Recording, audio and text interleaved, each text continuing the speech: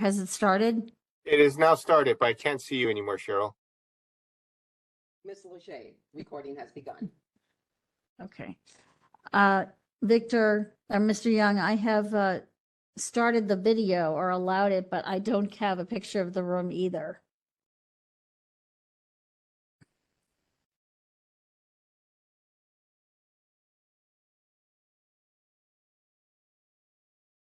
Shall we begin our proceedings? The cameras are running because are. I can see it on the screen. Yeah. All right. Do you want me to restart?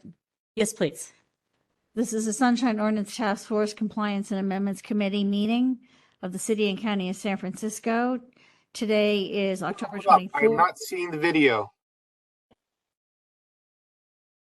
So there's some on your PC that you need to click to bring in the video from the room, the system in the room into your PC. Can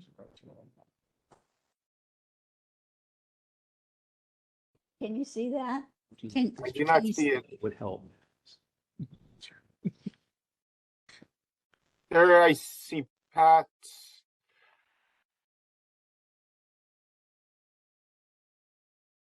So if you change all that down.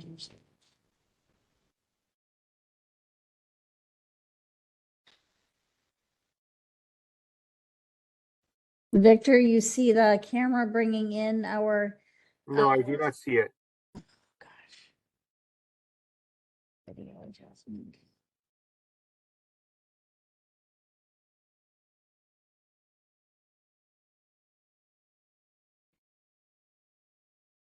It was working before we started the meeting, so I'm not sure what's changed since then. I hit start my video. Now it says I see you now. All I right. see you now. All right. So we all set to I have begin? video and that the recording has started. All right. Let me introduce the meeting. This is the Sunshine Ordinance Task Force Compliance and Amendments Committee meeting. This is a regular meeting taking place in Hearing Room 408 at City Hall, 1 Dr. Carlton B. Goodlett Place in San Francisco. This is a regular meeting. Remote access and or in-person participation. The Sunshine Ordinance Task Force and its committees convene hybrid meetings that allow in-person attendance, in-person public comment, remote access for petitioners and respondents, and remote public comment via teleconference. The WebEx remote link-in number is https://tinyurl.com, followed by /2R2NCK5A. The password is sunshine. The telephone call-in number 415-655-0001. The meeting ID is 2599-155-0595 #. You press *3 to enter the speaker line. Members of the public may participate by phone or may submit their comments by email to sotf@sfgov.org. All comments received will be made a part of the official record. Sunshine Ordinance Task Force agendas and their associated documents are available at sfbos.org/sunshine. Thank you. Meeting decorum. Any member of the Sunshine Ordinance Task Force may call for decorum due to the disorderly conduct of meeting participants. Persons who engage in threatening and or menacing behavior may be asked to leave. Please call the first item. Item number 1, call to order, roll call, and agenda changes. Let's start with roll call. David, Member Pilpel. Present. Member Pilpel present. Member Wolf. Member Wolf not present. Chair LaHood. Present. Chair LaHood present. Could we check to make sure there's not anyone on the line who There is would be? There's no one on the line. Wait a minute, 4 attendees. You all. There are 4 members listed, but Member Wolf is not listed there. Thank you, Mr. Young. Yeah. We've done roll call. Agenda changes. So I believe we do have, and Ms. Leger, if you could confirm this, I believe we had a request from the petitioner for item number 7, which is file number 22020, that complaint be heard after 8:30 due to travel restrictions until then. That I is am correct. Yeah, I am fine with that. Do we have the respondent for that item here yet? I know it was a ways down the agenda anyway, so they might not even be here yet. But is there anyone from the police department who is going to be the respondent for file number 22020?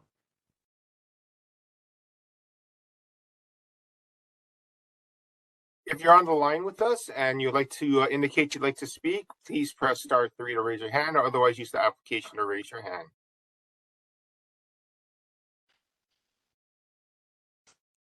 I'm seeing no raised hands.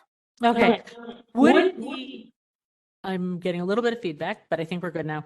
Would it be acceptable to just see how, actually, no, I do think we need to move it down the agenda.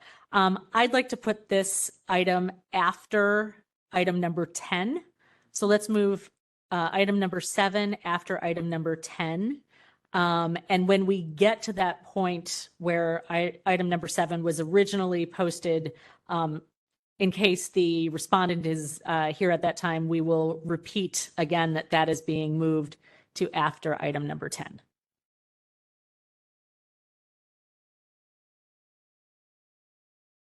Do we need to take, yes, Member Pilpel. So before we take a motion or don't take a motion, I've reviewed items 2 and 3 and I'm fine with moving to those next, but I would appreciate if we could take items 4 and 5 later on the agenda, either before item 11 or after item 11. So just kind of later today. Okay. Is there, my only concern about that is about the timing of, actually, no, we'll be fine because public comment will clearly be after 5 p.m.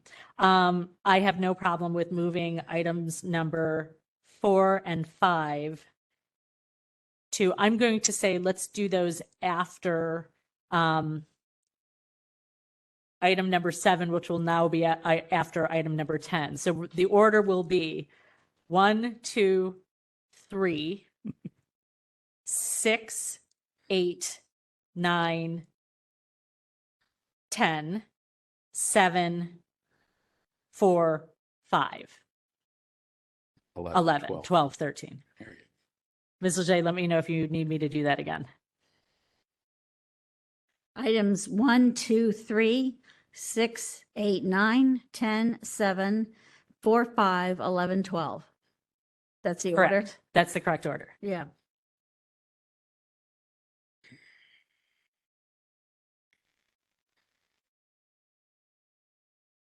Do we need to take public comment on the agenda changes? Are we making a motion to?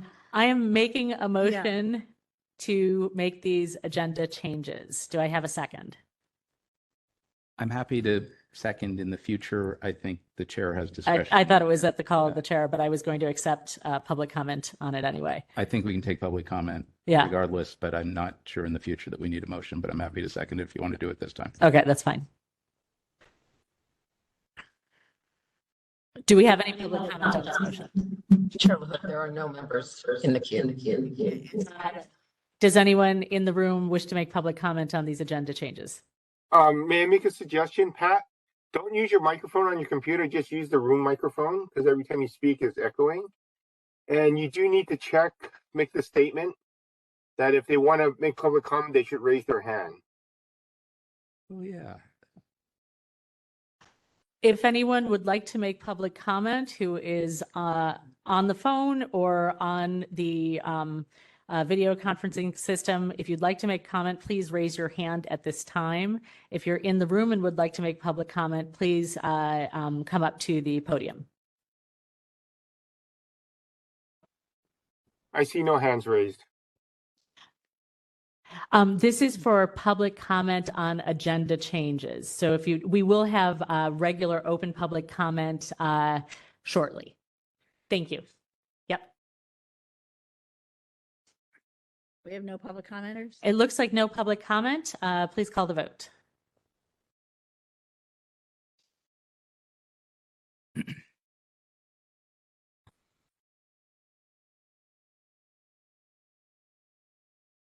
Chair LaHood. Aye.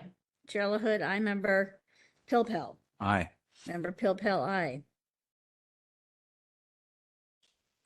Moved by Chair LaHood. No, you have to seconded by call Member Wolf, even if he's not, Yeah. in case he has arrived. Member Wolf? Member Wolf? Absent.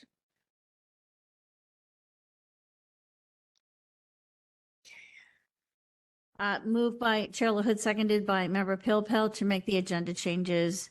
Item number 1, 2, 3, 6, 8, 9, 10, 7, 4, 5, 11, and 12. The motion passes. Please call the next item. Item number 2, approval of the February 21, 2023 Compliance and Amendments Committee meeting minutes.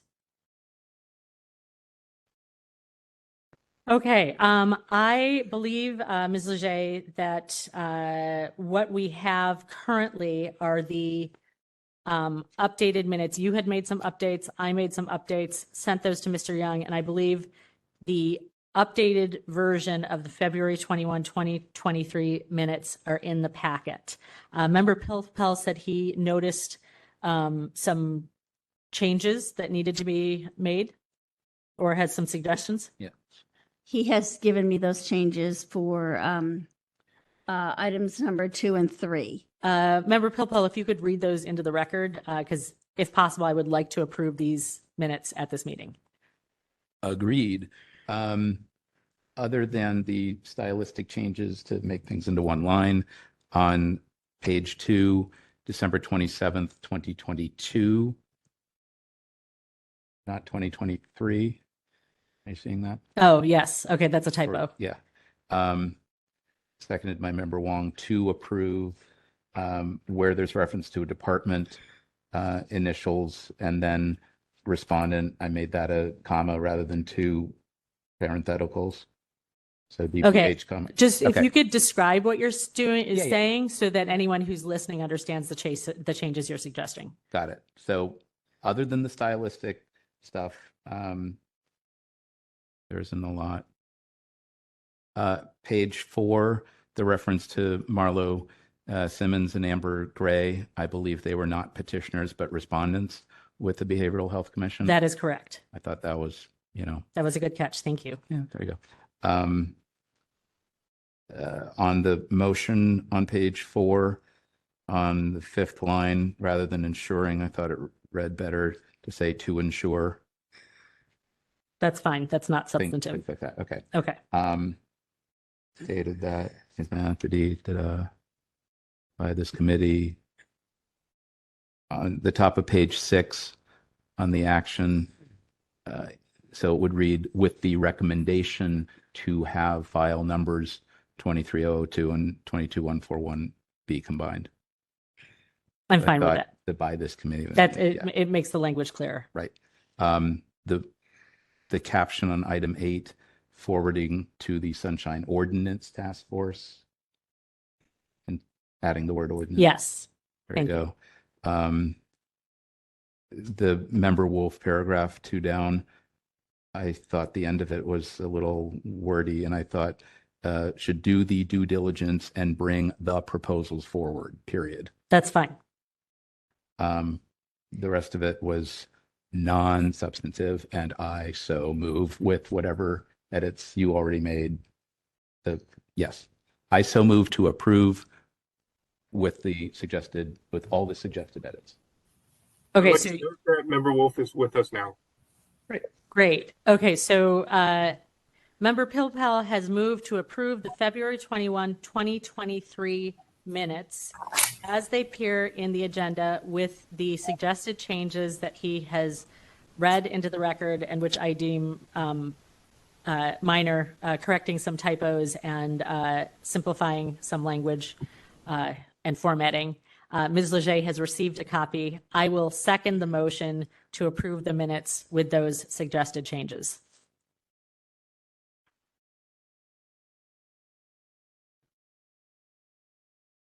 Excuse me, Member Wolf, can you tell me what time you appeared? I've been taking notes. About 4:55. Ms. Lachey, I have 4:50:17 on the 4:57. Yeah, trouble getting WebEx app to work today. We're glad you're here. Thank you. So we're going Yes. to public comment next? Yes, let's take public comment on item number 2, approval, excuse me. Yes, item number 2, approval of the February 21, 2023 minutes. If you're on the phone or on WebEx, please raise your hand to indicate if you'd like to make public comment on this item, which is approval of the February 21, 2023 minutes with suggested changes. If you're in the room and you would like to make public comment on this item, please step up to the microphone.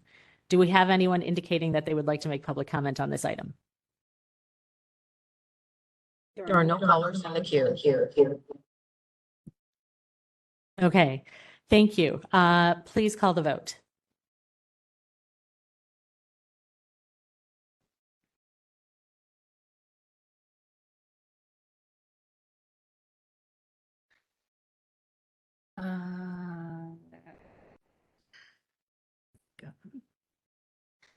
Member Pilpel. Aye. Member Pilpel, aye. Chair LaHood. Aye. Chair LaHood, aye. Member Wolf. Aye. Member Wolf, aye. 3 in favor. The motion passes. Ms. Leger, please call the next item. Item number 3, approval of the April 25, 2023 Compliance and Amendments Committee meeting minutes. Okay, so again, Ms. Leger had made some edits based on previous requests. I also went through and made sure, to the best of my abilities, that anything that we had noted at previous meetings as far as changes to these minutes were made. I'd like to open it up to my fellow members. If Member Wolf or Member Pilpel have any additional changes to suggest on these minutes, it would be great to hear them now. Okay, so my additional edits here. And you have handed or will be handing a draft of these to Ms. Leger? Great. He has. Okay, great. So starting on page 2, this will no longer be the draft. City Hall Room 408, add the address, 1 Carlton B. Goodlet. On the action on item 2, it just seemed a little screwy at the end, so I suggest until the next Compliance and Amendments Committee meeting, comma, including the suggested changes by Member Wong. That's fine. Okay. The Member Wolf paragraph or line on the next page, I suggested moving that up after action and before public comment so that it actually appears kind of where it. I added the clause at the end, sort of as a descriptive way. I have Okay. no problem with moving it above if you think that makes it easier to understand. Not the biggest thing in the world. And actually, I'm just noticing, Cheryl, I did not catch this earlier. On the top of page 3, the I's should be 3 and not 2. Oh, that is right. Crazy how math works that way. Okay, so that's that. On page 3, item 4, anonymous, I just added a parenthetical petitioner. On the action, I suggested adding the word section before 67.26 and 27 That's fine. for clarity. Page 4, third graph, starting with Fire Marshal, line 3 at the end, Bureau of Fire Investigation. It's not just the Bureau of Mhm. Yep. Again, adding section in the action, violation of section 67. That's fine. There you go. Page 5, I believe that was against Rich Hillis in the Planning Department and not Commission.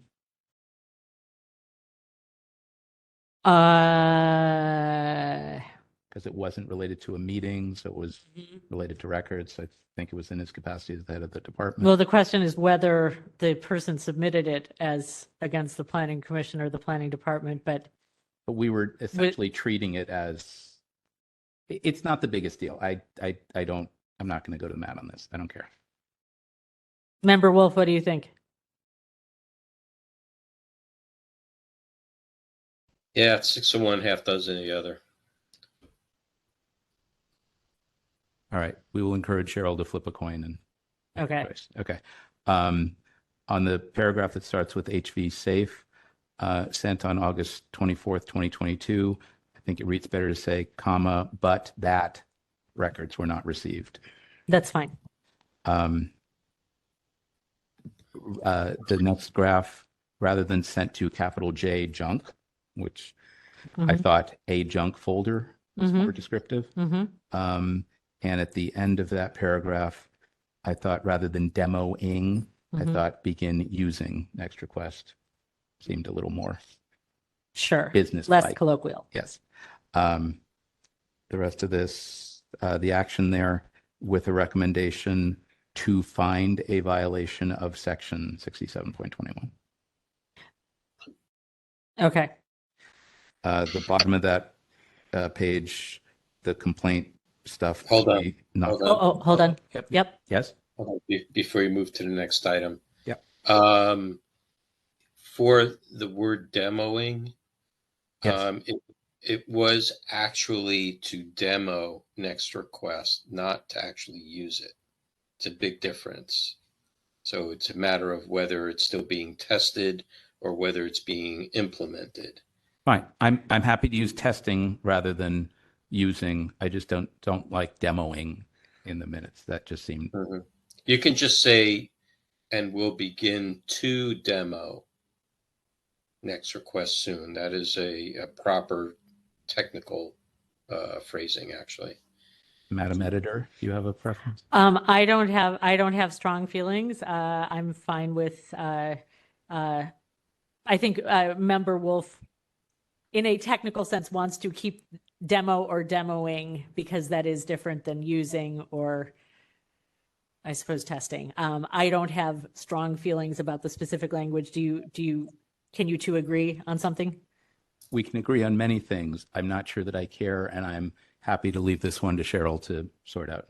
Okay, let's leave it as demoing, even though I know you don't love it, but I think it is accurate based on what was said. Okay. Okay. I can live with that. On the bottom of this page, the complaint filed by Olga, that should be not bold. Oh, you're right. So the next to item File number 7, yeah. right. File number should be bold, the rest of it. The rest, complaint filed by Olga Tikhanova against the San Francisco. Yep.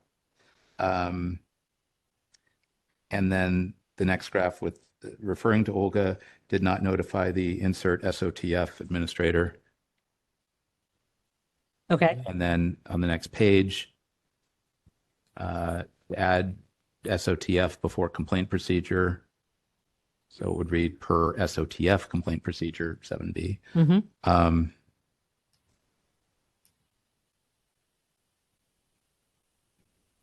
On item 8, delete the word will. So it would read that this item be rescheduled and heard.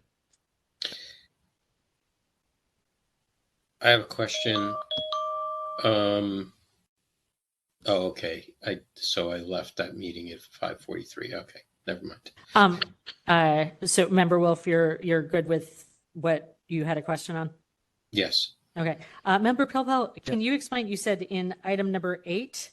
Yes. Page 6. Oh, yes, what you want to remove will. In the action, moved by Chair LaHood, seconded by Member Wolf, that this item be rescheduled and Yes, heard at that's fine. Okay. Later on, item 9, Chair LaHood repeated that agenda item 8 will be heard at the June. Instead of hearing, I would say meeting. That's fine. And include the same links as in this agenda. And rather than also starting the sentence, drove me up the wall, I would just say documents from members of the public will also be made available, period. Okay. Same content. And then on page 7, the meeting was recessed at 6:02 p.m., reconvened at 6:12. And then I would say in the same paragraph, just run it together, on roll call, comma, Chair LaHood, Member Wolf. either left or had left. In any event, to make that one paragraph. That's fine. I'm trying to achieve shrinkage. Anyway, with those edits and anything else that's in, I so move to approve this set of minutes. Member Wolf, do you have any comments on these minutes? I don't. I would just notate in that last roll call. Mm-hmm. I would put the time, repeat the time there. Member Wolf left the meeting at 5:43 p.m. I think that's a good idea, even though it's higher up in the minutes, just for clarity. That is a good addition. Yeah, That's fine. yeah. Just if you're going to repeat it, it just is. It's kind of out of place in a way. The whole thing is more for clarity than anything, just that we reconvene. Right. It's fine. Ms. Leger, do you feel comfortable with the notes provided by Member Pilpel and the minor adjustments we made in discussion here? Yeah, I just noted it all. Okay, great. Thank you, everyone, for doing this. And Member Pilpel, thank you for your attention to detail on this. We'd like to open or. Second. I have one more question. Just a question. Mm-hmm. The very last statement Mm-hmm. on the minutes, that NB, Mm-hmm. I don't know what NB stands for. Nota bene. Yes. What about it? Just said, just what it's stating, that it sets forth all the actions, but not necessarily in the chronological sequence. I mean, that's what we're trying to do here, is maintain chronological sequence. So I think part of the actually, that's an interesting point and an interesting challenge. I think the challenge is because people might be referring to the original agenda and then looking at this, if we change the numbering of items, so the item numbers don't change, they're just taken out of order. And so I think minutes were kept in the order of the agenda, even though. And so we have some, for example, on item number I get it. 4, I mean, do you think that's sufficient where we say this item was heard after item 7 when Member Wolf was no longer present at the meeting? That's why I added that. I get it. I think the point I'm trying to make is that what you're explaining to me, I have no problem with, but that this statement doesn't reflect that. Now I see what you're saying. Not in the chronological sequence, it's like as notated on the agenda. Yes. Okay, that is a good addition. But the minutes of this meeting set forth all actions taken by the Sunshine Ordinance Task Force on matters stated, but not necessarily not necessarily in the chronological sequence on the original agenda. Or something to that effect. Or on the agenda. We don't even need original. Okay, where are you guys talking about? So at the very bottom of the minutes, there's the nota bene. So it says, and I don't know if this is something that you just use when we do things out of sequence, and I'm not sure how minutes are handled, in other situations, but right now it says the minutes of this meeting set forth all actions taken by the Sunshine Ordinance Task Force on the matters stated. And here's where Member Wolf is suggesting a change, but not necessarily in the chronological sequence in the agenda. Or maybe we want to say in the published agenda.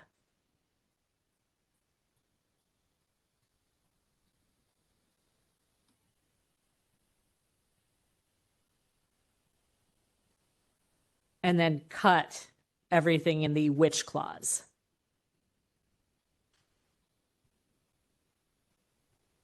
Thank you, Member Wolf. I think that's much clearer. Yeah. Member Pilpel? Sorry. I have a quick question. Yes. Is this something language that you guys want me to check and use this language as we stated tonight in my minutes going forward? I don't necessarily want to ask you to do that because I don't know how other chairs are handling their corrections on minutes. Okay, I can suggest it, but Yeah. Well, yeah.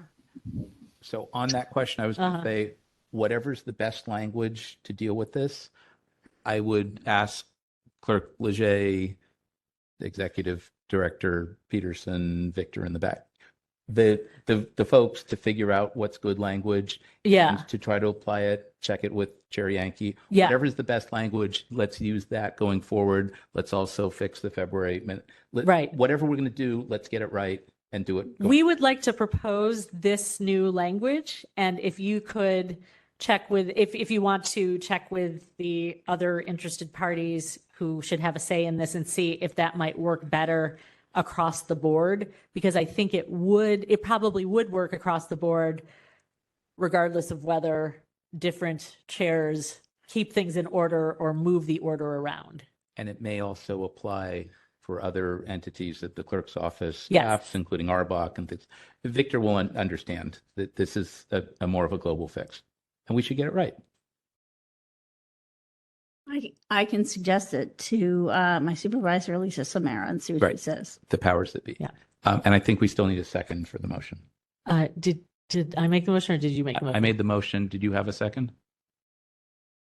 I'm sorry, I didn't hear your motion. I made a motion to approve the minutes. Did you record a second for the motion to approve the minutes?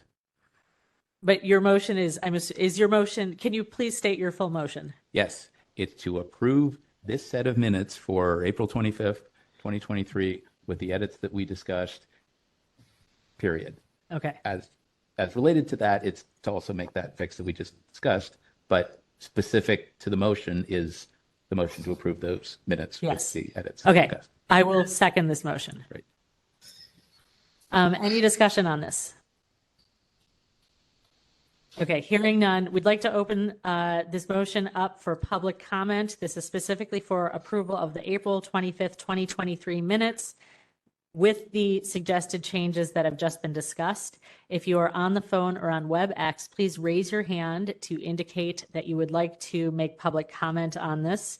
I believe you press *6 to raise your hand. *3. Excuse me, *3, change in the system, *3 to raise your hand. If you are in the room and would like to make public comment on this motion, please step up to the microphone. Ms. Peterson, do we have anyone wishing to make public comments on these minutes? Chair LaHood, there are no members in the queue. Okay. Thank you. Ms. Leger, please call the vote.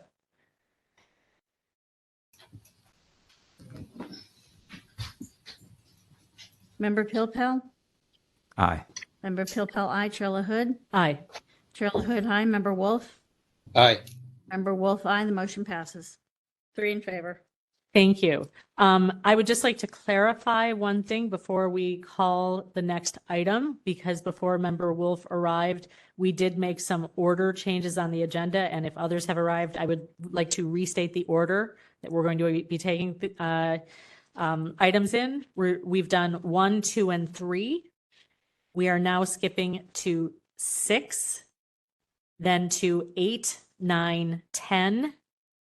Followed by item 7, and then followed by item 4 and 5 before we take up item 11. And there might even be a break at some point. There will be a break at some point, depending on how quickly we move through things, but not yet. We have not been doing this long enough. So Ms. Leger, if you could, and Member Wolf, I'll give you a chance. Is there any questions or confusion about the reordering? And if you have questions, I'll answer, but I wasn't going to go into the explanation unless you feel like you need one.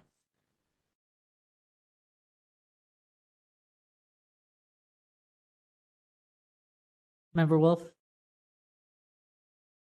Yeah, sorry, I didn't hit mute off. I didn't, because I was late, I didn't get to speak at the top of the agenda because I couldn't log in. I was concerned about item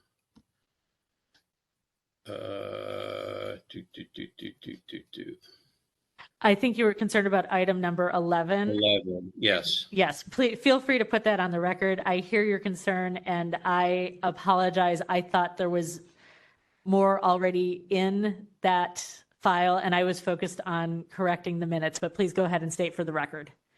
Yeah, at the last meeting, it was stated that the amendments that were being proposed by other parties other than the Sunshine Task Force would be included in the agenda for today, so that the members of the committee and members of the public could see them and refer to them when the item comes up. Otherwise, I'm just concerned that we'll have to continue this and may not get to hear it until January. So, thank you for bringing this up. I apologize for that. I thought that those additional items that had been submitted, and I think there was some confusion on that, had been attached to that file. And as I said before, when we were finishing up this, I was focused on the minutes that we had to approve, to finalize approval for from several past meetings. I think we can still proceed here. What I would like to do is continue from, we're not going to go back to the beginning of the ordinance. I'd like to pick up at the point where we left off at the last meeting, just to continue through. I'm not expecting that we're going to get through everything this evening.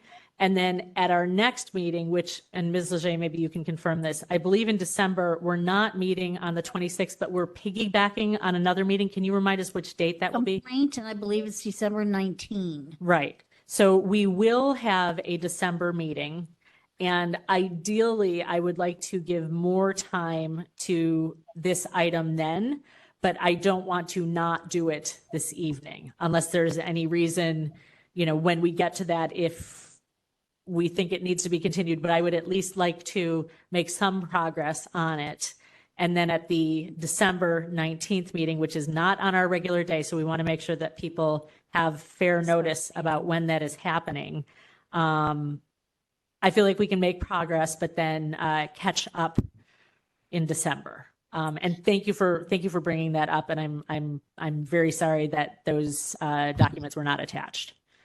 Okay, because I had prepared myself for that item with those what was to be submitted. Now, my concern is that if there are items in other people's suggested suggestions that apply to the items that we're speaking to today, then we have to go back. Oh, we will go back. This is kind of what my plan for this has been, to take a first pass all the way through and then go back and review the suggested changes, because there are many points. And actually, I feel like now we're talking about the item and we're not at the item. This is a great discussion. Could I suggest that we have this when we get to the item, so we don't have to repeat it and we're not? I think Member Pilpel brings up a great point. Member Wolf, I hear what you're saying. Let's move this discussion, which I do want to have, to when we get to item 11. Is that okay? Sure. Thank you. I do want to make a quick note about our December 19 meeting. For compliance, it'll be before the complaint committee, and I think you have like an hour and a half worth of discussion time. We will discuss that at the end of the meeting. Okay. Thank you. Okay. Thank you, everyone. I appreciate you all trying to make sure that we are working efficiently and effectively, and these are all good comments. Ms. Leger, please call item number 6. Item number 6. Public comment. Members of the public may address the committee on matters that are within the committee's jurisdiction, but not on today's agenda. Do we have any members of the public wishing to make general public comment? If you're on the phone or on WebEx, please raise your hand by pressing *3. You will be added to the queue, and we will invite you to make public comment, and you'll have 3 minutes to make general public comment. If you are in the room and would like to make general public comment about items not on the agenda, please step up to the microphone, and Ms. Leger will let you know when she is ready with the timer. Member LaHood, there are no callers in the queue. Ms. Peterson, thank you. And just to make sure, we still have people on the line. And Victor, Mr. Young, as far as we know, no one is having trouble using the system?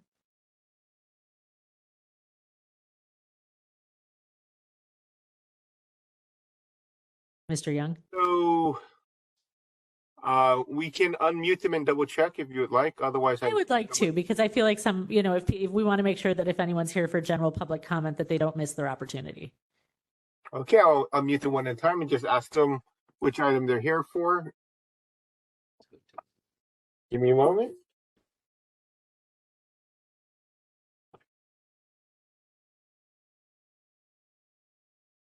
Hi, caller, I've just unmuted you. May I ask which item you're here for? I'm not getting a response.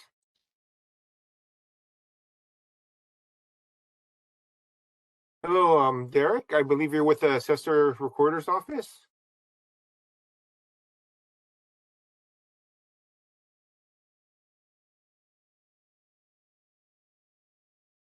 I'm not getting any response. Oh, there he goes.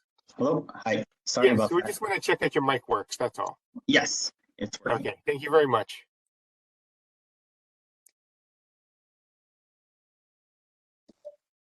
Hello, Grace Spencer. I'm just double checking to be sure your microphone works. Yes, it works. And which item are you here for? For Mike Spencer. Okay.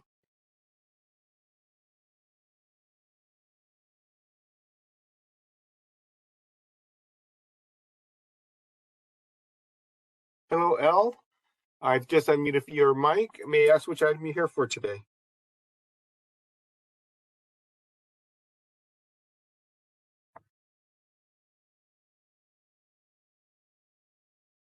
Okay, I'm not getting a response from L at this time.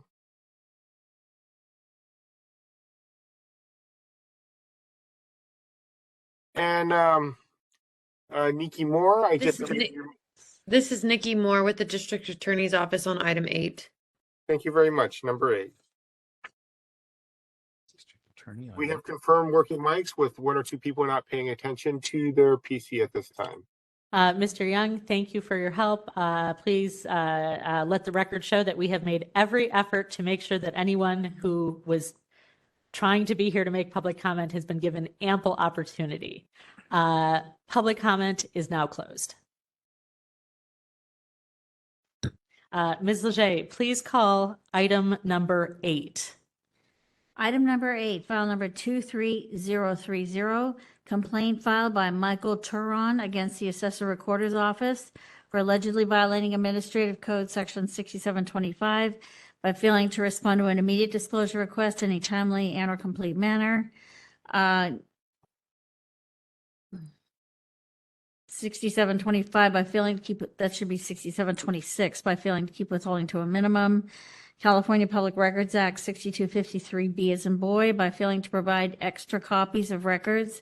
California Public Records Act 6253.9 by failing to provide electronic format in which you hold the information. California Public Records Act 6254.5 by withholding exemptions waived by providing the records to the public before this request. Thank you, Ms. Leger. Do we have the petitioner here? Is Mr. Turon here? Mr. Turon, if you are present, you can use the application to raise your hand. And if you're on the telephone, you can press *3 to raise your hand so to indicate that you are present so I can unmute it. And also if the respondent is present, it would be appreciated. Oh yeah, the respondent is present. I will unmute them. So we have someone from the Assessor Recorder's Office here. Mr. Young, it's not clear that we have Mr. Turon here? No one has raised their hands to indicate that they are here for this item. Ms. Leger, have you heard anything from the petitioner? I have not heard anything from the petitioner, but I think I was on vacation for 3 days last week. So I checked my emails. I did not see an email from Mr. Turon indicating he would not be present okay. unless Perhaps Victor, in your work last week, did you hear anything that might have indicated that Mr. Turon wouldn't be present? All emails were left in the email box, so upon your review, it's at your discretion. Yeah, I didn't hear anything. Okay. And Ms. Peterson, I'm assuming you wouldn't have received anything directly from him at this point. I did not. Okay. Yes, Member Pilpel. On the noticing, I'm just going to the back of the packet on page 121, 122, blah, blah, blah.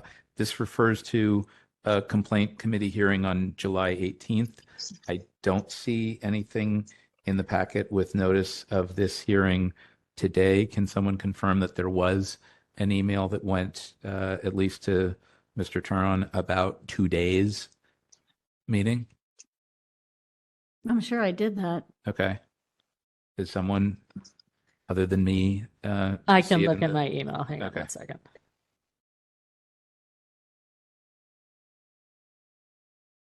In the future, I don't necessarily care about prior notices to parties, but I may care about the notice for today's meeting. So if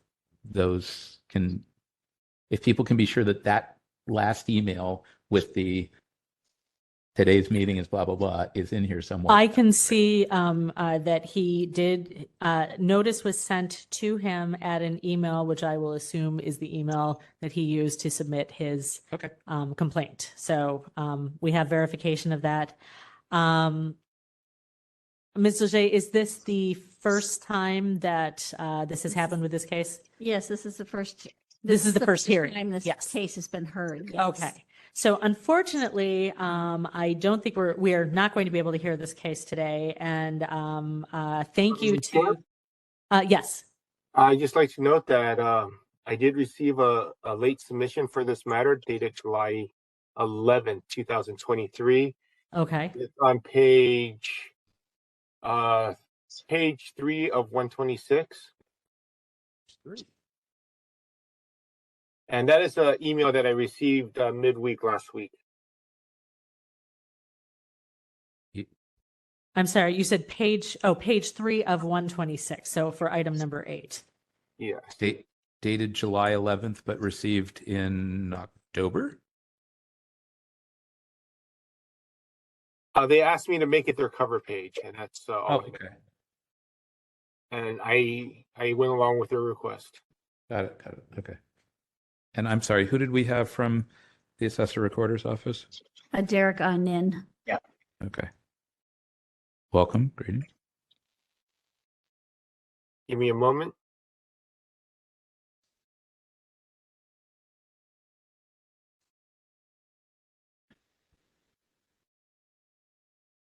So it says in at the end of this letter, I will be available at the hearing to answer any questions regarding the complaint and supporting materials. So it seems that he was intending to attend.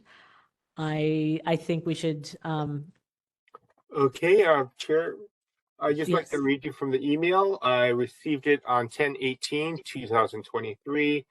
SOTF team, I've attached a summary about file number 2330, which is a resubmission from July 18th meeting, which was continued. Please incorporate this submission into the October 24th packet. Let me know if you have any questions regarding the submission. Please take this email as confirmation of my attendance to the hearing. Right. So that's so there's confirmation of it. He was intending to attend. I think something must have come up, or perhaps there's some technical difficulties. In terms of our procedure, I would like to continue this to our next CAC hearing if Mr. Turon is available to attend that hearing. This is the first time that this has happened with this case. That is typically what we do. So unless anyone has any issue with that, that's what I would like to do here. Madam Chair. Yes, Member Wolf. I would suggest that we table this to the end of the meeting in case he does appear. That is fair. And that we remember to take it from the table and then, dispose of it, whether the hearing moves on because he's present or to continue it at that time. Member Wolf, that is a good suggestion, and I will take it. I also, yeah, let's do that. Let's table this till the end of the meeting. And Mr. Young, if you get any indication that Mr. Turan does appear at the meeting, could you please let us know? Thank you. Okay. Who wants to second this motion? I would suggest that that doesn't require a second because we're not acting in substance. We're just It's to the pushing call it of the off. chair. Yeah, Okay. within the meeting. Yes. Not to a future meeting. Right.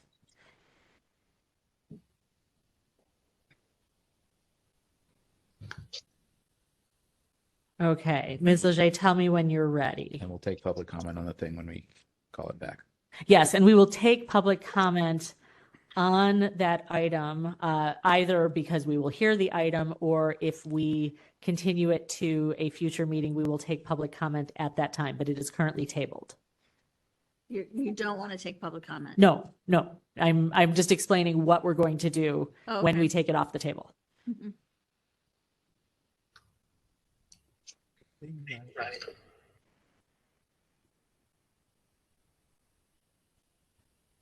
I hope the extra narration is helpful. Okay, so we move on to the next item? Yes, please call item number 9.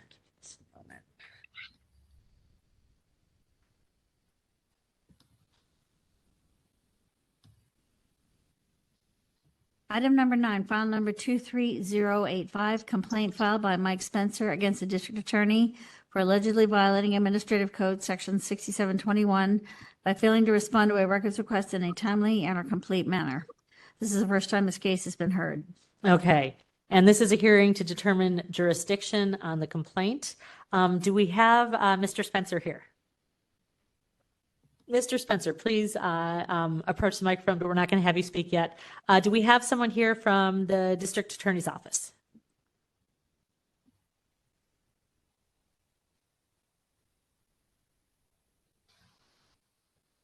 Pat, you see the hand raised? Ms. Nikki Moore is available. Yes, go ahead and unmute her and move her to a panelist. One My moment, apologies, please. we're trying to use this as a training meeting. Yeah, that is fine. I appreciate this.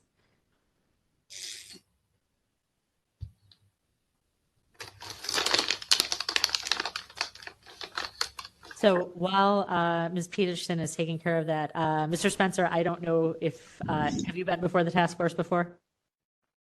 Heard Okay. before. So here's what's going to happen. This is the Compliance and Amendments Committee. We're hearing your complaint for the first time to determine whether we have jurisdiction, and if we do, whether we have all of the evidence that we would need to move it to for a hearing to the full task force. What we're going to do is give you 5 minutes to present your case. We will give Ms. Moore 5 minutes to speak on behalf of the district attorney's office.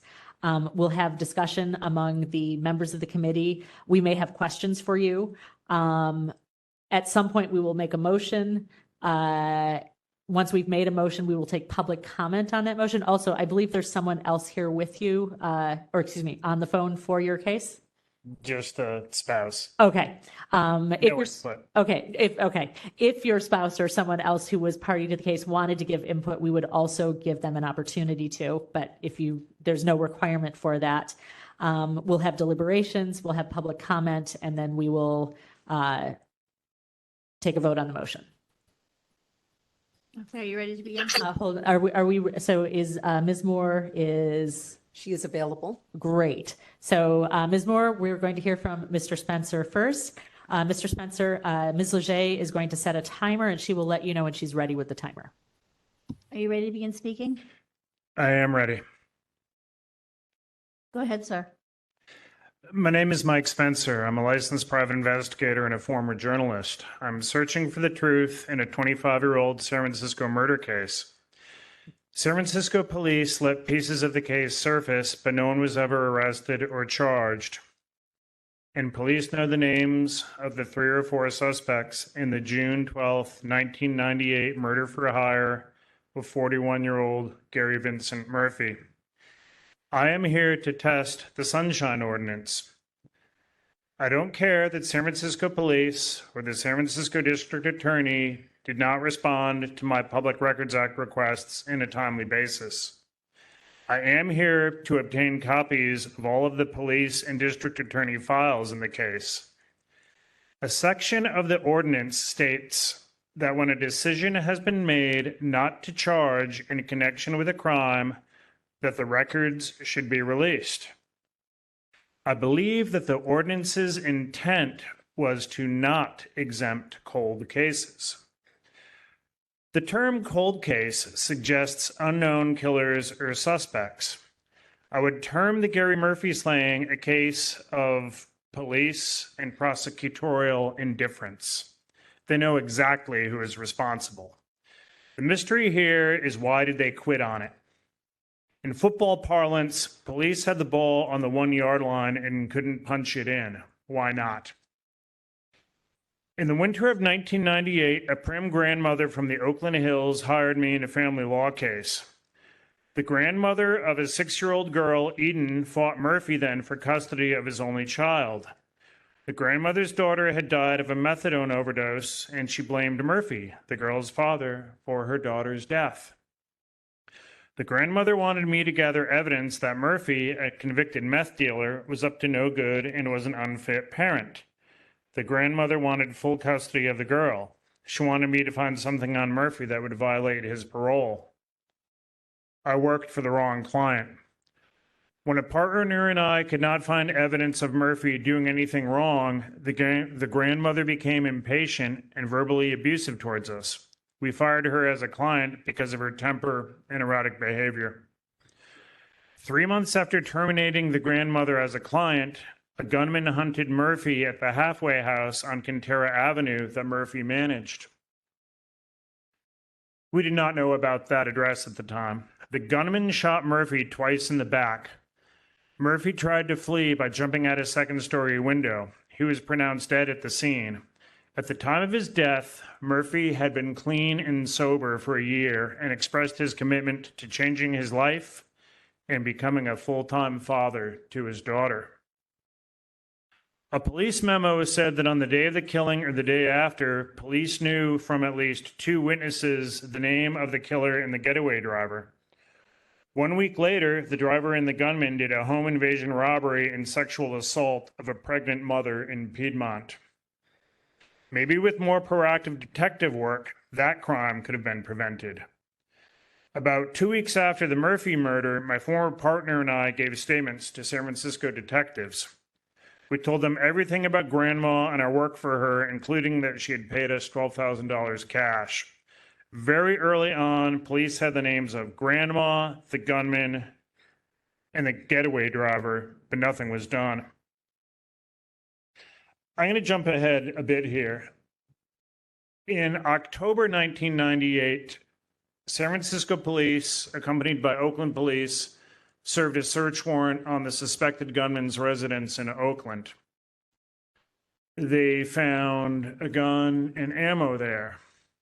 Now, the suspected gunman was never charged in the Murphy case. He was charged with committing being a felon in possession of a handgun. He got sentenced to prison on that case.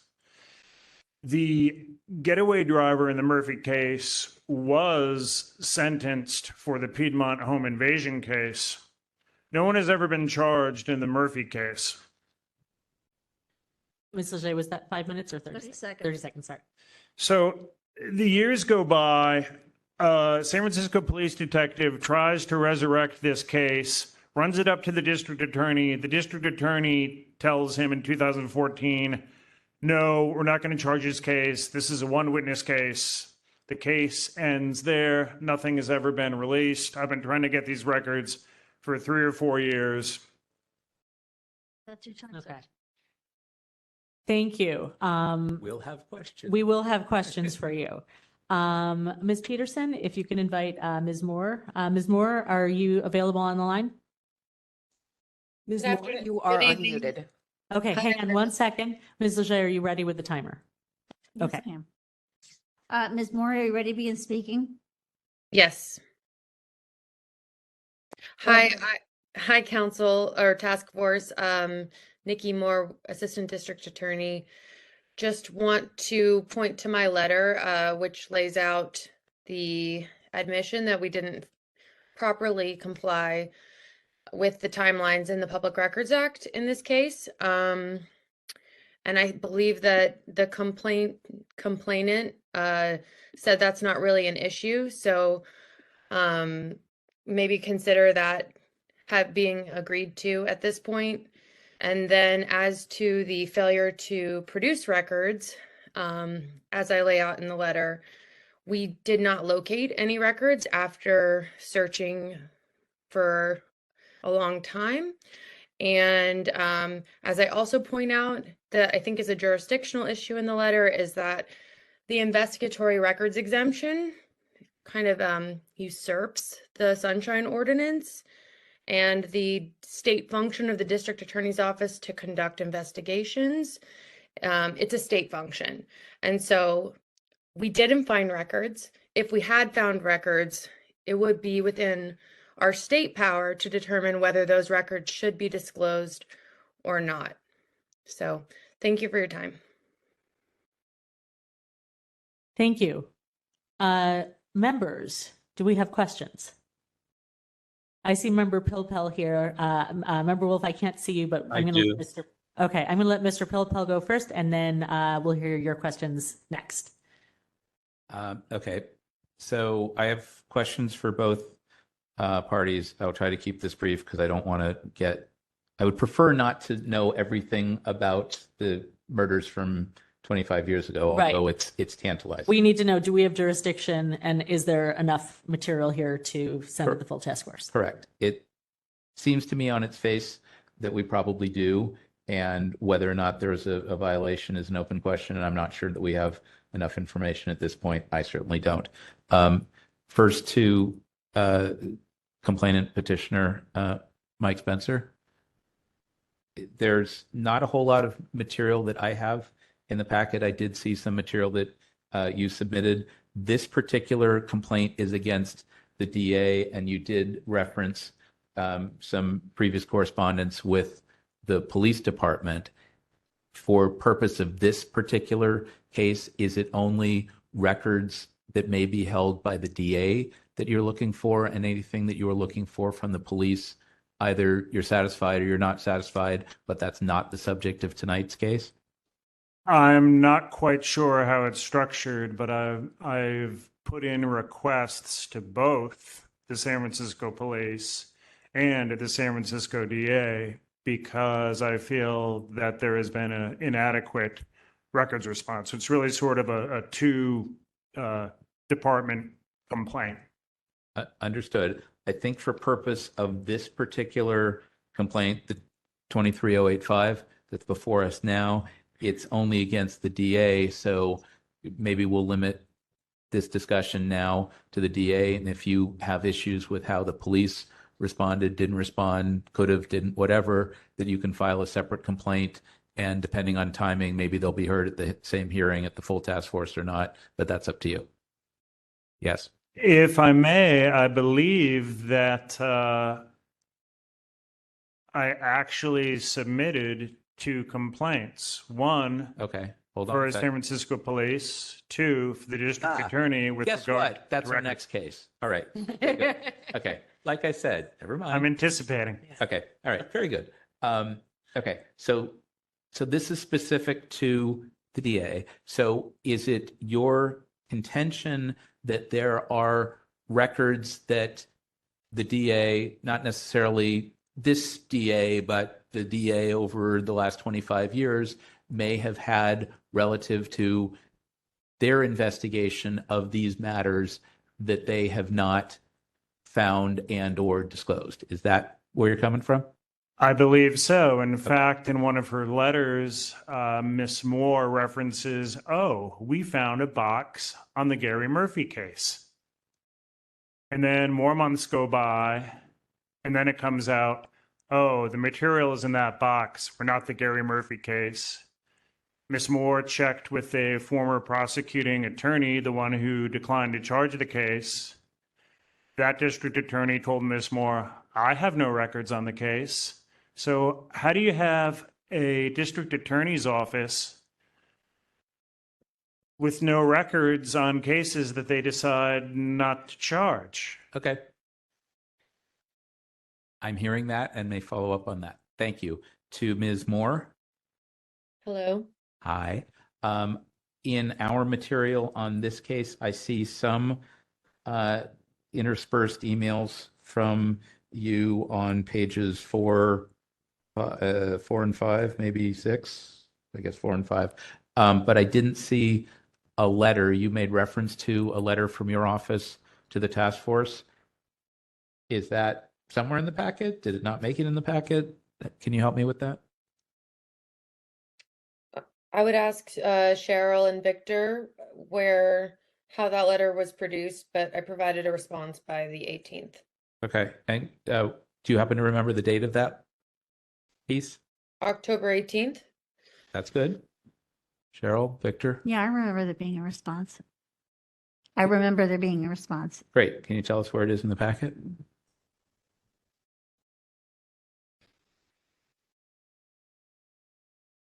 Maybe it's in a box labeled Murphy. Never mind.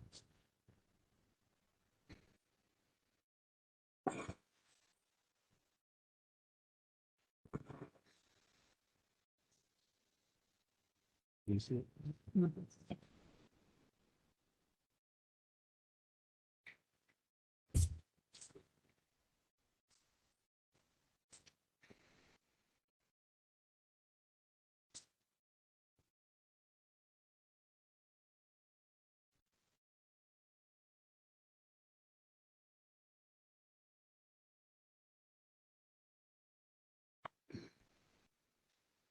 In any event, while they're looking, Ms. Moore, can you just tell me briefly or tell this committee a little bit about the record keeping practices of the district attorney and how you handle records from old cases, whether charged or not, convicted or not, dead or not, et cetera, and how you find things from how you and your colleagues find things or organize things from long ago and far away?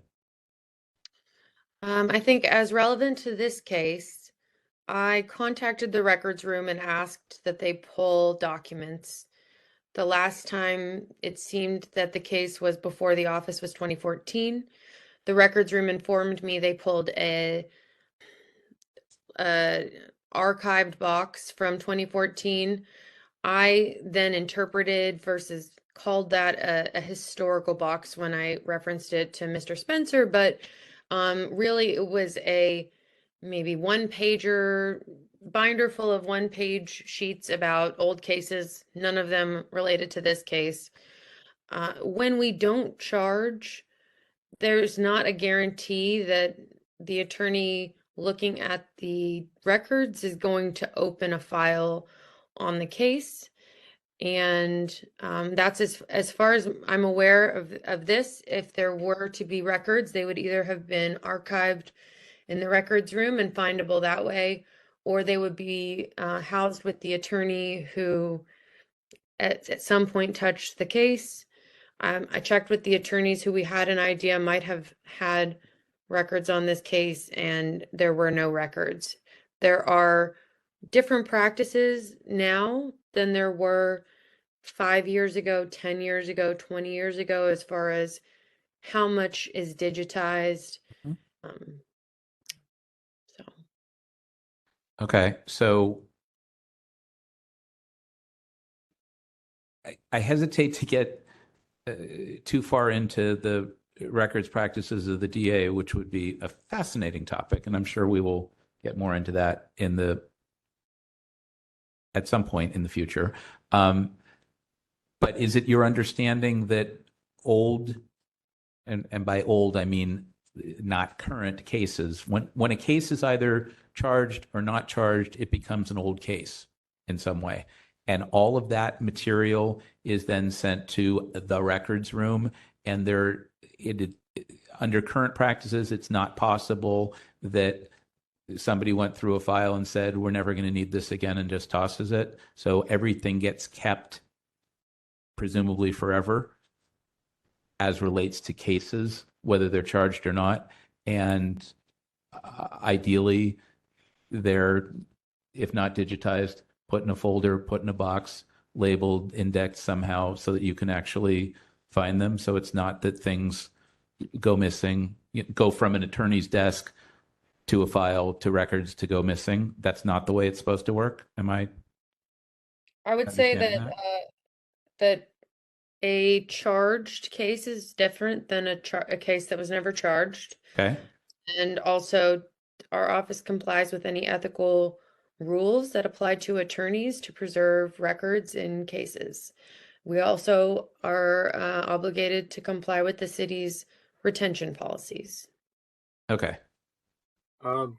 This is Victor. Yes, Mr. Young? Yes, if you notice on the screen, I have displayed the DA's letter. I believe this might be my fault in that it came in on Wednesday and I didn't associate it with the item on the agenda. I see. I am not seeing anything on a screen. I don't know what I emailed need it to to do you? here. We don't have that screen. Give me a second, I'll try again. I can Oh. see it. Oh, yeah, you can see it, but member Pilpel and I are looking at the screens in the room. Yeah. that doesn't have what you see. Okay. And it's actually, it's too small on my screen. I can't read it. You do have it via email also. Okay.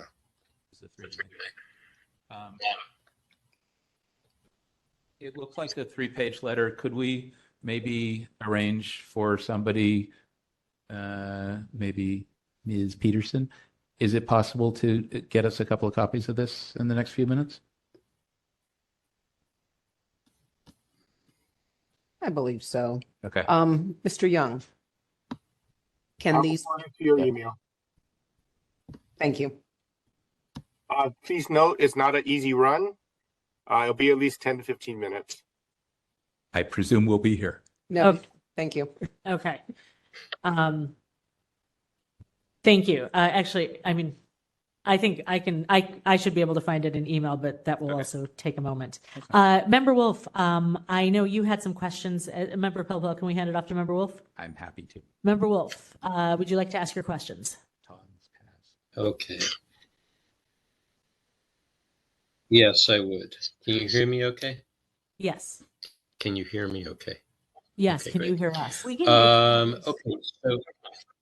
Okay, perfect. I just want to kind of reiterate something that Member Pilpel said. We're not here to determine a violation on compliance today. Only if the complaint and the records or actions are within the jurisdiction of the California Public Records Act, the Brown Act, and the Sunshine or the Sunshine Ordinance, which are all under the authority of the task force to make determinations. So if there is some, if something applies to CPRA that may not be contained in Sunshine, Sunshine is an enhancement of the CPRA that is given privilege to local agencies. So they go hand in hand, and there may be ability for more Sunshine or more disclosure under Sunshine that actually overrides CPRA. So I just want to note that for the record in case we get into that level. Also, I wanted to just notate that the agenda description doesn't include the petitioner's allegation of 6724. Okay, and that's what he is focusing on right now, not the 6721 complaint or allegation as he stated on the record in his opening testimony. Question for the petitioner, Mr. Spencer, what leads you to believe that this case is in violation of 6724? I do not know the specific code sections, or I'm confusing the two. But the language that comes to mind is there's a sentence, and I'm trying to remember if it's 6721 or 6724, where it talks about releasing records when a decision has been made not to charge a case. I'm sorry I can't put a number to it, but if I saw it, I'd say, oh yes, that's it. Okay, does this sound familiar to you? Notwithstanding any exceptions otherwise provided by law, the following are public records subject to disclosure under this ordinance. There's a pre-litigation claim. There's a record previously received or created by a department in the ordinary course of business that was not attorney-client privilege. There's advice on compliance with analysis of an opinion concerning liability under or any communication otherwise concerning the CPRA, the Brown Act, the Political Reform Act, or any San Francisco ethics code or this ordinance. And then in another paragraph, it states, unless otherwise privileged under California law, when litigation is finally adjudicated or otherwise settled, records of all communications between the department adverse parties should be subject to disclosures. Any of that? The section sound that familiar to you? Because if not, there's another section. here's the law enforcement. the section, correct. It's 6724D, and that's the language that I was recalling, but just couldn't remember the section. Okay. And now, can you point to that whatever what's in this part of the code that you're focusing in on? So if I can just read this section 6724D, it's a paragraph. The district attorney, chief of police, and sheriff are encouraged to cooperate with the press and other members of the public in allowing access to local records pertaining to investigation, arrests, and other law enforcement activity. However, no provision of this ordinance is intended to abrogate or interfere with the constitutional and statutory power and duties of the district attorney and sheriff as interpreted under Government Code Section 25303 or other applicable state law or judicial decision. Now, here's the part that I think this falls under. Records pertaining to any investigation, arrest, or other law enforcement activity shall be disclosed to the public once the district attorney or court determines that a prosecution will not be sought against the subject involved, or once the statute of limitations for filing charges has expired, whichever occurs first. That's what I'm referencing. Okay, now, thank you. And to the respondent, Ms. Moore, do you have a response to that with regards to these records? Yes, as I laid out in the letter, I cited the Rivero case.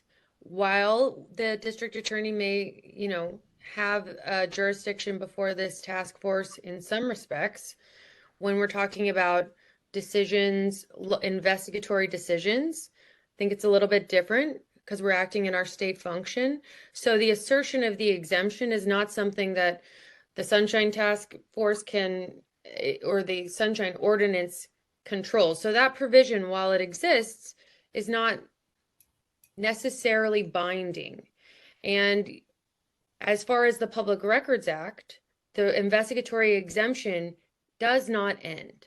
So the Public Records Act says the investigatory records exemption has no limit. And when we're talking about a crime that has no statute of limitations, that becomes like, it's clear that the investigatory records exemption is not abrogated at some point. And But was anybody prosecuted for the case that Mr. Spencer is looking for records for? I believe what has happened is that no charges were ever brought against anyone. And so that charging creates, once we've charged, that means that the office is taking on the case. If we don't charge, somebody may review documents and they might determine based on their prosecutorial discretion by looking at the evidence, there's not enough here to bring charges. And there are prosecutorial ethics that exist in that regard too. And when no charges are brought, the office, it's a more informal inquiry than charges being brought. When charges are brought, we have to provide records to the court. We file records in the court.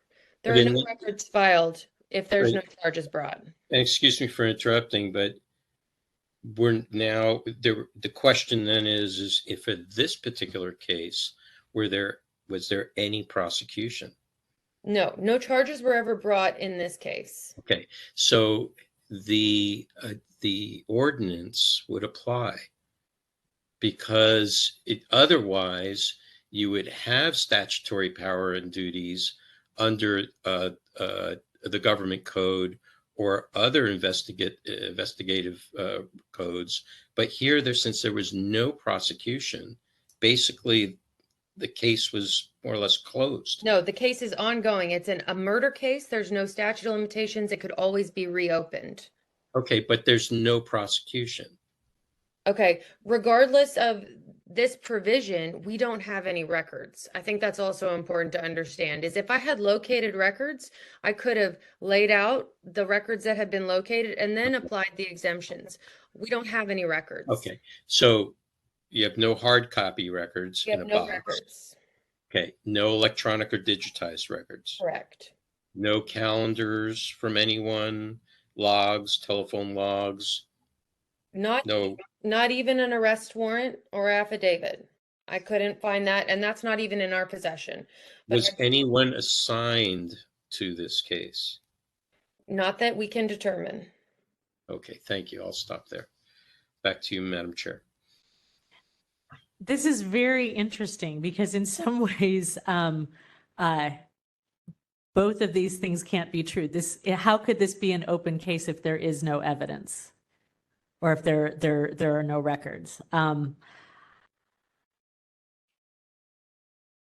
It's interesting. I guess members, and member Pilpel, I think it seems that we do have jurisdiction.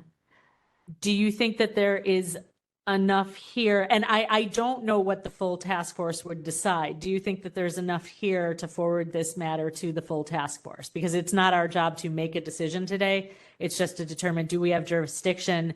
And is there enough evidence here for the task force to consider the complaint? What are your feelings? Member Pilpel. Despite my management by walking around, yes, I do believe that we have jurisdiction. I believe there's enough for the task force to consider whether or not there's a violation.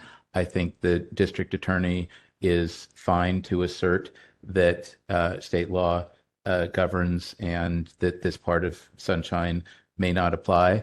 I think that they would do well to explain something, and I still haven't read their 3-page letter, but I anticipate doing that as soon as it shows up. Mm-hmm.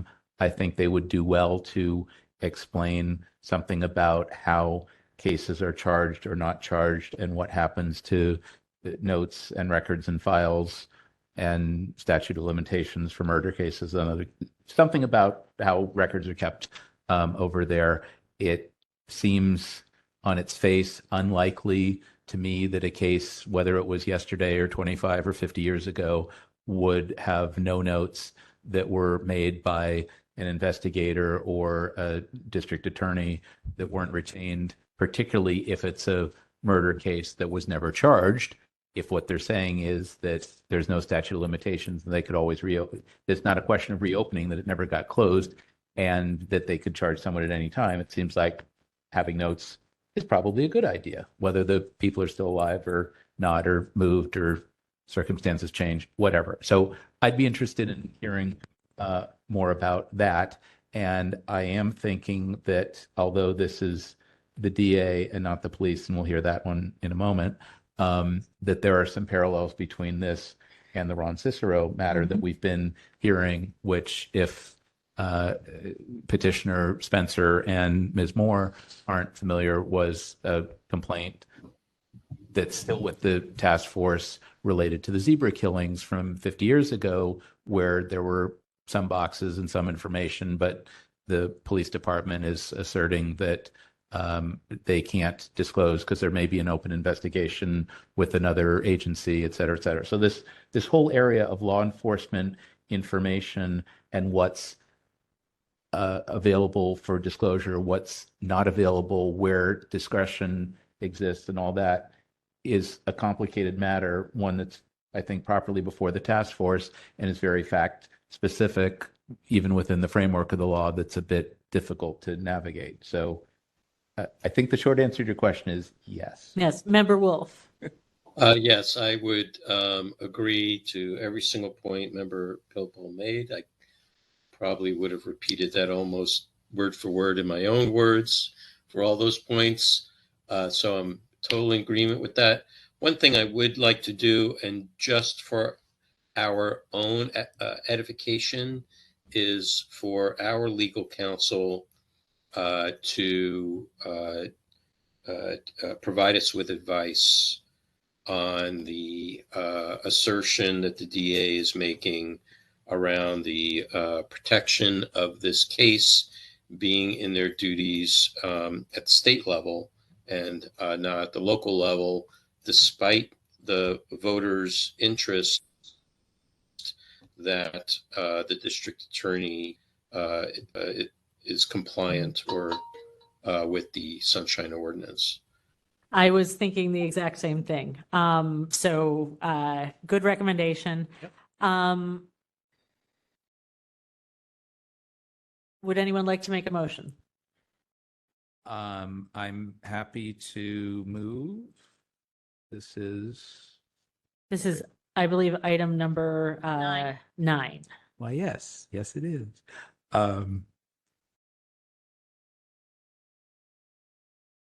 Do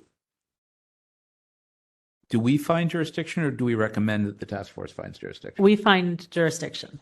Okay.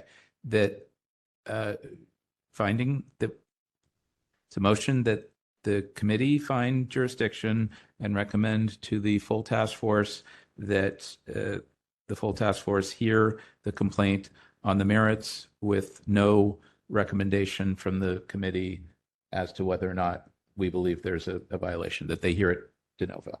And would you like to add, and we request? And yes, and that we request our city attorney to provide confidential advice to us on analyzing the intersection between the current version of the Public Records Act and the Sunshine Ordinance as relates to law enforcement information.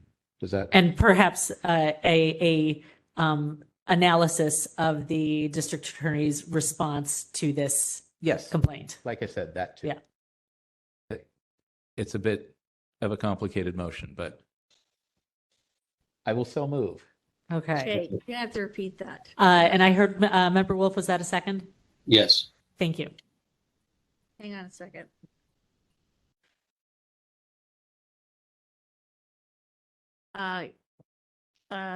Member Pilpel moves that the committee finds jurisdiction. The records are public. We're saying that? Yes.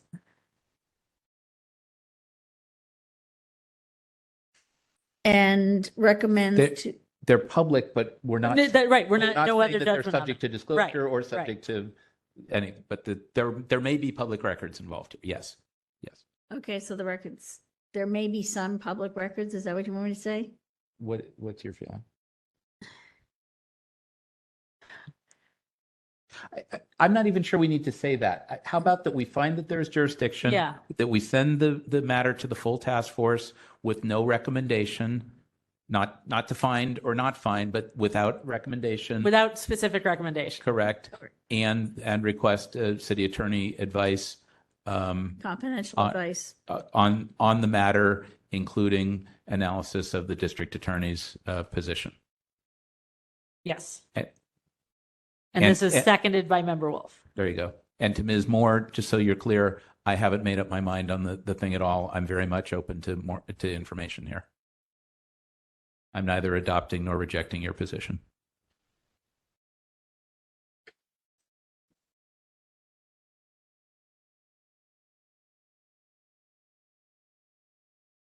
Let's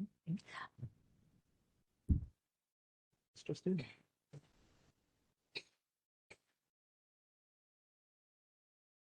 All right, moved by member Pilpel, seconded by member Wolf, that the committee finds jurisdiction, the records are public, and to recommend to the task. We don't have to say the records are public. Just we find jurisdiction. All right, I thought we did. And recommends to the, and with no recommendation to the task force, I will request our deputy city attorney to provide confidential advice to the task force on analyzing the district attorney's position on public records and the analysis of the DA's response. Okay, I want to have you read that one more time because I think we missed in there that we find that we have jurisdiction and we want to forward this to the full task force. We need to say that in there somewhere. Yeah.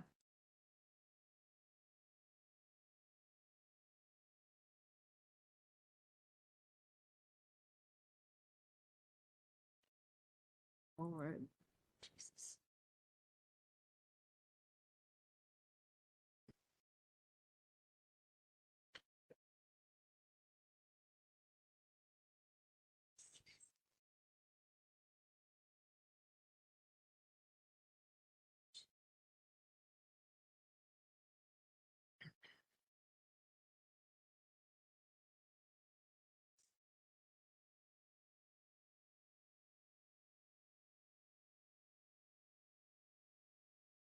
Okay, the committee moves to find there is jurisdiction and to forward the matter to the task force with no recommendation from the committee.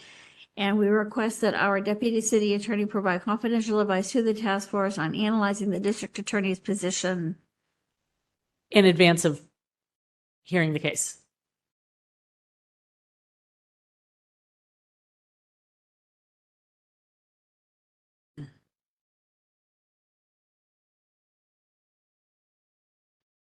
I like it. Member Pilpel. I like it too, so much so that I might even vote for it. Two other things, if we can be sure. I'll wait for Cheryl. Yeah.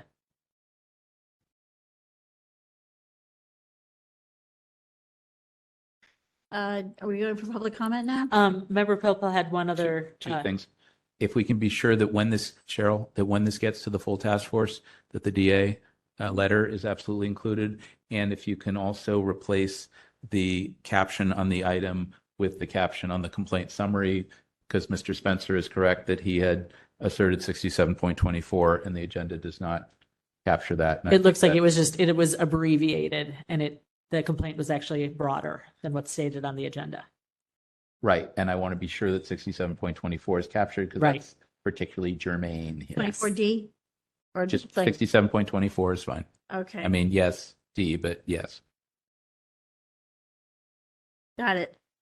Okay, members, unless we have further discussion, I'd like to open up this motion for public comment.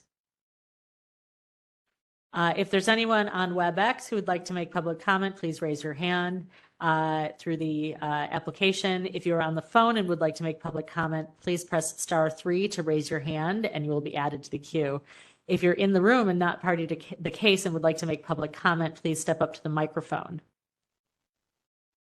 Do we have anyone who would like to make public comment on this motion? Chair LaHood, there are no callers in the queue with their hands raised. Thank you, Ms. Peterson.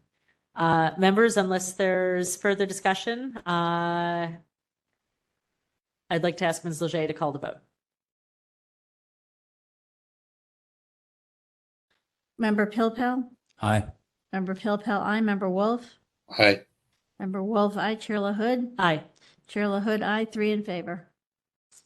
Thank you, Mr. Spencer and Ms. Moore. We appreciate you being here today. Ms. Leger, Ms. Leger, please call the next item, which would be item number 10. Item number 10, file number 23086, complaint filed by Mike Spencer against the police department for allegedly violating Administrative Code Section 6721 by failing to respond to a records request in a timely and or complete manner. This is the first time this case is being heard. Okay, and we know we have Mr. Spencer here. Do we have a representative from the police department who will be speaking as the respondent for this case?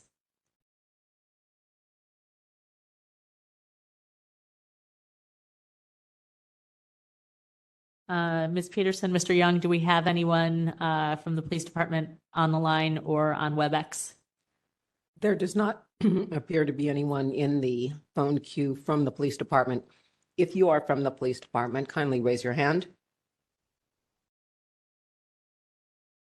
Charlotte Hood, there does not appear to be a representative from the police department. Lieutenant Toomey was served with a notice of this hearing. I'm sorry, could you say that again? Lieutenant Toomey, Mm-hmm. who's from the police department and usually attends these meetings, Mm-hmm. was served with a notice. Was served with notice. Did you hear a response from Lieutenant Toomey? I didn't hear a response. Like I said, I wasn't here last week. Okay. Mr. Young, did we have any response from Lieutenant Toomey or anyone else from the police department regarding this matter? As I previously stated, all emails were left in the Sunshine email box, and Yeah. I did not make any adjustments to it. Okay. Well, since we have the petitioner here, members, do you think we should proceed with hearing the petitioner's complaint on this and trying to move forward with it? Member Pilpel?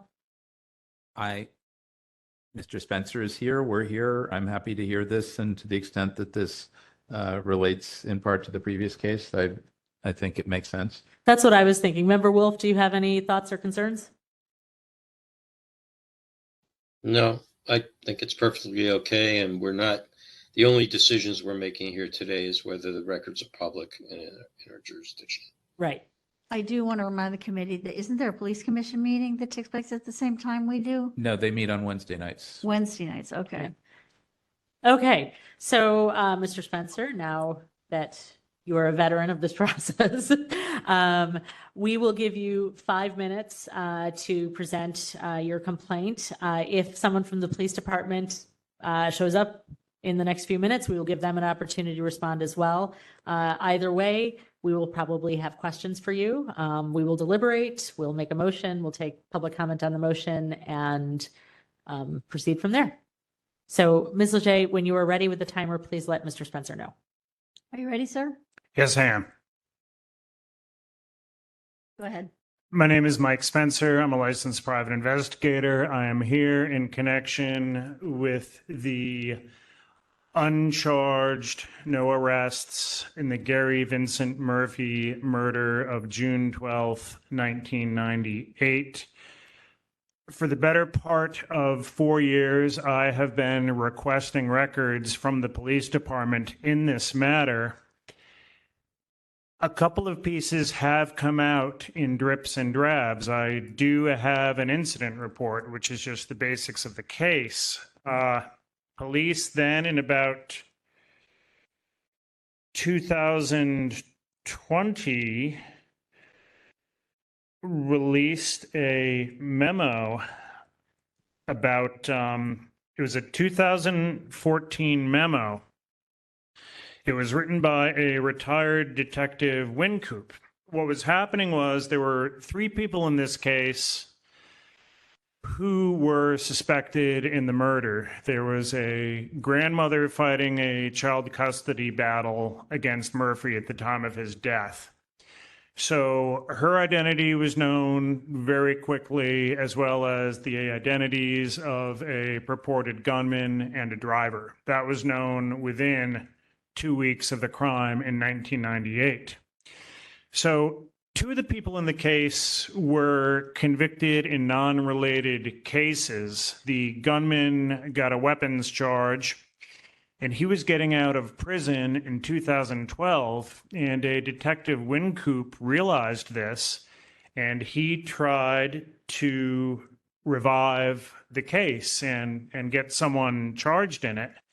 he prepared a prosecution packet. So I know from a 2014 memo that a now retired detective realized in 2012 that the Murphy gunman was about to be released from prison. The detective tried one last time to revive the case, but he found the original detectives had lost phone records and did not keep an organized case file. He prepared a prosecution packet, but the SFDA turned down his request, dismissing it as, quote, a one-witness case. This whole matter in the Murphy case, this is not an active and ongoing investigation. Police are never going to go after the ringleader grandma, who is now frail and old. What's fair to Murphy's family is releasing all the records in his murder so they can know the truth. And if I just may, I have kept in touch with Gary Murphy's only surviving child on this, and she wanted me to read this letter. Gary Murphy's dad, who is deceased, was a World War II D-Day hero and an attorney back in the Boston area. But Gary Murphy's family has been kept in the dark, and his daughter writes, "Dear Sunshine Ordinance Task Force, the secrecy of this case has left me with little faith that the San Francisco Police Department and District Attorney had serious intent in taking action to bring this murder and all who were involved in killing my father to justice. I question if all appropriate avenues were taken and exhausted before it was decided no charges were to be made. The San Francisco Police Department and District Attorney have kept me completely in the dark for 25 years. Our family has had 25 years of questions. Why can't officials tell me anything regarding this case?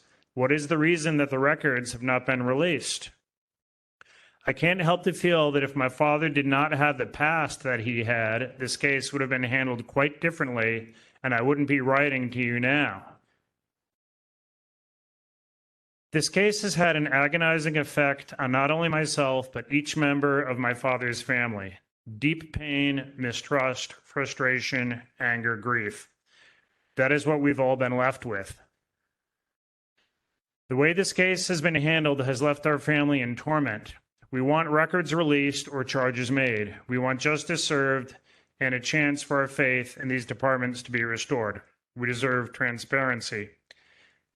Just in my closing, police just released a bare bones incident report, a memo stating that they tried to reenact, bring the case back to life. No records, no other records have ever been released. Thank you, Mr. Spencer. Members, do we have questions or? Still nobody from the police? Do we, Mr. Young, Ms. Peterson, can you tell, do we have anyone from the police department possibly on the line or on WebEx?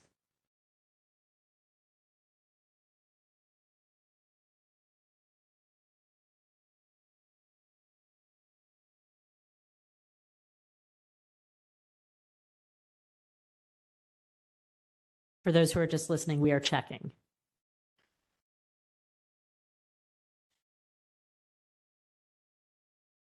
There are no callers in the phone queue. I heard Ms. Peterson say no callers in the queue. Mr. Young, were you saying the same thing? Yes, confirmed. Okay. Okay.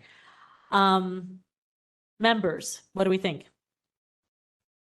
It's Member Pilpel. I think this is related to the previous case. This seems similar and yet different. I think I'm not interested in dinging the police for not being here, but I note that their absence is clear. I think it would be great for them to actually be here if and when this gets to the full task force, which it may very well. And in fact, I think it would be good for these cases to both be heard on the same night and not separate nights because they're kind of related. I'm prepared to find jurisdiction, send it to the full task force, and I think similar to it's probably the same motion as the last case. I think the city attorney advice might be different in this instance, because I think the obligations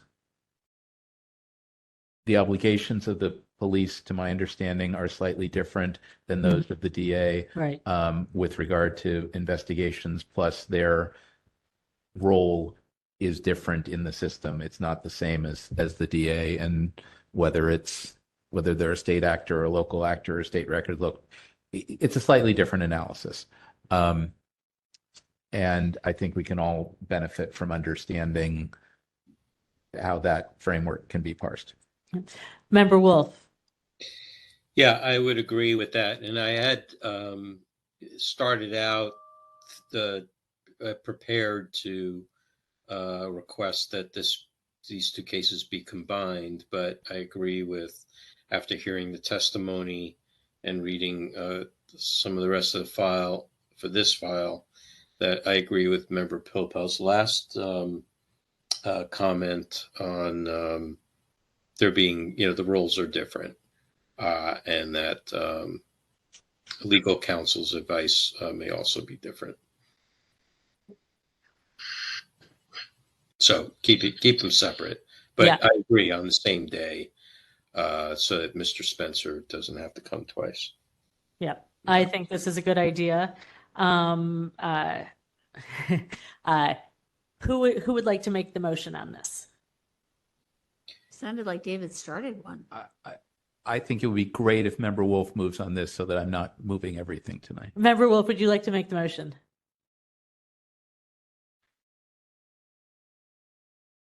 We are not hearing you. I don't know if you're on mute.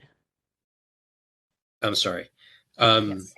I'm happy to do that, but I'm wondering if we can just take the language from the previous complaint and apply it to this one. I think so. So Ms. Leger, if you could take the language from the previous complaint, apply it to this one, substitute. Oh, the one thing that will be different is we'll be substituting San Francisco Police Department, Correct. and our assistants or deputy city attorney will not be responding on the DA's response. Correct. We seek their guidance on this. Their analysis, yes. Mr. Pilpel, would you like to second? I'm happy to do so. Okay. So we are, let's see how it sounds. Okay.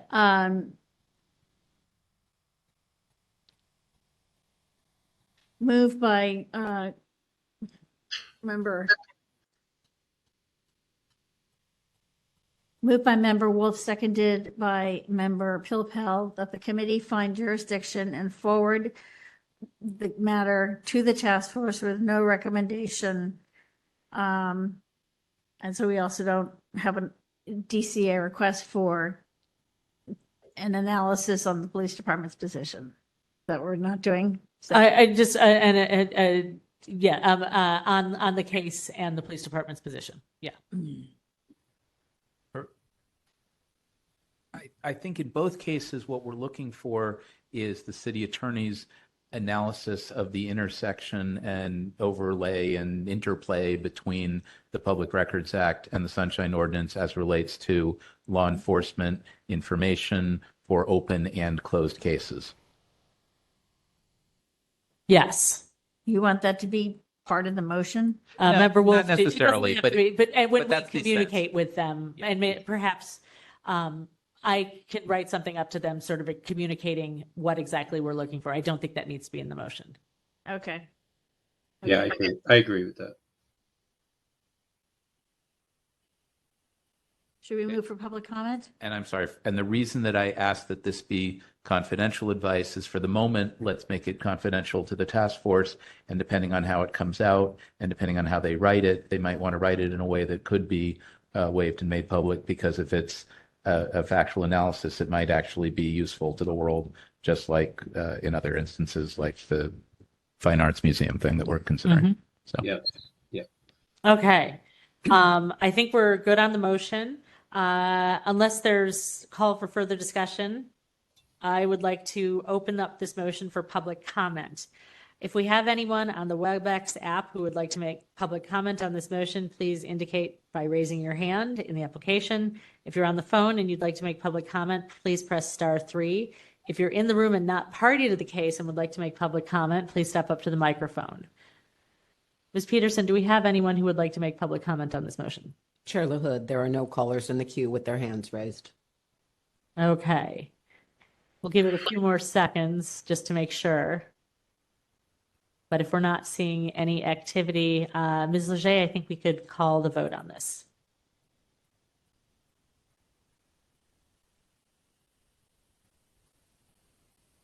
Member Wolf? Aye. Member Wolf, aye. Member Pilpel? Aye. Member Pilpel, aye. Chair LaHood? Aye. Chair LaHood, aye. 3 in favor. The motion passes. Thank you, Mr. Spencer.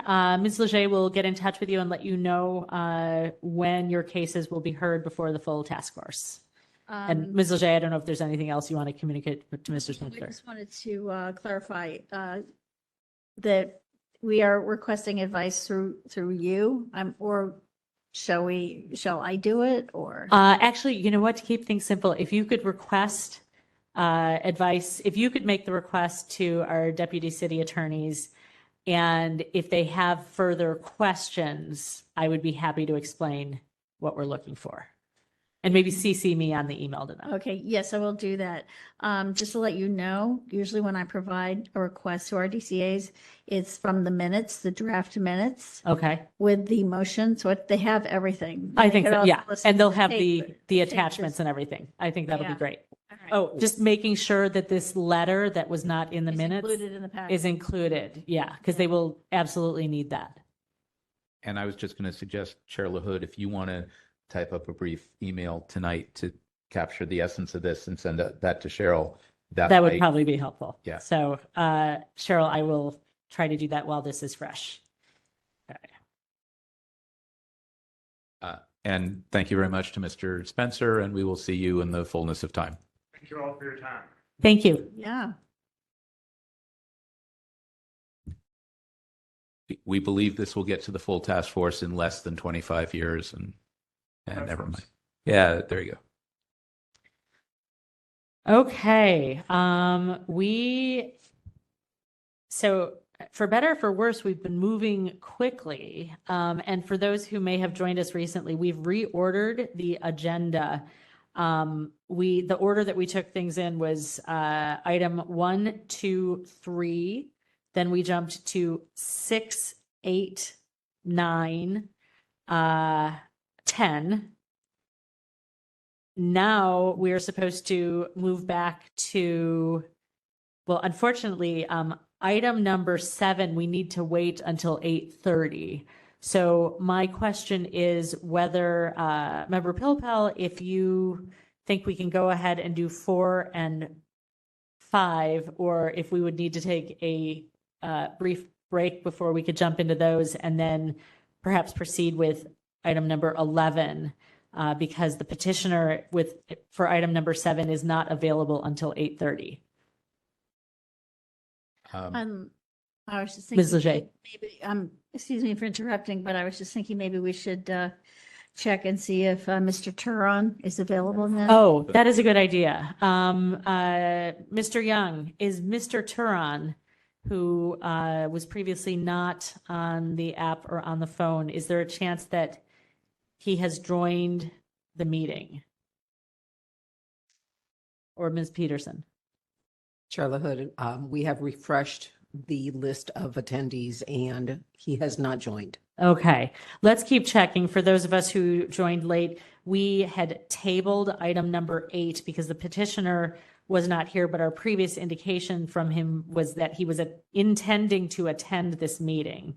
So we've tabled that item and are going to give him to the end of the meeting. And if we need to, we will figure out what to do about that. But hopefully he will show up. But we understand if something came up. Since he is not here, you know what? Why don't we? Yes? What was your suggestion? I was going to suggest that we take a 10-minute break, then proceed with items 4 and 5, which I think we can probably do fairly quickly. Then move on to item number 11, and I believe we have at least one person here who would like to Former Chair Washburn. speak on that item. And that will give us a good amount of time to discuss item number 11 before we jump back to item number 7, which we will not hear before 8:30. So on that, I would suggest the following. Without calling the item, if you can just pull up item 5 for a second and help me in the packet, because I'm sorry, I'm confused. So item number 5 Yes, should be the minutes from our last meeting. absolutely. So Yes. if you go to page 2 of item 5. Right, but we're not discussing that yet. I know, but just help me for a second. Again, Uh-huh. without calling it. Page 2 is, the beginning of that. On item 5. Then page 8 has another version, and I'm struggling to compare them and see which is the latest and greatest.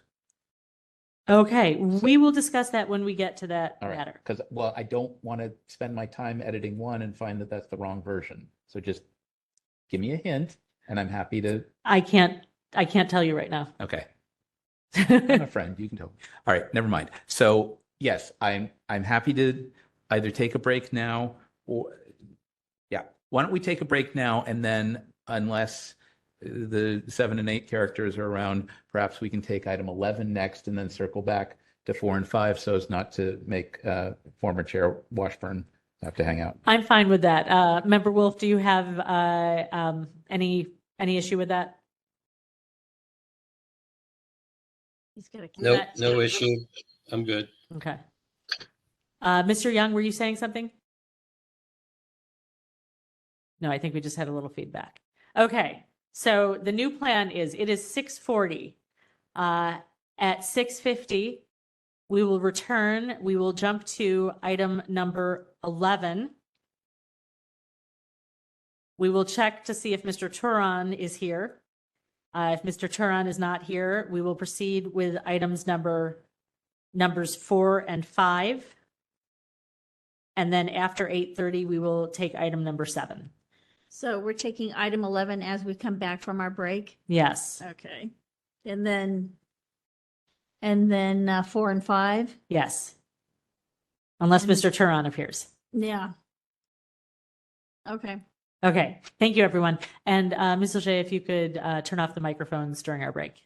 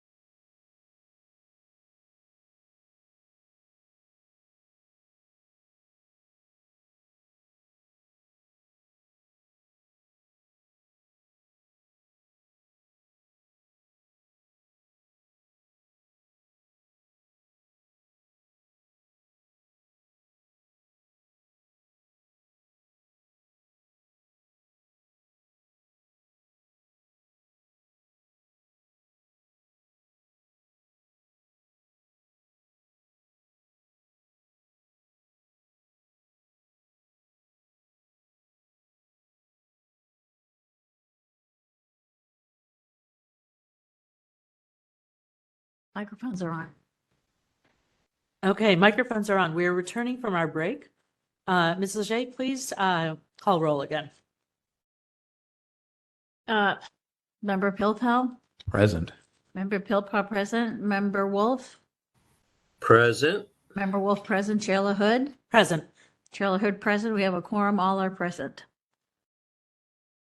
Okay, just one thing before, our plan is to jump into item number 11. I'm confirming with Ms. Peterson that it does not appear that Mr. Turon has joined us at any point.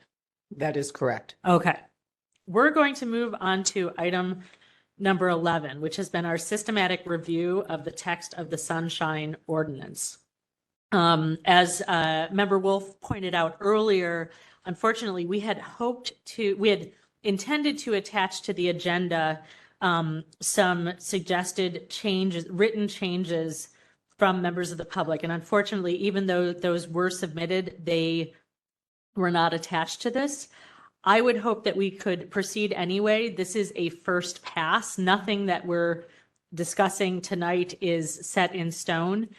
Based on where we left off last time, we could pick up with section 67.7.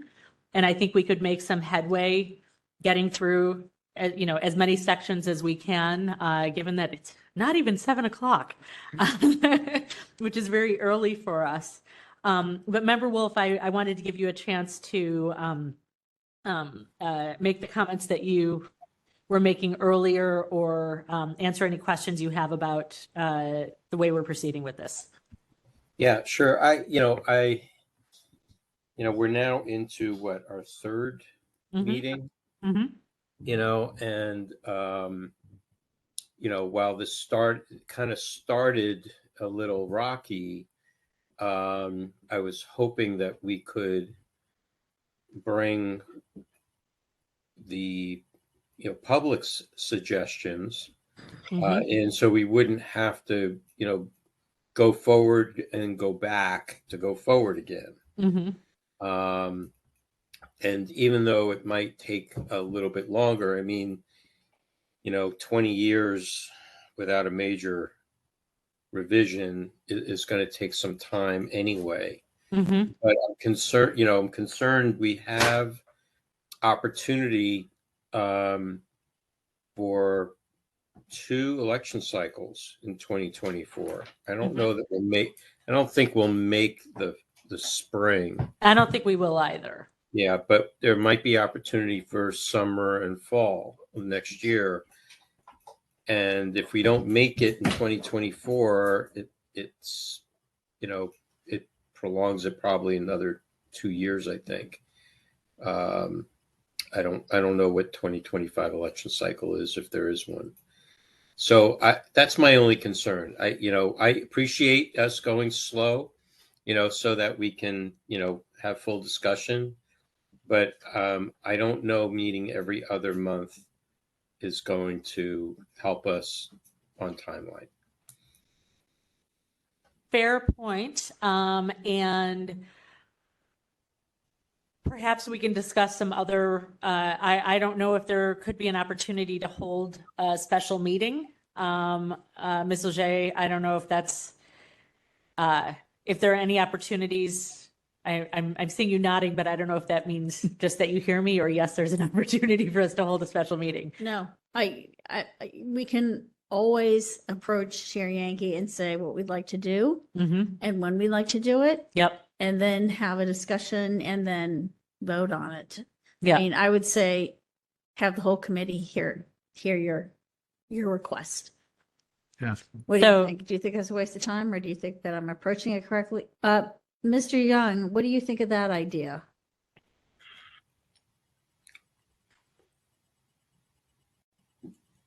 Mr. Young? Yes. The one issue is that we really don't have access to a room in addition to our regular hearing dates. So if you want a special meeting, we have to work it out with other committees. If you want to piggyback or whatnot. Okay. Yes, Member Wolf. Could we do a completely virtual meeting? That is a fascinating We question. do not have authorization for that. Only members who get prior clearance through Human Resources can participate remotely. There is the possibility of asking the Board of Supervisors to allow our meetings to be entirely remote. would That involve seems like legislation. opening maybe a can of worms, but one last question on this, and then Member Pilpel. Mr. Young, is it possible for us to know if other commissions, if anyone cancels a meeting, is it possible to know if is there a list of I dates would and refer to times? Cheryl to work with the building manager. Okay. So But usually there's not. usually there's not. Anytime we Okay. ask, there's nothing available. Okay. But just so you know, However, we are close to the beginning of the new year. Yeah. This is October, the end of October. We have 2 more months. It's certainly enough time to, if we have a solid date to request. I would like to put that on hold because we need permission to meet additional days. Okay. Okay. We can't just start another meeting date. We need COB approval. Madam Chair. Yes, Member Wolf. You know, as I've tried to do, and in some years we've been able to do work meetings, Mm-hmm. you know, that are not within the regular schedule. I mean, this is something, you know, I don't think that I think we're going to have to meet more often than even just monthly in order to get through a lot of this, because once we come to at least some semblance of amendments that are more or less consensed by us three, there's going to be an extensive amount of public comment and comment from the other task force members. So, I'm looking for expediency here. Mm-hmm.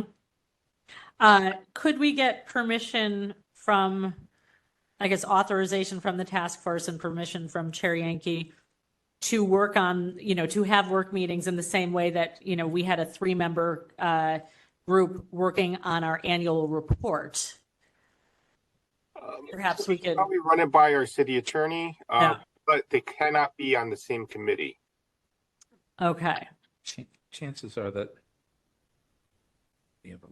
Okay. It sounds like this is something we need to discuss with Chair Yankee and with our deputy city attorneys to see how we can approach this. But Member Wolf, I think we can find a way to accelerate the process. Perfect. I would just like to know that the Assessment and Appeals Board has a tentative ordinance pending to allow them to meet entirely remotely. Yeah. So it is possible with the right support, but I don't want to advocate for anything. But it is a possibility to make it entirely remote. I would only ask that we be able to do it so we can do this particular work, not for everything, just for this purpose. I believe that would be a discussion with Chair Yankee and who can bring it to COB Cavillo for discussion. Okay. Member Pilpel, you had a comment? I have a number of thoughts, if you can give me a moment on this. Sure, but then I want to get. Yes, I want to what's on get the back agenda. to Okay, 57.7. Yes. Okay. So first of all, on the overall path forward, and I started to have a brief colloquy with former Chair Washburn. I think, and this is only my personal opinion, that things changed last week when the board decided to eliminate remote public comment. Despite our nice letter, despite literally all of the public comment being in favor of keeping remote public comment, the board did something else.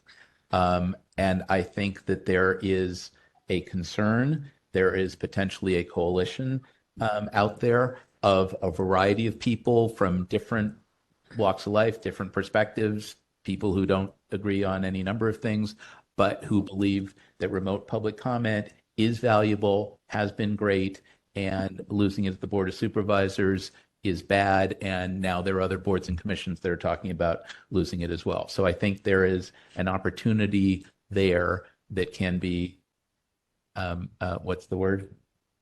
Something on, yeah, used. Yeah, anyway. So I think we should continue to go through section by section, and happy to do that. I think it's too late for March period. That's done. It is not too late for next November of 24, and then the next opportunity won't be until June of 2026 when people are much older and the world may or may not still be here, et cetera. I mean, the Warriors, never mind. Anyway, it's a long time from now.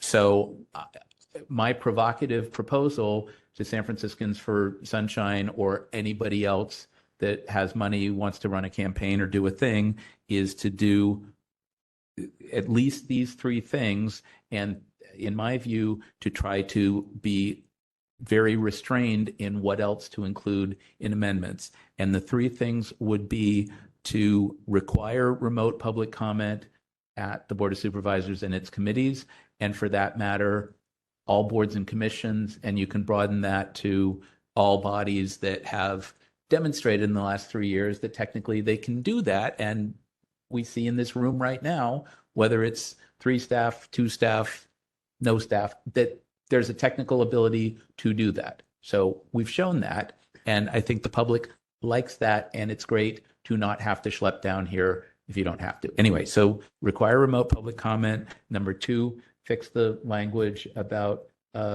physically handicapped, change that to physical disability or whatever the best language is that people like there. And the third is to change the language about how the ordinance is amended, and in my view, to import the language in the Campaign and Governmental Conduct Code that Pat Peterson is somewhat familiar with, that allows changes to the city's ethics laws with a supermajority approval of the Ethics Commission. In that case, in our case, it would be a supermajority approval of the task force, a 2/3 majority approval of the Board of Supervisors, and I think also being in print for 30 days, and with the finding that the changes overall further the purpose of the ordinance. Something to that effect. And then essentially, if a measure like that, I'm speaking in part to former Chair Washburn and anybody else who's listening, if a measure like that were to pass while we're working through a more substantive, a full-blown edit, that we could, again, with a 2/3 vote of the task force, pass it to the board, and the board would feel more empowered to take that on rather than sloughing us off and saying, that's interesting, we don't care and we're not dealing with it, because I think there are a variety of views currently on the Board of Soups, and that board composition is going to change again after next November. And there is not, frankly, in my view, the sustained interest in making the kinds of changes that I think we want and that the city needs, because it's been 25 years and there are changes in technology and all kinds of other things. So that's my provocative proposal to anyone who's listening. Okay, that's all very interesting. I'm going to give Member Wolf a chance to respond because I know he wants to respond. All right. And I know you So want to just, I'll make it kind of short. I hear you. It's viable and feasible. Member Pilpel, this is through the chair, Mr. Pilpel, and everyone else. My concern is if we do anything in short order, you're opening up the entire ordinance for amendments by people who have more or above our pay grade, essentially. And I'm concerned about that, that there will be some folks that might take advantage of the window being open.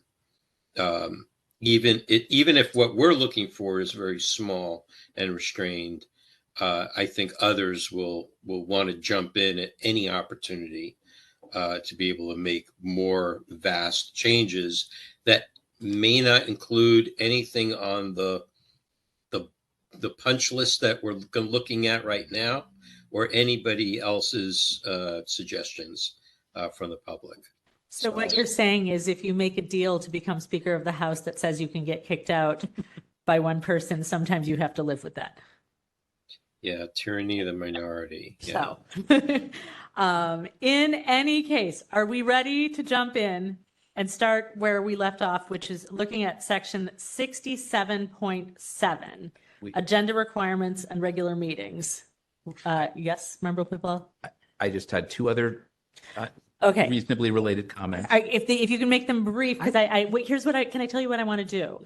I want us to have a discussion and go through this. And then because this is a long section, Yes. I want to take public comment on this section by itself. Okay. Understood. But to the previous points raised about having an additional meeting and locations and all that, I have not yet had a discussion with Clerk of the Board, Calvillo, but I do note that the room next door, 406, is controlled by the clerk's office, is used by the AAB during the day, is generally not used at night, and this task force has in the past met in room 406, and if we could get access to that room even once, let alone regularly, we wouldn't be I constrained. feel like this is not on the agenda and this is future discussion. Fair enough, but I'm just Yeah. saying that there may be ways to find a room. Okay. And the other thing I wanted to say is I appreciate what was in the packet with the summary list of changes. I think it would also be useful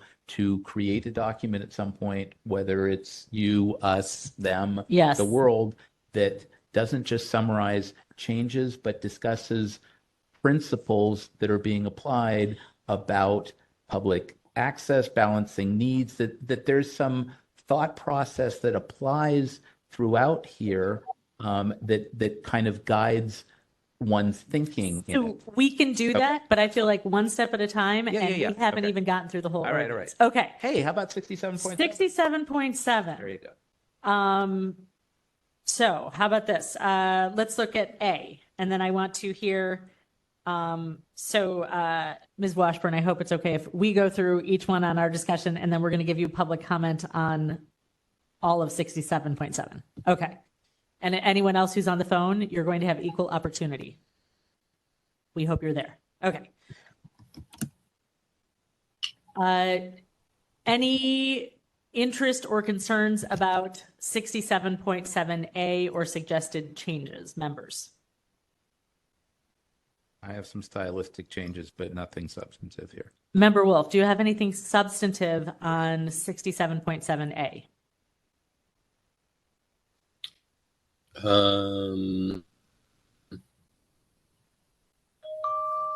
Hold on.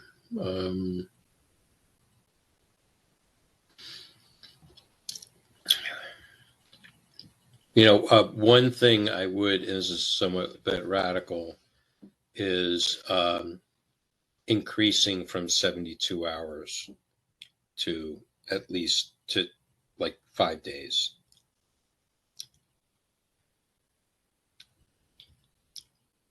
I think for a lot of people, 72 hours is not a lot of time, despite if meetings are Mondays or Tuesdays, they'll have, the addition of the weekend.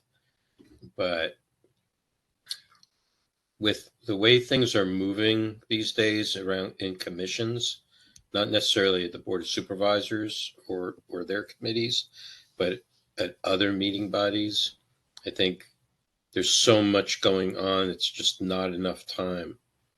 And it's bombarding the public to be able to follow the people's business in this way. A I don't question know, it's on just a this. thought. Even though Do you think it still needs to be stated in hours, or could it be 5 calendar days?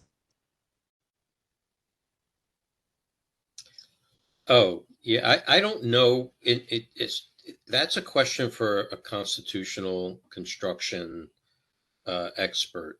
I don't know whether there's a difference between using 70 hours or days. I mean, hours you can count from at any point on the clock backwards. So if it's like if the meeting's at 4 o'clock, then it's 72 hours prior, starting at 4 o'clock, kind of thing. Right. Versus days before, which what is the end of the day? Is it 11:59 p.m.? That kind of thing. So You want 120 hours. I would say, yeah, I would still stick with the same nomenclature. So, Member Pilpel. couple of things, and I'm sorry I missed this. I have thought for a long time, although I didn't write it in my version or in the notes, that we should have a 3-tier scheme. Those bodies that meet once a week, I think 3 days or 72 hours is sufficient. And that's pretty much the Board of Supervisors, some of its committees, and the Planning Commission. For those bodies that meet every other week or roughly 24, 26 times a year, I think a 5-day requirement, 120 hours, as Member Wolf was suggesting, I think that is appropriate. And for those bodies that meet once a month or in any event less frequently than twice a month, that 7 days is appropriate. And those bodies that, they're bodies that meet twice a year, once a year, whatever. I think a 1 week notice and agenda is appropriate. So a 3-5-7 scheme, depending on the regular meeting schedule of the body, makes sense to me because it seems like it is more tailored to their operations. I also I had a note here on 67.7C. Hold about on. We're talking about A. I know, Okay. but on C that specifies the location, the reason that 72 hours is germane is in the past, people have said, as long as we get it to the library government information center by 3:59 p.m. on a Monday, then we believe we've met our obligation for 72 hours to have a meeting at 4 p.m. on the Thursday. That's how they've used 72 hours to work back from the meeting time to the date stamp at the library, literally. And so we should think about this. And yes, I agree that if you say calendar days, then they'll say, well, we sent it over at 11:59 p.m. and on a Saturday night. And just because they didn't process it until Monday morning, and Monday was the holiday, and, sure, we're good to go for a meeting on Tuesday. Yeah, that's finagling and not okay. So one should be careful with dates and deadlines. Okay, I'd like to recommend that we not have a 3-tiered system because the ordinance is already complicated enough. Okay. If we think it needs to be extended, how about we go somewhere in the middle and say 96 hours, which would be one additional day, which gives people a little more time. People might not even agree with us on this recommendation, but if you think more time is needed, I think one additional day might be reasonable and not slow things down for committees that are meeting regularly, but might offer, a little more time for committees. Yep, Madam Chair. Yes. So, the commentary I get from members of the public is staff and, the city who is creating these action items, they spend a lot of time, a lot more time in development of these items without the public, sometimes without the public's knowledge, held as work product. And and then the public doesn't get to actually see it until it's somewhat of a finished product that shows up on an agenda that might take more than 3 days to be able to read and analyze and deal with. Some things are very, very complicated. And members of the public don't have staff or experts the way the city has the ability to hire them. I mean, this is the people's business. They should be, doing it in a way that the public has some, not so much participation, but some observance of it. So if the observance of it only comes when it's introduced in a meeting 3 days ahead of time, that's kind of where this is coming from, because it can be onerous.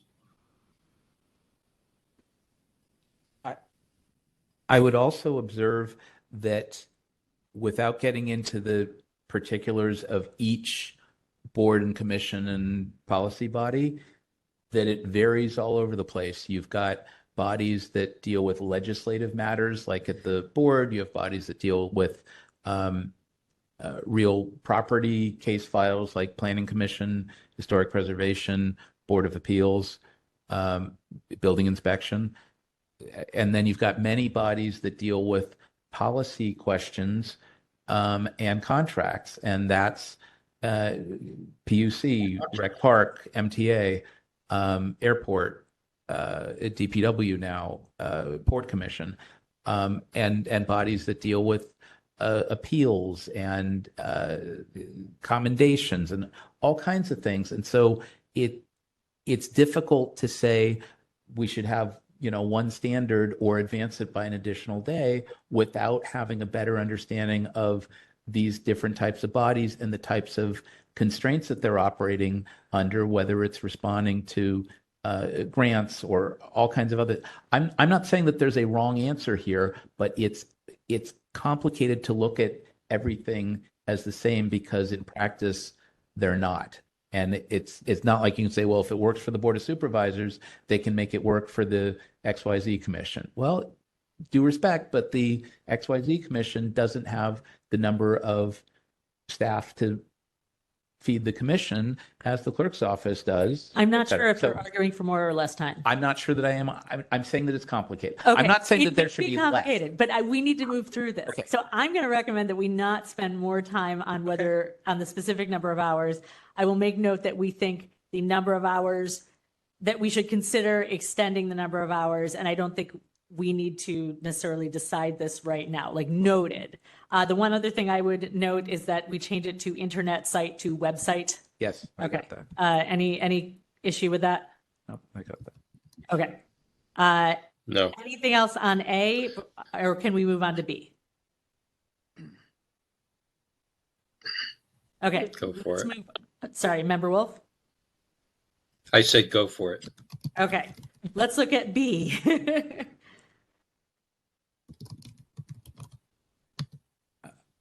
I think I only had one edit to change on the item to about the item, but Please go ahead. yeah, that was it. And then towards the end, the for public inspection and copying, I think that was, I'm happy with striking those 4 words. I think made available makes sense to me without saying for public inspection and copying. The end for public inspection and copying too. He's suggesting striking for public inspection and copying. Can you explain your thinking on that? You just think if it's... I just think if you're making it available, you're making it available, and the implication is that you're making it available for public inspection. It's not that you're making it available for any other reason. That's why you would make it available. I'm just trying to get rid of blank. Okay, whatever. It's just my view on fewer words is better. And for what it's worth, I would note that this concept of referring to explanatory documents, we do that, and that's included here with attachments on our agendas. Not all bodies do this. I can't remember the last time I've seen a posted agenda that includes documents of 1 page or less as part of the agenda and only refers to multi-page I mean, this exists in language, but this doesn't really exist in actual practice. So we can think about how this concept came about and whether this is the best way to express it. That's all. Madam Chair? Yes, Member Wolf. On that point, I'm not in agreement with that perspective. Okay, the fact that it doesn't happen in practice means that we should remove it from the law. I'm not. Okay. I'm not saying. Well, that's what it just sounded like you said. No, I'm saying we should think about how best to express the idea because I'm not sure if this is doing it since it doesn't seem to be happening. Well, I mean, that's if I my walk point. around- if I walk around this building, I can find agendas, but I'm not going to see a single page attachment included. I would love that. That would be great, but they're just not doing it. I know. So, but that's my point is that the fact you're saying that if they don't do it, then we don't need to express it in the law. No, maybe we express it in a different way and require it differently. That's all. Not that we don't do it. I don't understand how much more directed it can be when it says it shall refer.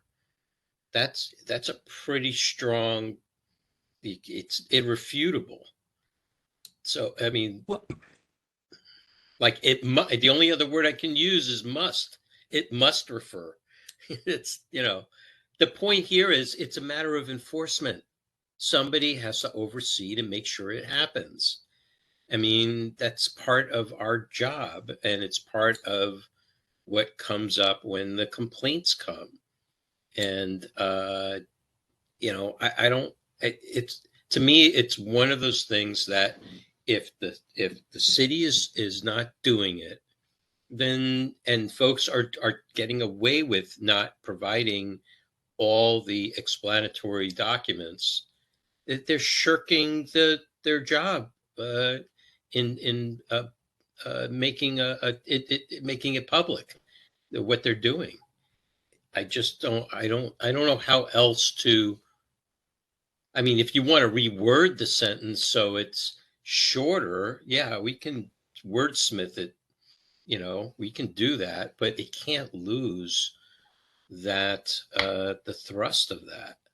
So, go ahead. I was going to say, I mean, unless you want to cut such as correspondence or reports, which I think are actually good to include because then people have an idea of what you're talking about. I don't think the sentence needs to be edited. I think, I'm fine with cutting for public inspection and copying because that probably is obvious. Although I suppose somebody could say, no, you can't copy it. You have to look at it here. I mean, do we run that risk? Or, if we don't think we run that risk, I'm fine with cutting that. And I think we should leave the rest of it as is. I mean, unless you have concern with even specifying, unless you think that they should always be where the agenda is. Is that what you're asking for? Well, I'm pretty sure I'm not being as eloquent as I would like to be. Let me just give two or three examples. I mentioned walking around the building. You can see agendas posted. They don't have the one-page things attached. They have some references to attachments. So, for example, tonight on our agenda, several items refer to attachments in parens and have linked attachments on the agenda. They don't say what the attachments are, just as attachments. Some bodies include the attachments, like this by link. Others specify that the attachments include PowerPoint presentation, staff report, proposed resolution. I mean, they're specific about what the attachments are, and in most cases have links to those documents. The point is there's no standard for what this means in practice. Perhaps the task force could issue guidance on what we think it means and what the best practice is. In my view, we haven't done so, but the point is that there's not consistency in approach. And perhaps Member Wolf would agree with me that where possible, we should try to promote or incentivize consistency across the various bodies. And that was my point, is that this, what appears to be easy, obvious, plain language in that sentence appears not to be. And maybe it's a question of rewording it. I am not suggesting removing this provision or weakening it. Okay. Before we give it back to Member Wolf, my concern, just with regard to Sunshine Ordinance Task Force, I mean, other than saying attachments, do you want to say, documents submitted by petitioner, documents submitted by respondent, or, emails, and like list every date of the emails, which would be, I think, make the work impossible if we need an index of all records attached to every file?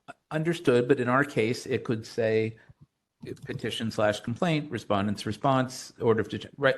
I mean, it could pull out things from the packet content.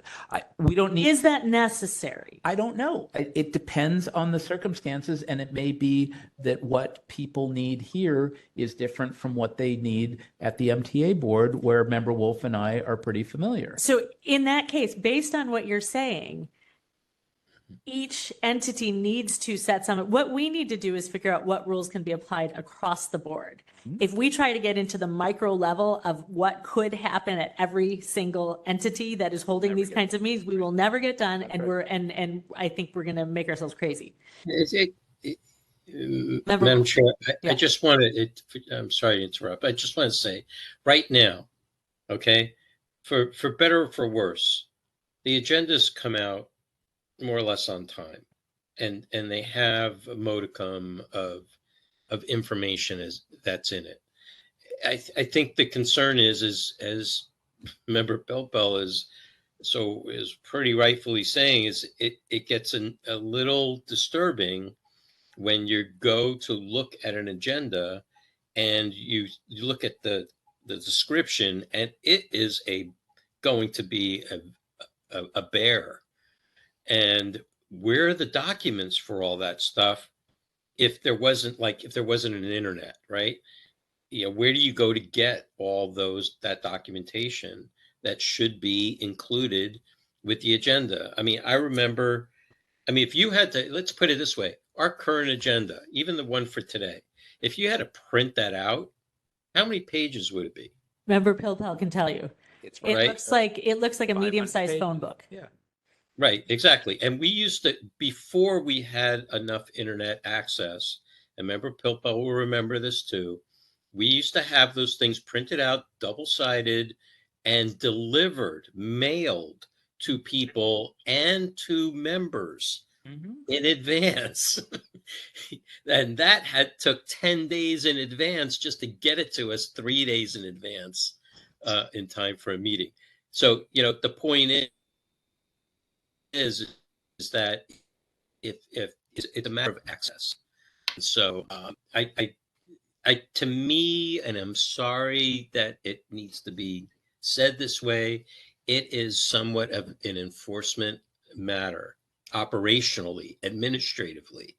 Take the index of records issue that we almost pretty much finally got them to finally get standardized online. Whether or not departments are using it properly or not, that's a completely different story. Somebody needs to light a fire under some people's chairs, to make sure the index of records are being properly populated. So that helps. You know what I mean? So, Member Wolf, with respect to 67.7B, I still don't understand what you are asking for. What do you want to be different? I'm not asking for anything to be different. Okay. I'm not asking for it to be changed. Okay. What I'm asking for is that as Member Pilpel say, he's basically saying it's so wordy, we need to reword it in some other way that it rings true to that it's somewhat of a directive. It rings true that way, like they have to do it. Where it's not being done now. I'm okay with that. But I don't know.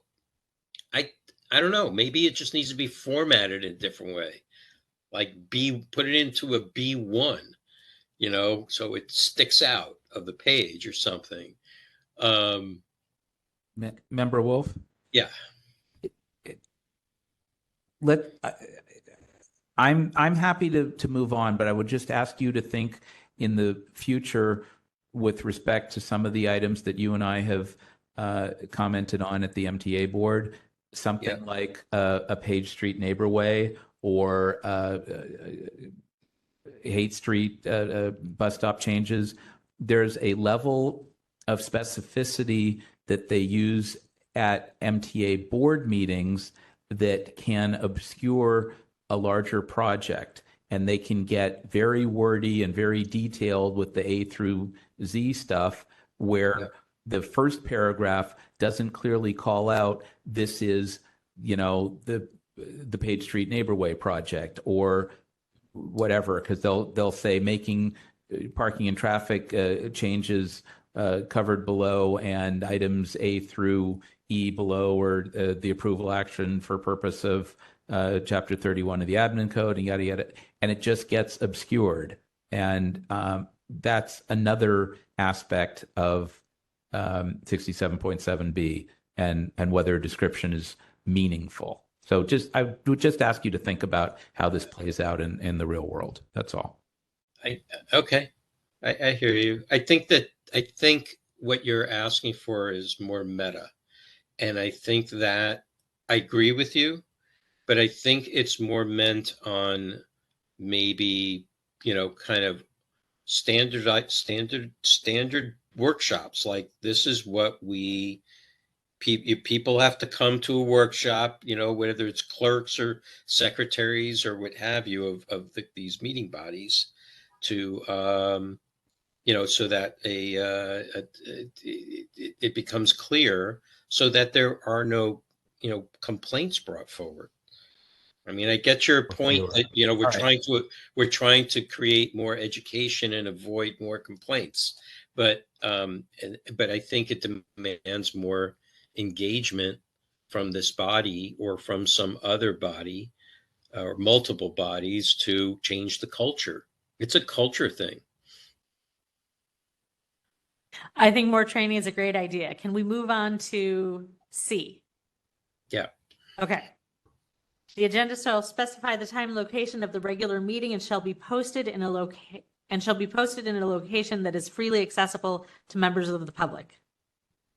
So on that, I've got a note that may include certainly should include the website, which is covered elsewhere, the main library government information center, outside the meeting room, or other designated department public contact location. So the idea here, and this goes back to pre-internet days, is that you literally had to post the agenda at some public location, and you will find at city halls in cities throughout California that they've got a public display board that shows their next city council meeting, and that gets posted on a Thursday or Friday for their council meeting on a Monday or Tuesday.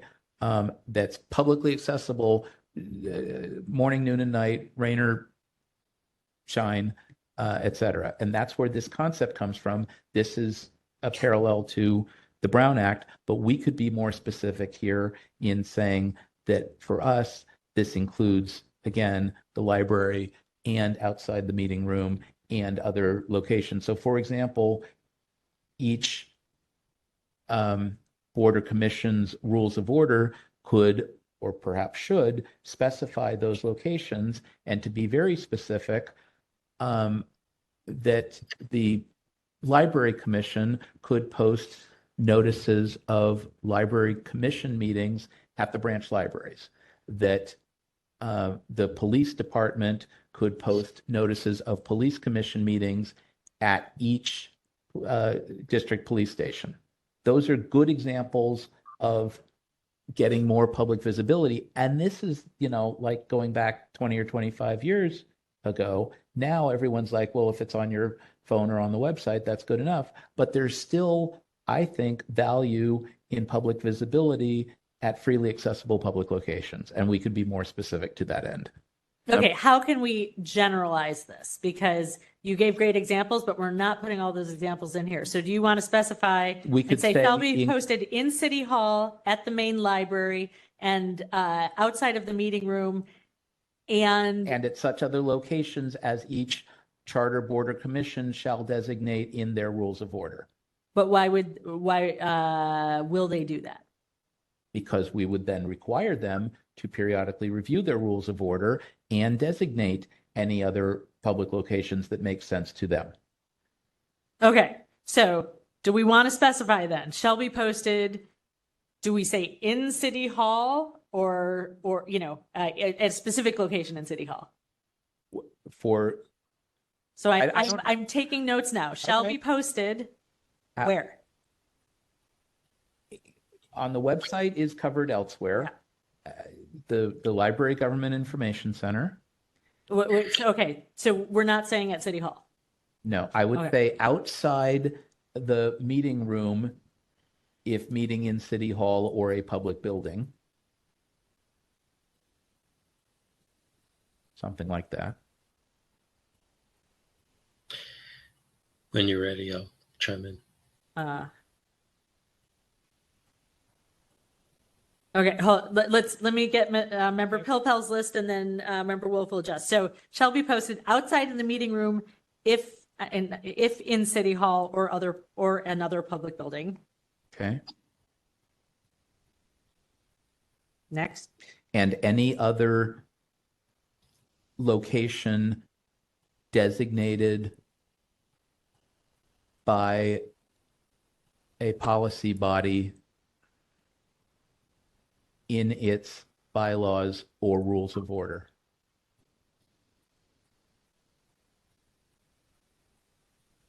So you're not saying the public library? No, I did have the library. No, I asked. And you Okay, didn't say- I'm sorry. Okay. Shall be posted outside the meeting room if it is in City Hall or another public building at the main branch of the public library? I want to be the main branch of the San Francisco Public Library. Right, their Government Information Center. That has a specific meaning. They literally have a binder. They still have a binder.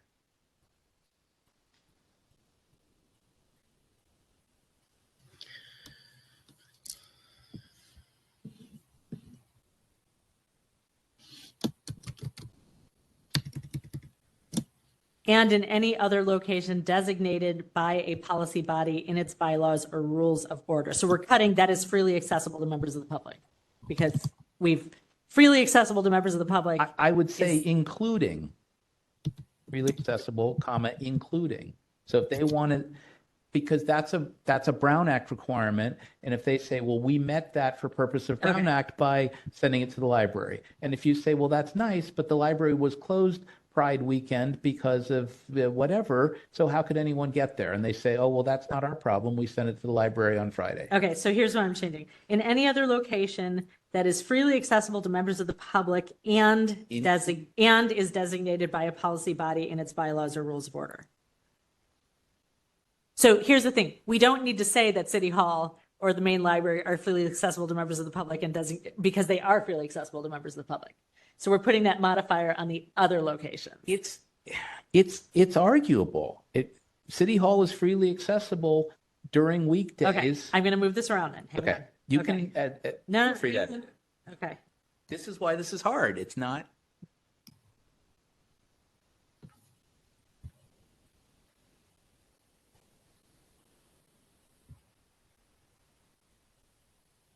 When you're ready. Hang on. Okay. The agenda shall specify the time and location of the regular meeting and shall be posted in locations that are freely accessible to members of the public, including but not limited to, outside the meeting room if it is in City Hall or another public building, at the Government Information Center at the main branch of the San Francisco Public Library, and in any other location designated by a policy body in its bylaws or rules of order. That sounds good. I'll think about whether it needs any tweak, but that. Member Wolf. Okay, so first of all, we don't know if there'll be a library government information center in, next week or 10 years or 50 years from now. So I would say, first of all, enshrine that in law, that it exists, that the city shall have a government information center. Okay, so that way, if you put those words into, it's got to have some way to to exist in the future. Otherwise, you're just going to have to say the library. Bruce, it's provided elsewhere in the admin code. There are references to the Government Information Center. Okay, That's where annual reports get sent, et cetera. Okay. So if it's been somewhat codified or enshrined that it exists, then then I'm okay with that. I think it's in code 8.17. Okay. The other thing is let me finish. So I'll finish with the physical parts. I get all those points. I don't agree with whether it says something in their bylaws or not. This should exceed a body's bylaws. In fact, their bylaws should have to include whatever the ordinance is prescribing. The freely accessible part, I mean, you could do it at City Hall. How? You create a structure outside where all those documents would exist that makes it freely accessible at all times. The City College, we went through this with City College. And what did they do when they had their office on Gough Street? They would put up all their agendas, every single page, on the front window of their office. And you can just walk up to that building 24/7, 365 and see the agenda. And Member Pilpel knows that well, because we used to be hound dogs to that Board of Trustees for a long time. So I think that there's a way to do this, even if it's at the library, outside the library, where they have some land, or even at other libraries, they could do it.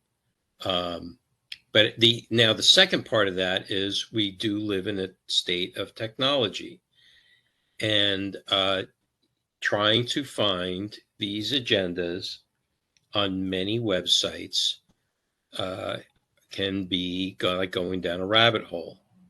And a lot of the websites are not they're not navigatable in general. They're not intuitive. And I know that they're trying to fix that, but even still, there are requests for a placement of where records are to be.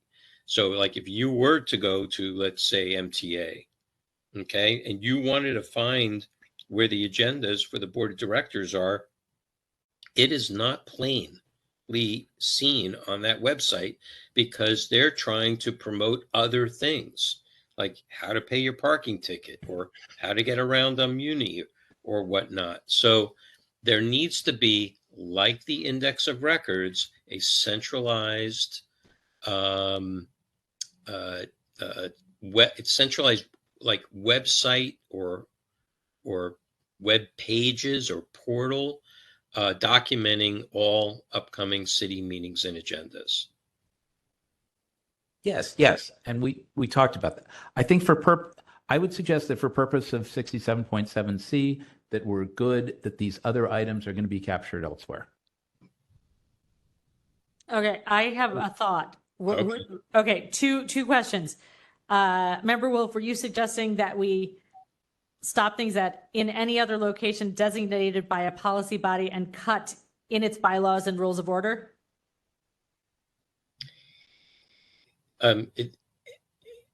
Yeah, I mean, it should Just to make it more flexible? Yes, because their bylaws and rules of order, if different, if it could become in conflict with the Sunshine Ordinance, we would want whatever's in the ordinance to be also repeated in their bylaws and or rules of order. Okay. I don't care, right? Member Pilpel says we can cut it. Okay. Okay, so Go ahead. I'm going to make a suggestion that I think addresses the last thing you said, but jumping back up to A. So a policy body shall post a current agenda on its website, and I'd like to add, and on a centralized meeting, do we want to say city meeting agenda website? Centralized City and County of San Francisco meeting agenda website? Sure. We can wordsmith it later. Yeah. Right. And it may not stay in 67.7A, but I think we want that concept to exist, and it may end up in 67.29-1 or some other place. But yes, we want a central database for Yeah, we that. probably would need another point that designates the creation of that. And somebody else is going to be responsible for creating and Yeah. maintaining it, and departments feed into it. Yes. Exactly. Yeah. And there's the ability for people to, like, on their phones, click on a link and it gets added to their calendar, automatically. And, that there's, that stuff exists now. We don't have it, but it does. Okay. Let's move on. Okay. Let's move on to D. So on D, my only edits are at the end of, well, whatever, on the end of the second line that I have, may respond to statements made or questions posed by, I don't like persons exercising their public testimony rights. I would say members of the public exercising their public testimony rights, no comma. And then towards the end there, or requesting staff to report back to the insert policy body at a subsequent meeting concerning the matter raised by such insert public testimony. Doesn't Could change. you say that one more time? Okay, or I can show you. No, just say it. Just All right. read it. I was processing what you were saying. Okay.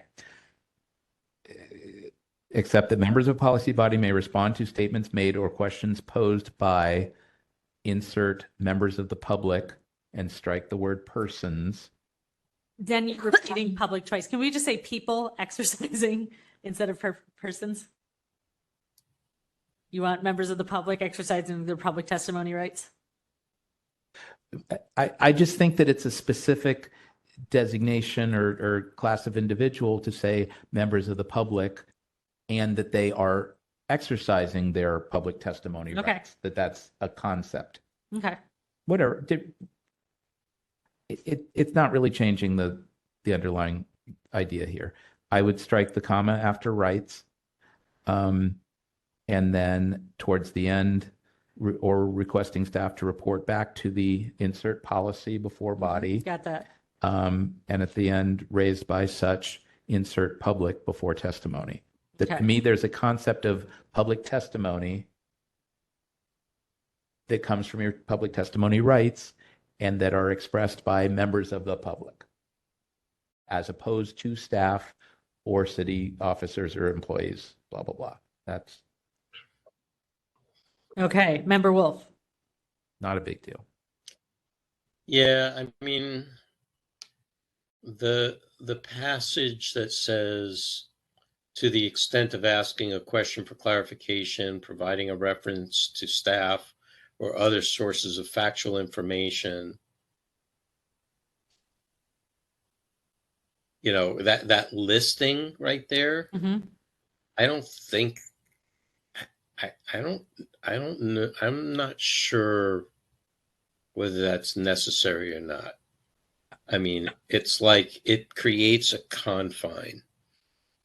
I think this really just expresses locally what's already in the Brown Act. I don't think that there's any different concept here than what's already in the Brown Act. I think it's just making very clear who acts in locally in these instances. I'm not trying to expand or narrow the concept in Brown. It's basically that you can't do something can't deal with something that's not on the agenda. Right. Okay. That's an important concept here. Okay. Can we move on? Are we good with this? Can we move on to E? Yeah. I'll let it go for now. Okay. Think about it. My minor language tweak on E, I don't like the word subdivision because I don't think these are subdivisions. I think they're subsections. So I would say subsection D. Instead of the policy body, I would say a policy body because it's it deals with all of them. May take action on items, and I would strike the two words of business. Mm-hmm. I think may take action on items not appearing on the posting under any of the following conditions. Again, not intended to change the idea, just fewer words and more clarity. Madam Chair. Yes, Member Wolf. So this kind of triggers something kind of in the alternative, kind of not alternative, it's kind of in the reverse in a way. I mean, I would, it kind of goes back to,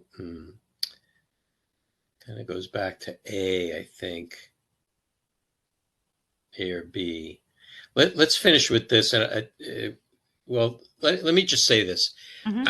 I think agendas and some policy bodies do this, and they do it well, and they do it because they have requirements to do it that are beyond the Sunshine Ordinance.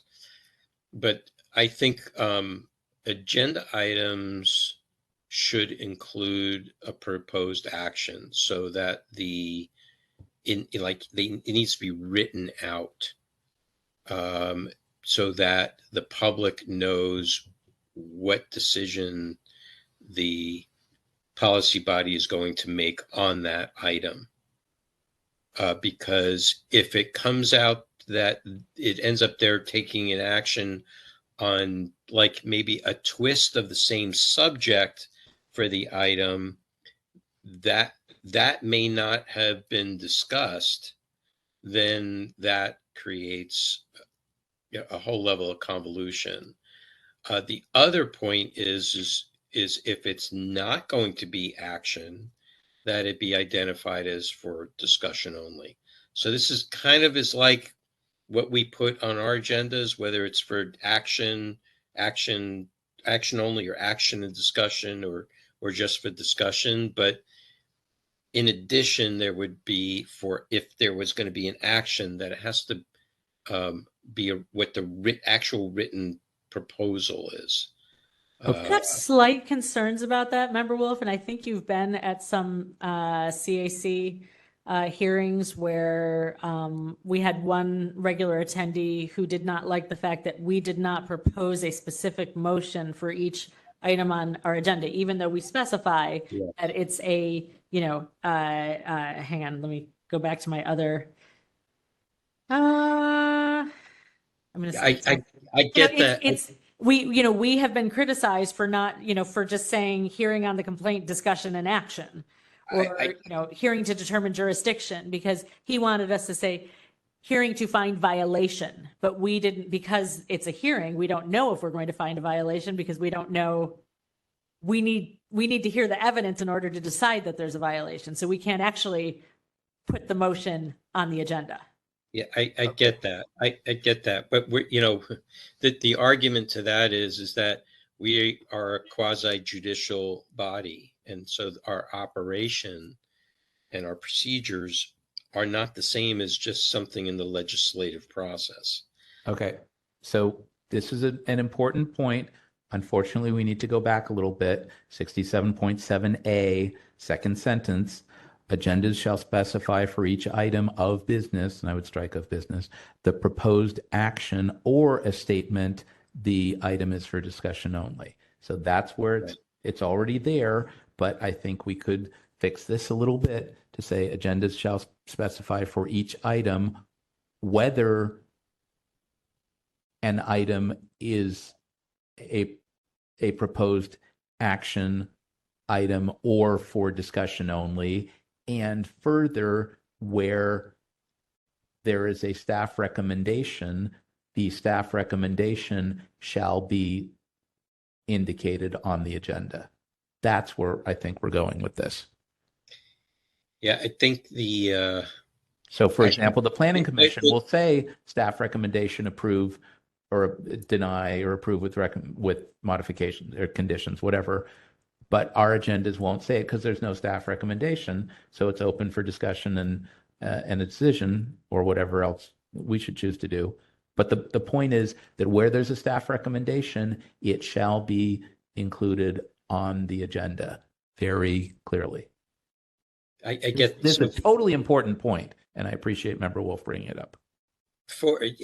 but specifically that's for policy and very standardized legislative process. I think we have to also address the concern that Madam Chair brings up, because we don't operate in that kind of process. So We that won't operate. apply. When it applies, it applies. Okay. All right. So add that word when it applies. Hold on. What Yeah. I've added to A is agendas shall specify for each item the proposed action or statement the item is for discussion only, comma, and where there is a staff recommendation, comma, it shall be included on the agenda. It or the staff recommendation shall be included. No, Yeah. it's where there is a staff recommendation, it shall be included on the agenda. Fine. We don't need Okay. to. That's fine. I can live with grammar. Yeah. Okay. that. Member Wolf, Okay. does that help? Yeah. No, that's fine. That's fine. This is an I've ignored- improvement. This is a I am- massive improvement. It is. I am concerned about Madam Chair's concern about our body, about the Sunshine Task Force, because our process is not a legislative process. And there are other bodies. There are other bodies like us, that don't operate in a legislative manner. That's fine. And in that case, it'll say discussion and action or action item, and it won't specify what the proposed action is because it's open for the members to decide, and there's no staff recommendation. Okay. But if I there's, think we're good. if you take now troubleshoot it. You got to troubleshoot it. So take something like the MTA or the Planning Commission or something. All of a sudden, there's no staff recommendation, and they just go off and do whatever, and there's no statement of exactly what action they're going to take. So the public doesn't know what road they're going down.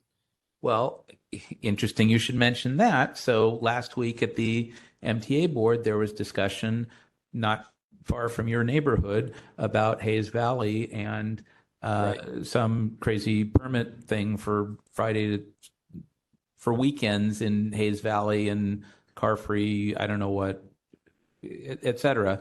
And there was a motion to amend, and the city attorney opined that they could not act at that meeting because the agenda didn't specify that the scope of the item could include an amendment, because the staff recommendation was to only do 1 day and the board member wanted to do a day and a half. And so they amended the motion, but put it over to the next meeting because it wasn't sufficiently noticed. So there's a lot of dissecting scope as relates to an agenda item.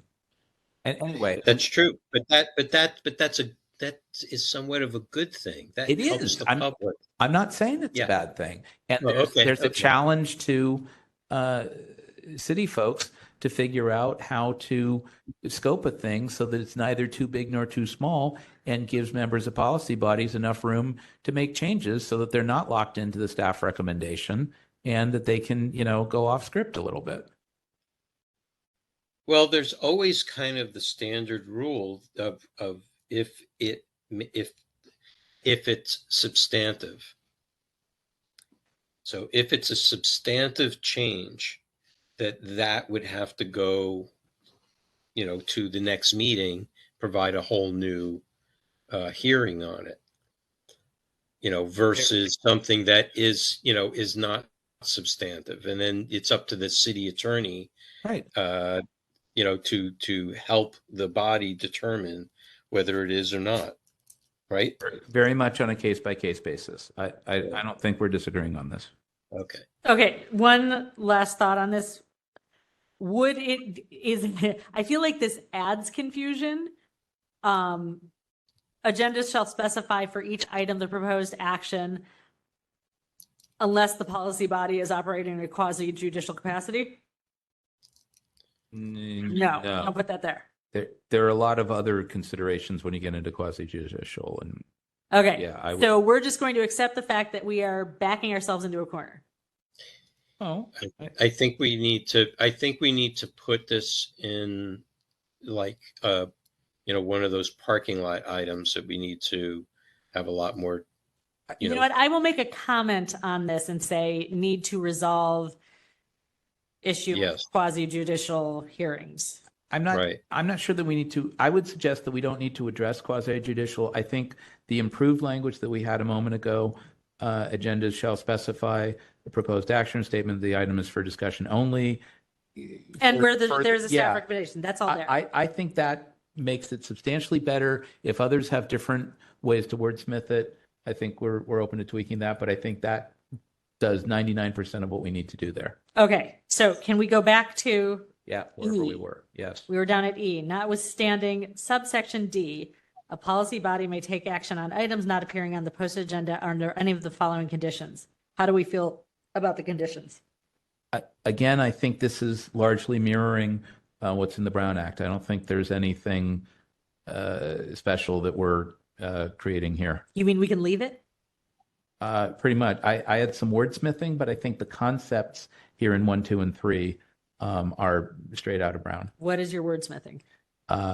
Where it says body, I would add policy. I'm nutty about alphabetizing, so in 2, I would say regular or special rather than special or regular, which is just sort of weird. Hold on. Okay. Where does it say? To a subsequent special or Right, regular. Regular or special meeting? Yeah. Okay. After the big B, I don't think it needs another that because there's a that before the A. Another policy. Policy body and subsection rather than subdivision. And then I think I made, instead of a comma at the end there, I think I made that a semicolon and then added an or. Hold on. Sorry. The comma at the end where? After subdivision, now subsection A. You want a semicolon? Right. Yep. I think it reads better with the 1 semicolon at the end, 2 semicolon or 3 blah, blah, blah, period. Okay. Yep. It's the editor in you. On 3, again, subdivision becomes subsection, meeting of the insert policy for body. And then I like to write out numbers for 5 calendar days, but it could go either way. And that, I believe, is straight out of Brown 54955 on prior posting. And that's incredibly rare, by the way. Okay. That has to do with recessed items and recessed meetings and weird stuff that Victor will remember from budget committee meetings when they run in June. And anyway, it's just, and generally those get reposted anyway. Member Wolf, anything on E 1, 2, or 3? So, no, not. I didn't dive into this too deeply because, as Member Pillball said, it's pretty straight from the Brown Act. But it doesn't mean that we couldn't enhance it if we wanted to. The question is does it need to be? I need to think on this particular subsection. Okay. A little more. The point here on 1, 2, and 3 is that there are very narrow conditions under which a body can just take something up that wasn't on a posted agenda.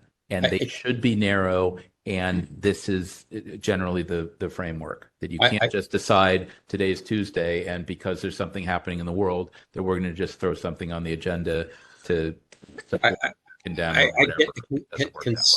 Theoretically and conceptually, I get that. I want to just research a little bit if there is some issues that are currently or had been currently happening that this did not solve. Okay, This that's is fine. not resolved. That's all. I suspect that the city attorney would tell us that we could not create other conditions beyond what's in Brown, that we can clarify, but that we can't really create a new thing that, on alternate Tuesdays that blah, blah, blah, then they can just pull something out of the air. Well, I mean, the ordinance, like if we just like the one quick example is, 6721A, it focuses on custodians being actual people, when the CPRA, it only specifies the agency, doesn't talk about people or custodian, Right, custodian. but this is in a meeting context and not a records context. But I okay, get that. I get it. If you got a good idea, Okay, that's all I'm saying. I need more time on this section. That's all. That's fine. I'm going to make a recommendation for F that we seek explicit guidance from the mayor's office on disability on preferred language. I mean, if either of you have specific thoughts on this, but I have do. concerns. You do. Let's hear do. your specific thoughts. And it's not about what should be provided. Mhm. It is the first 1, 2, 3, 4, 5, 6, 7, 8 words. Okay. Mhm. Each board and commission enumerated in the charter. Mhm. Okay. We have been told that we have to follow certain, various things because the Sunshine Ordinance Task Force, in words alone, has been named in the charter, but we are not enumerated as a board or commission, which is a different status, and I get concerned about that. So if you really want to make us an accessible city, then it would be all meeting bodies or all policy bodies, or whatever the charter says that encompasses all the meeting bodies. Can we just change it to all policy bodies shall ensure? Well, I think we've had questions about what is a policy body. Member Wolf? Yeah. Okay. I would suggest in this area, the easiest fix is probably just each policy body, like in G. The way I've always parsed F is that there's a requirement about agendas and making them accessible in certain ways. So it's agenda accessibility, certain ways to certain people upon request. And then the question is, who does that apply to? And it currently applies to charter boards and commissions. And just as elsewhere in the ordinance, some things apply to charter boards and commissions, some apply to all policy bodies, some only apply to passive meeting bodies.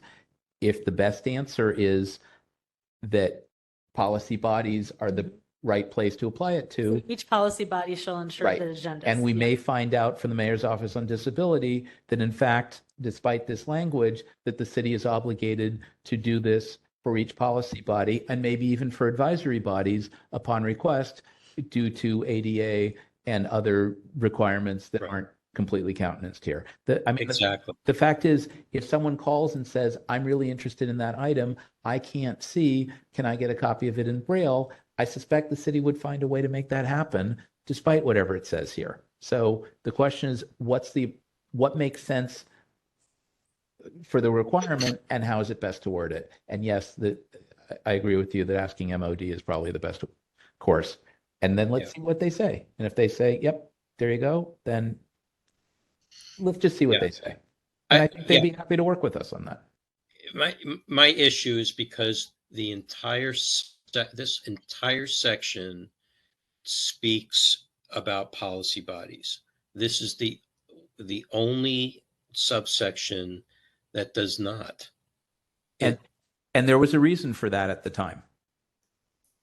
And what was the reason?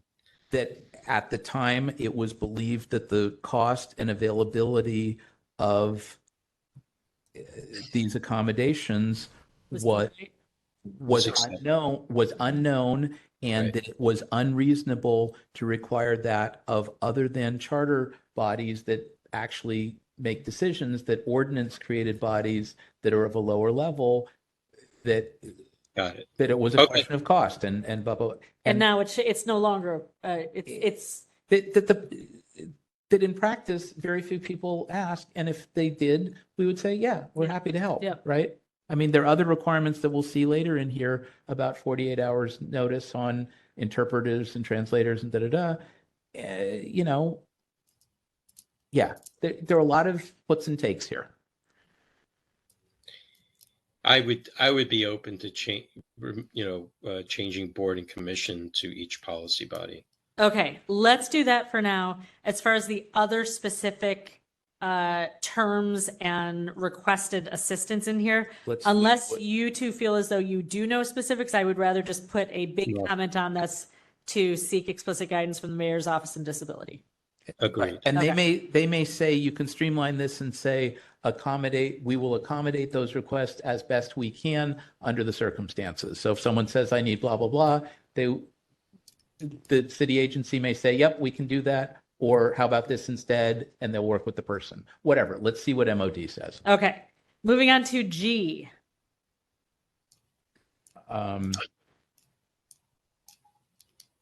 I Other than the formatting's a little weird, but Yes. I don't know if that's, or actually maybe that's just the way I copied it. what I had here is that shall is in here twice. So I wanted to strike the second shall after special meetings. Replace the word notice at the end with statement. Hold on. I'm sorry.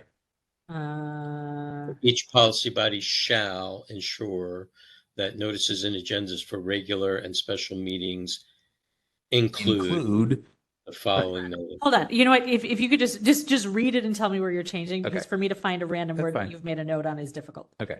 Each policy body shall ensure that notices and agendas for regular and special meetings include the following statement. Yeah. Oh, instead of notice. Yeah. Okay. Right. And strike the second shall. Yep. Got it. And now I realize why I couldn't find it. It's because I was looking at everything below know your rights. Okay. Yeah, got And it. then for the statement itself, I had that slightly reworded starting it's only the second sentence that I reworded. So I had it as elected officials, departments. Let me read it the first time and then, yeah. Elected officials, departments, boards, commissions, and other public bodies of the city and county exist to conduct the people's business. I thought that read better than we don't really have councils in the same way, and other agencies just seems obscure. I was trying to have it be a little more vibrant. Okay. Do you want to read that again? Sure. Okay. Elected officials, departments, boards, commissions, and other public bodies of the city and county.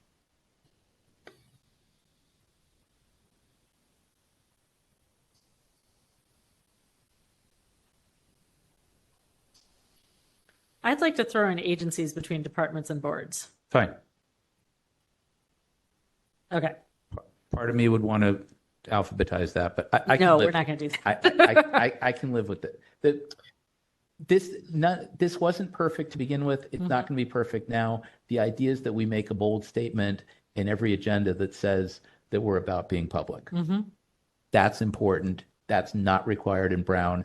That's a local thing. That's a good thing. Yep. That's worth spending, 2 paragraphs in the boilerplate of each agenda.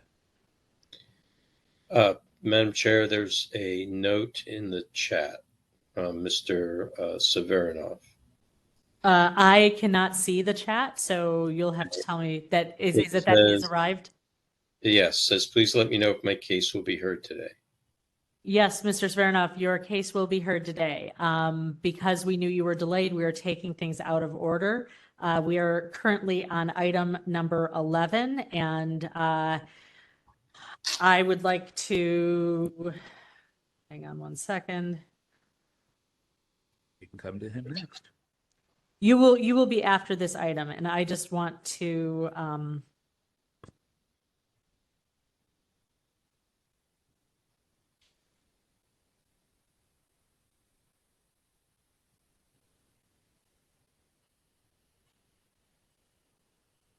I'd like to also do 67.7.1, just because that's a short one.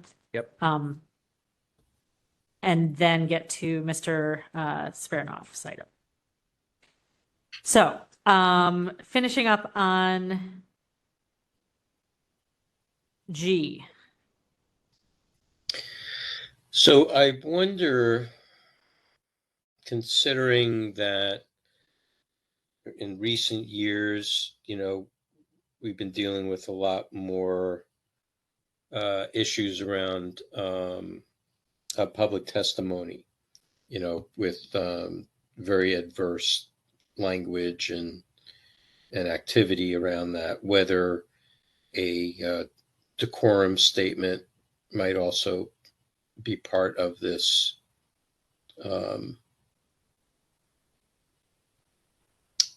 this format.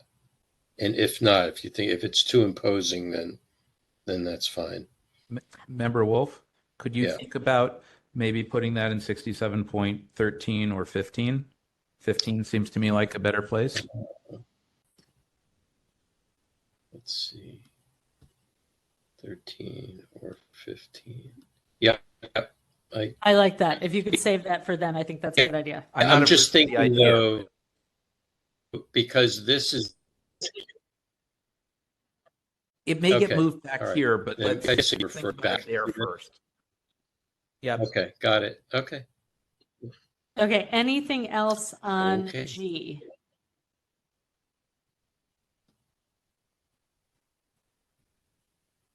I'm not hearing anything. How about H? H, I just have a couple of things. Each agenda of a policy body, I would strike the words covered by this sunshine ordinance. Ugh. And before phone number, I think I would. And can we just do each policy body agenda just for? Throughout, it refers to a policy body, because then they're going to say, well, did you create a new idea of a policy body agenda as opposed to It's just- agenda of a policy? It's I'm telling you. easier. Okay, know. modifiers. Okay. Yeah, it's semantical. There are people out there. Anyway, and phone number, I would change that to telephone number. I think phone is a little too colloquial. I think it will be funny in future Do we years. really need fax numbers? That was relevant at the time, and I'm taking out the Yes. hyphen and email address. feel free. Yeah, I think you're going to need to leave fax Okay. numbers. For the moment. Yeah, Okay. That'll be for the edits in 25 years. Okay. yeah. Are we've gone through 67.7 A through H. Right. May we take public comment on this? I have one more comment on H. We have had some complaints, just in general public testimony, that the area code and phone number of some policy bodies, because of the now electronic high technology around voice over the internet, may not have a local area code. And that, like, when people call in, like for WebEx or other agencies use different platforms than WebEx, that if the call-in numbers are out of state, essentially. So Is that a problem?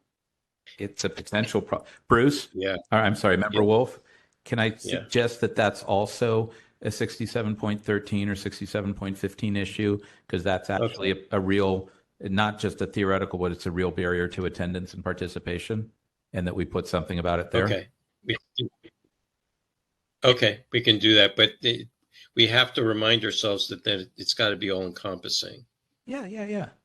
Oh, Okay, because you read these laws in sequence from the top to bottom, right? A lot of people do that. So you say it in at the top, you say area code, but down below, then you say, has to be a local number. Well, then does the previous one have to be a local number? So All I'm saying is It's a that's barrier, the way and we should people think address that way. Okay. Yeah. Okay, we can do that later. Yes. You wanted to get to 67.7-1? I want to take public comment on this first. Okay. I have a thought on that after that would involve moving part of -1 to a new It's fine, I. because this That's fine. This is just for Let's discussion. hear from former Chair Washburn. I'd love that. Okay, so we'd like to take public comments on the discussion we've just had on sections 67.7A through H of the Sunshine Ordinance. We have someone in the room who would like to make public comment. I also want to open this up to anyone on the WebEx platform who would like to make public comment, and anyone who's on the phone. If you're on the WebEx platform, please raise your hand. If you're on the phone, please press *3 to join the queue. We're going to start with our guests in the room. And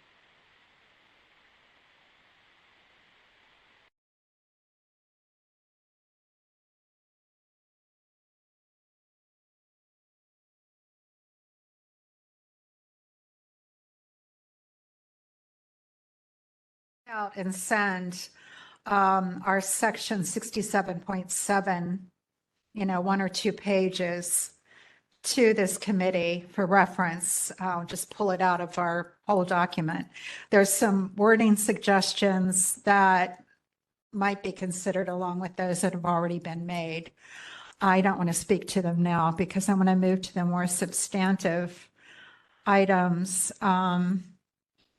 One is in section E, these occasions where items not on the posted agenda are taken up, and one has to do with if 2 meetings are close together and an item on the first meeting was continued to the second meeting, then there should be, in addition to that agenda, a reference that it was taken up at the following meeting. I have the wording here, but it's just a housekeeping thing, but it's important, I think. We have some suggested language for F, but we've added I to this. So we've added another subsection, and this addresses the issue of members of the public submitting statements or comments That's what I have. regarding an item on the meeting agenda. So I have the exact wording, and you'll have that when I send this section to you. But it has guidelines for when they can be posted and included, and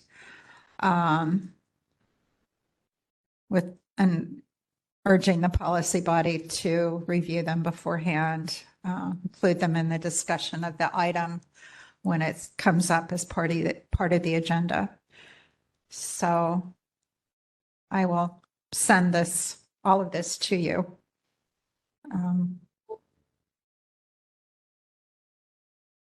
you have 30 more seconds. Oh, okay. Boy, I was trying to be concise, and I guess I was. I've been listening and taking notes on what we've been saying. The idea about Member Pilpel's suggestion about 357, that rubric for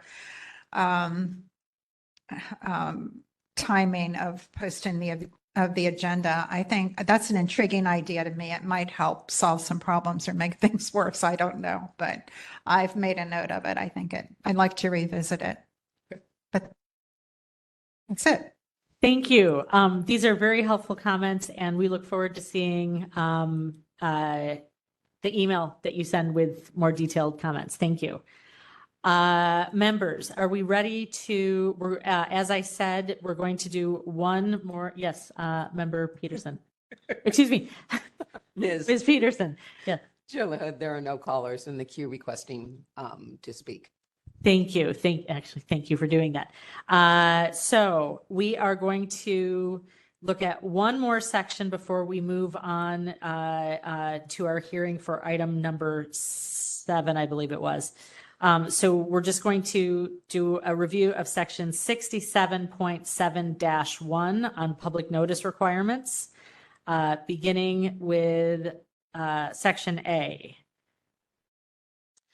So I have a slightly radical thought on this entire section. I recall part of why this came about. It was relevant at the time, or it seemed relevant.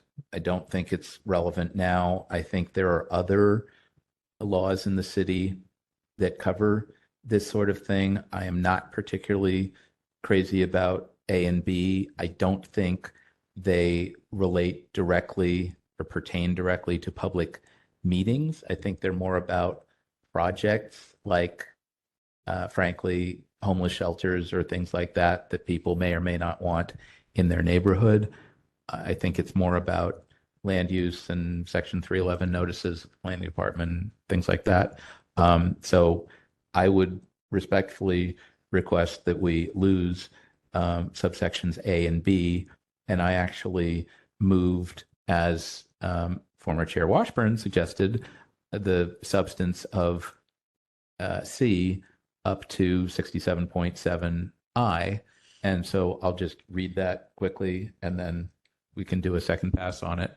So what I had for 67.7I, and I'm certainly open to former Chair Washburn's other thoughts on this, because I think she had some more language that I hadn't fully contemplated, but I'm open to that. Something like each agenda of a meeting of a policy body shall state that persons who are unable to attend the meeting may submit to the policy body, comma, by the time the meeting begins, written comments regarding any item on the agenda, comma, that these comments will be made a part of the official public record, comma, and that the comments will be brought to the attention of the members of the policy body, period. The statement shall include the name and address, area code and telephone number, fax number, and email address of the person to whom such comments should be submitted, period. I'm open to language about a deadline and maybe, as we talked a moment ago, 67.15 about public comment could refer back to this and say that any public comment submitted pursuant to 67.7I shall be referenced in the meeting, shall be included in a correspondence log, shall be something so that they just don't disappear into the thin air. But yes, I feel this is important and shouldn't just be buried in 67.7-1 where it seems obscure, but it should be brought up here to where it should be. So yes, brilliant minds, rock and roll. Okay. Did you want me to reread this? I do want you to reread it, but I would like to get comments from Member Wolf first. Sure. Member Wolf? Okay, so yeah,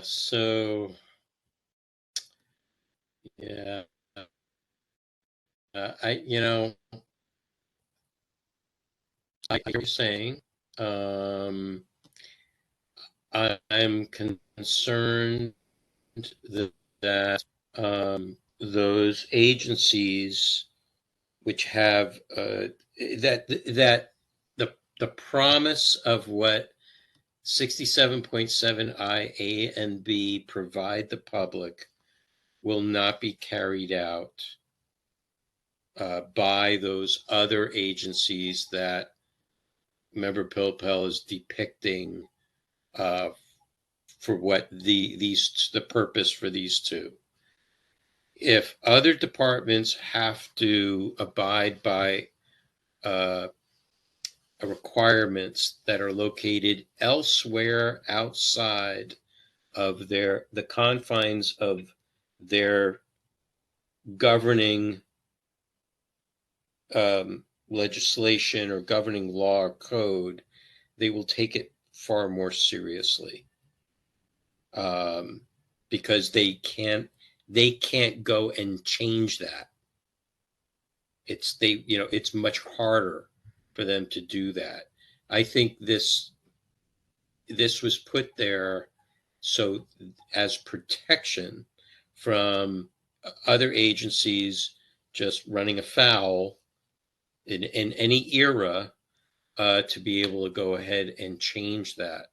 Because I think in the reality is, for the purposes of what A and B are trying to do, those entities or people that are concerned about that would love it if no notice had to be given,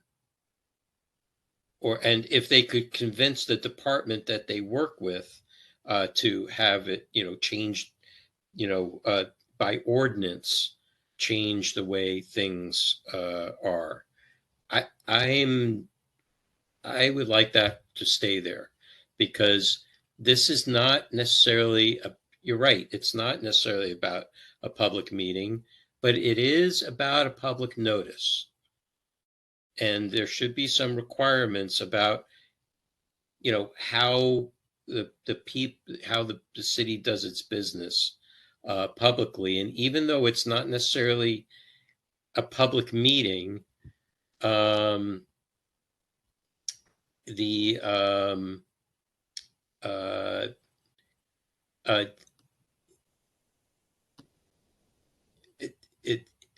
it takes a while to leave it there. I haven't heard of any complaints about it.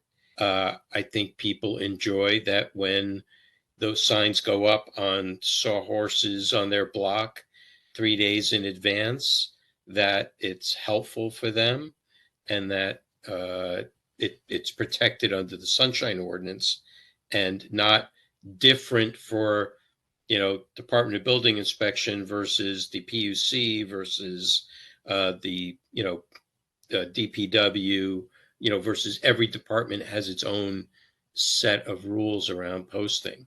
So I say leave that. I say leave it. Member Wolf? For CE, yes. Yes. Member Wolf. So I don't know that we need to resolve this one tonight, but I would just ask you to think some more about A and B and how that plays out. I would suggest that notices of construction and no parking signs and all that aren't really what this is about. This is like putting up a notice at the old McDonald's at 730 Stannion and saying the city is considering nuking the McDonald's and building an affordable housing thing here. You might want to know about that. And by the way, the person to contact is so-and-so. I'm not opposed to that kind of a notice, and I think it should be highly informative and specific and all that. I just don't see that requirement is about public meetings and that this is the place to put it. That's about public notice for public projects. And I don't know what those departments are guided by now. This just seems like an awkward place to put it. And there's some other things that we will find towards the end of the ordinance about advertising agreements and this is and that's and all kinds of things, because people had interesting ideas in the late 90s about problems that were happening in the city. And the general response was, if we're going to amend the ordinance, let's just toss it all in. And so that's why we've got a bunch of kind of odd pieces that are in the ordinance that aren't directly about meetings or records. And I'm not saying that they're not good ideas. Some of them are really good ideas. I just would like this to be that this section, I think, should sort of be about meetings, and the other section should be about records. And then we should have a section about enforcement and that kind of thing. That's all. I get that. But because now it is in the ordinance, we have jurisdiction over it. And if we're going to give it up, I think it's in our best interest and in the public's interest, which we serve, give great weight to, that it have some sort of equal protection, as it does now in the ordinance. I mean, I've had to address this several times in my neighborhood, and I've asked them, like, what is the requirement? And they'll say, well, the Sunshine Ordinance requires us to do this and do that. Oh, wow. Okay. That's very cool.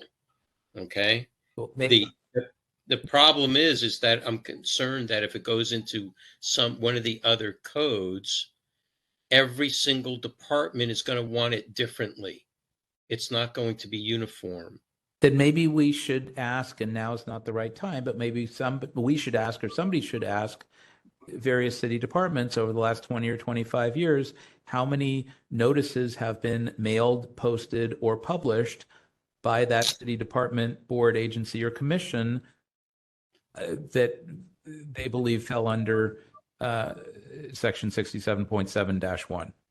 I would love to know. If the answer is we do hundreds of them every week, I'd love to see some examples. And if they say we've never done one, that would be nice to know. And the answer may be that it's greater than 0 and less than 100.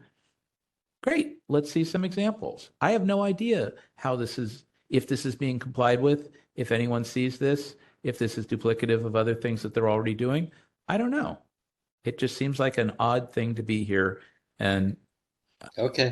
that's I'll all. think I'm about not against the concept. Not. Mhm. Seems like Okay. a weird place for it. And I can tell you another time who inspired this and how that came to be. Whatever. Yeah. And as far as C is concerned,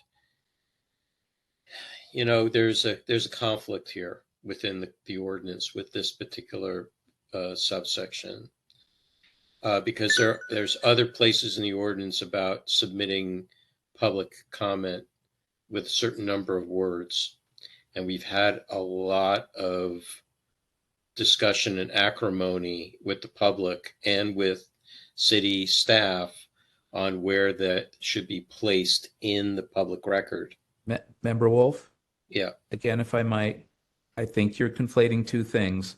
This talks about public comment that's submitted prior to a meeting in writing addressed to the policy body saying, dear MTA board, re item 13A, that's a great idea, I support it, or that's the worst idea in the world, go get stuffed, right? And putting that in writing before a meeting as opposed to providing 125 or 150 whatever word statement to go along with public comment that you give during a meeing. Two different things.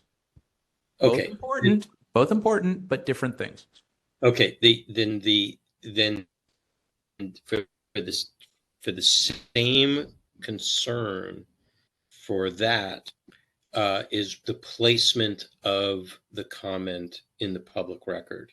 And what is the public record at that point? Is it the minutes, the agenda? Well, is and it that's just a statement in somebody's drawer that's available to the public? Sorry. And Member Wolf, that's why I suggested that when we get to 67.15 or 13, that somewhere there we make reference back to this and say either the minutes shall refer to it or the correspondence log shall refer to it, that it doesn't just, that you don't just send a comment in advance to a policy body and it gets lost, but that it in fact gets captured, gets exposure, gets in the public realm, that it's on the record, that it's included, that it's captured somewhere, that it doesn't get lost. I agree with you. I'm not sure that this is the place for it. I think it's better there because it's part of public comment or testimony that's received. But I agree with you that it shouldn't be lost. Okay. No, I get it. We'll figure out how. We'll figure out the best way how, but yes, that should happen.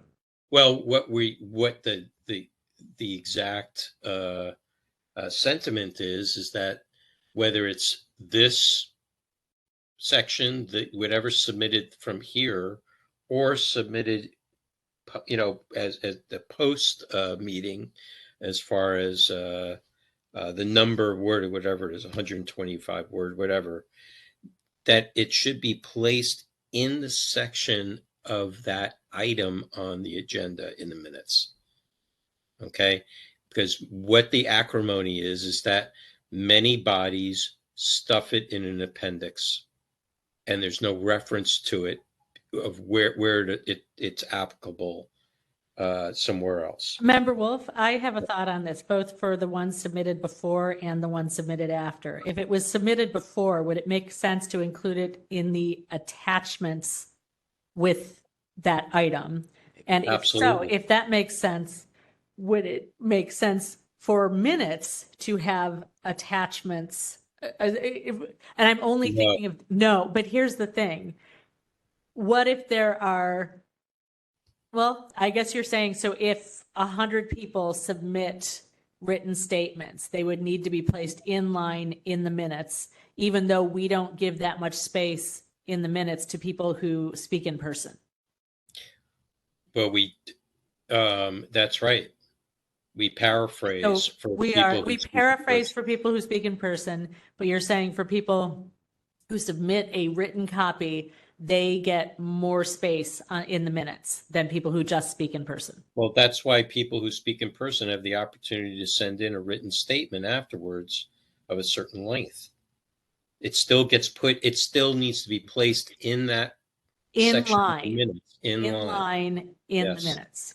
In the minutes of that item that it refers to, so that anybody, any ordinary person reading the minutes can get the gist of what happened at that meeting, including the public comment that was made at that time. And you have to look at this also from a disability perspective, because people who use assistive technology, the technology will just read whatever's on the page. It can't discern whether something that is put in appendix applies to something before. It is a huge mental chore to be able to keep track like that if you can't see something on the page. Yeah, the irony is I feel like we're deprecating the value of public comments made in person. Well, But they're recorded now. well, So you have that as a record. so that we get out of here tonight, let me just suggest that this cuts in different ways, and it's very easy to have 4-page minutes of a meeting that lasts 20 minutes or 4-page minutes for a meeting that lasts for hours. It's also extremely possible, whether it's this scheme or some other scheme, to say, well, we got 2,759 form letters, and because the ordinance requires it, we're going to attach each of those letters, perhaps redacted, perhaps not, I don't know, to the minutes. And so for a meeting, it may have a huge pile of minutes that 4 pages of which captures what actually happened during the meeting, and 3,700 pages includes a form letter of whatever. I think a middle ground might be to include in the minutes where a form letter was received or other documents were received pursuant to 67.7I, that the minutes shall so indicate, the total number of comments received in advance of the meeting, in addition to the summary of comments made during the meeting. So you can say, in advance of the meeting, the Board or Commission received 3,700 unique emails or petitions or form letters or whatever, period. And if someone wants it, they can sunshine it, but otherwise the minutes do record that there was that amount of public comment received. And But may not, because at least there's something. There's a kernel of something there because otherwise you can literally hire an army of people just to do minutes for each of these meetings. And I think you're aware that whether it's the MTA board or the Board of Supers or the Planning Commission, that they get massive amounts of stuff, some of which is on point and useful, and much of which is just form letters.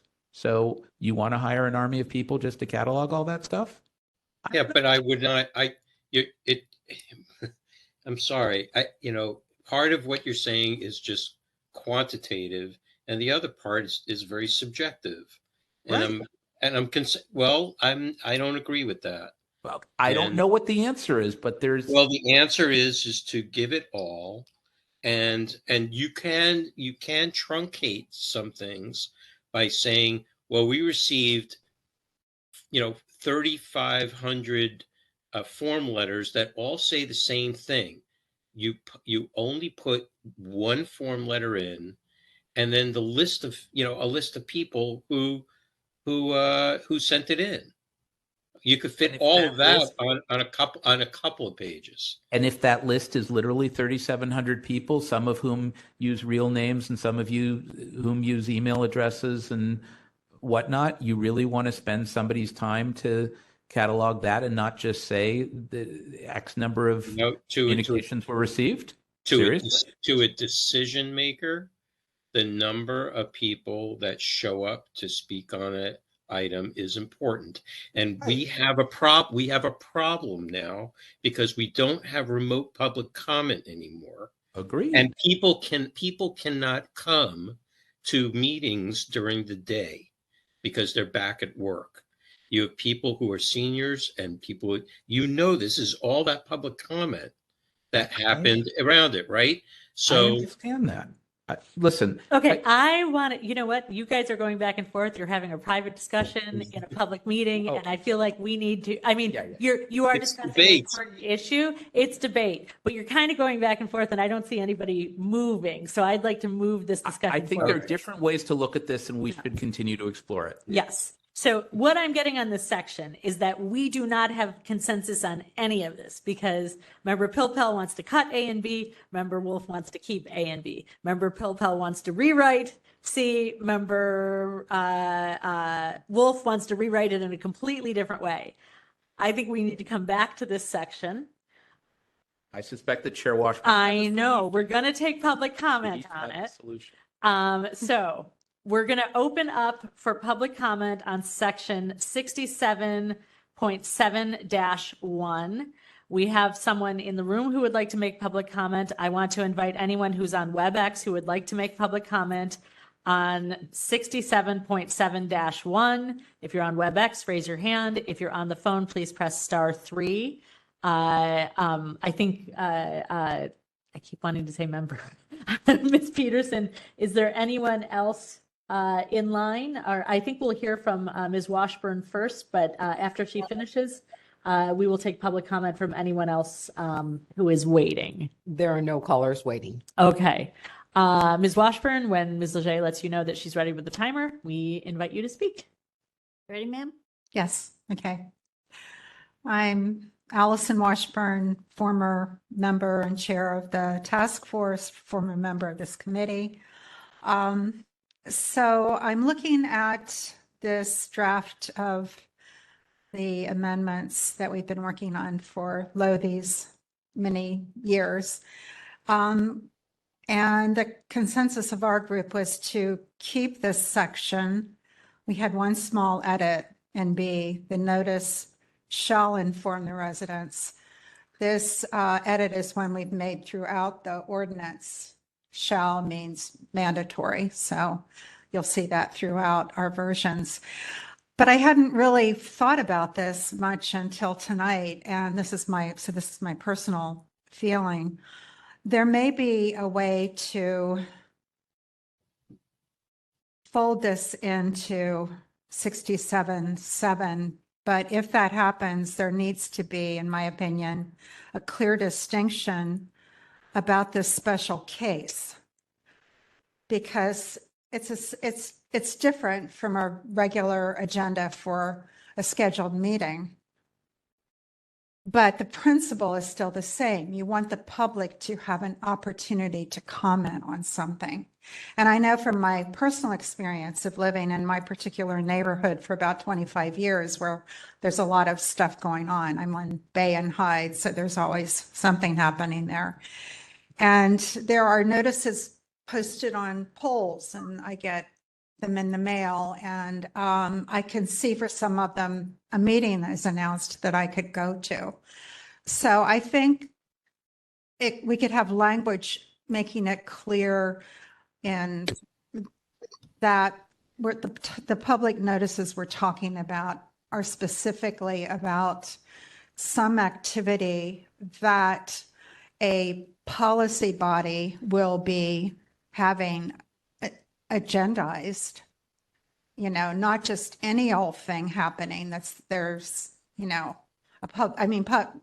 other public notices could have information for members of the public, but there's a special case. Well, there will be a meeting that you could go to, but maybe you can't go to it, but you want to participate by submitting your comments. And then the way we've, the language in there is it talks about submitting comments before the meeting and then even submitting comments afterwards, 10 up to 10 days afterwards. They're treated somewhat differently. Specifically, the decisions would not be affected by them necessarily unless the item was continued or whatever. So I'll send that little section. It's just the one word, but I think we could work something out. There's some thinking here. Yeah, no, this is good. Thank you. We appreciate your comments and we appreciate you being here. And I kind of love that they brought up something that made you think about it in a new way too, because it just shows that there's a lot to consider, here. Absolutely. Now I'm going to go watch the recording of the Warriors game. Thank you, Ms. Washburn. Ms. Peterson, is there anyone else who in the past few minutes has asked to make public comment on this item? There are not.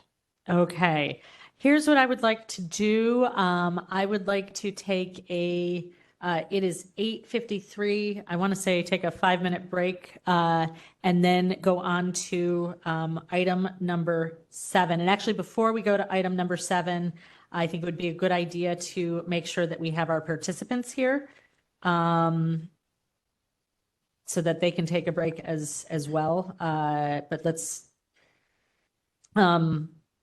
Sorry, now I have to find my agenda again. It's just Marinov and the police department this week. Thank you. I know Mr. Svernoff sent a note on WebEx. Mr. Svernoff, can you verify that you are still here? Mr. Svernoff is not in the queue. Okay. He was in the queue and he has left. Okay. We did tell him that we would, sorry? Do we want to check with the police department too to let them know? Yes, let's check with the police department. Is there someone from the police department here for item number 7? And was it communicated to Mr. Svernoff? I assume that since he wrote us a message that he was listening to the audio and heard us say that we would be taking his item next, did anyone respond to him with a text message? I didn't see anything. Okay. Pardon me, through the chair. Yes. This is Stephanie Cabrera. I am seeing Sergey Servanov on the line. They are just muted. Thank you. Thank you very much. Could you unmute him so we can verify that he is there? Yes, I'm attempting to, and I'm not able to. Patricia, can you try? I'm sorry. Ms. Peterson, may you please try unmuting the participants? One moment, please. I'm not certain if I'm listed as a co-host. You are. Okay. I didn't realize how popular we are. Do we have the entire clerk's office? Never mind. Great to have all the support we have here. Thank you.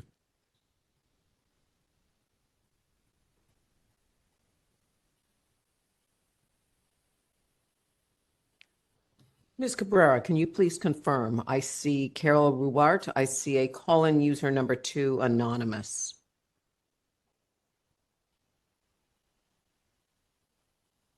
Timing that I have is 8:16, joining the meeting 8:30, possibly 8:29, leaving the meeting. Can you confirm, please? I am now confirming, yes, Sergey has dropped off. I have Carol Ruwart and caller user 2, anonymous. Thank you. Could we find out who those 2 people are and what they are here for? Yes, one moment, please. Thank you.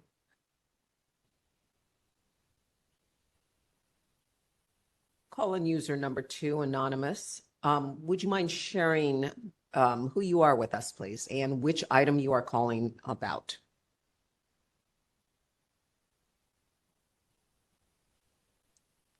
Call-in user number 2, are you still with us?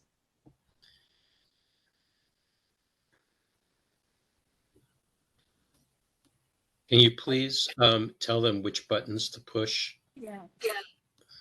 Please press *3 to unmute yourself. or to raise your hand, and then you'll be unmuted, I believe.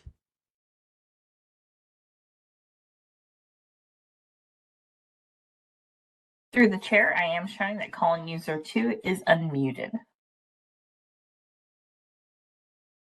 Calling user number 2, can you tell us what item you are here for?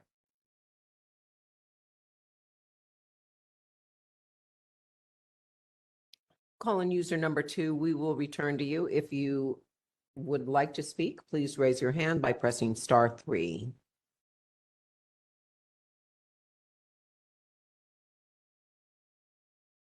Carol Ruart, you are unmuted. Are you still with us, and would you like to speak? And on which matter, please? I'm still with us. I would not like to speak. I'm not here for any particular matter. Thank you. Join me.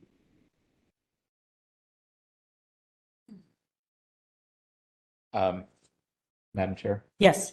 And I assume we still don't have Michael Turon or the Assessor Recorder's Office. Since it looks like those The were the assessor recorder is here. Derek Nin has I'm been still here here. the whole hearing. Okay. Yeah. You're still alive? Still here. Oh, Yep, still here. Thank you for sticking with us. We appreciate it. all right. Of course. Okay. You know what I would like to do? I wanted to take a 5-minute break because there's, should we take a 5-minute break now? See if Mr. Zvernoff is here when we come back. If he is not, I'd like to take, go over the minutes that we moved around. We would come back to items number 4 and 5. Yeah. And then hopefully Mr. Zvernoff will return because I know he wanted to have this hearing. Right. That's either a go or a no-go. I think we still have 4, 5, 7, 8, 12, and 13. Correct. I think if we take a 5-minute break, unless these two appear, I think we're going to be done very shortly. I don't think that's going to take a whole lot of time. Yeah, I So, don't think so either. So, I'm happy to take a brief break. Whatever. okay, if we could take a 5-minute break, let's come back at 9:05. And if we could just keep an eye out for people joining the call. I wonder if Mr. Smirnoff inadvertently dropped off and maybe doesn't know that he's not on the call. 9:05. Yes. But we also don't have the police department. Oh, we also don't have the police department. I think we're going to wrap up pretty quick. Okay. Although if Mr. Zvernoff is here, I would like to communicate with him and give him a chance to talk in case he has any updates for us. Ms. Lachey, could you turn off the microphones while we have our break? Thank you.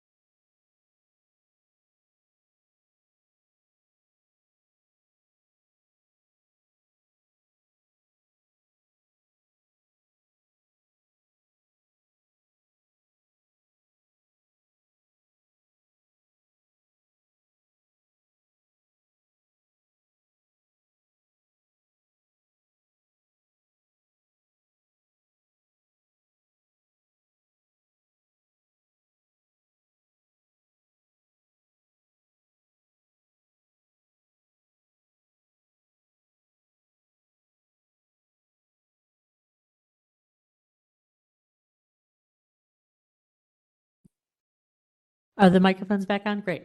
Ms. Leger, since we took a break, if you could please call the roll again to make sure that, or to note who has returned. Member Wolf, Present. Member Wolf present, Member Pilpel, Right here.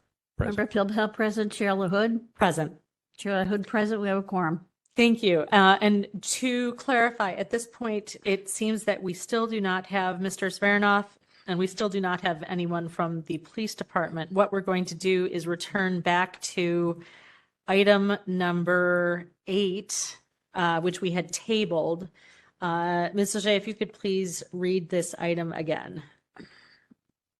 Hang on a second.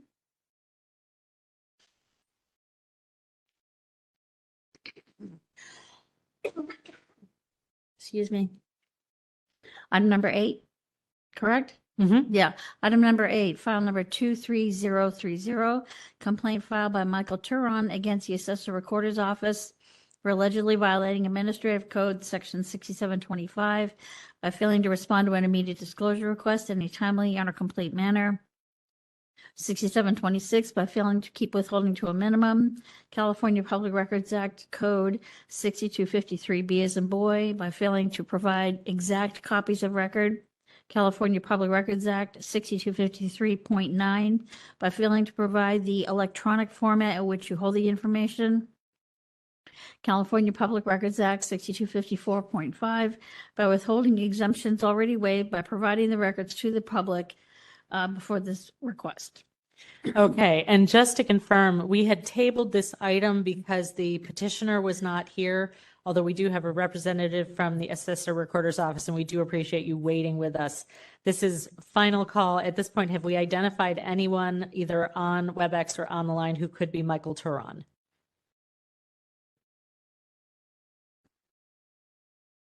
We have no one who has joined the phone queue. Okay. Ms. Leger, as we previously discussed, it seems from communication that we've gotten that Mr. Turon, yes, Ms. May Peterson. I interrupt, please? Yes. Call-in user number 2, anonymous. You raised your hand for a moment. Do you want to speak? Please raise your hand again. If you are in the app, click the raise your hand button. One moment, please.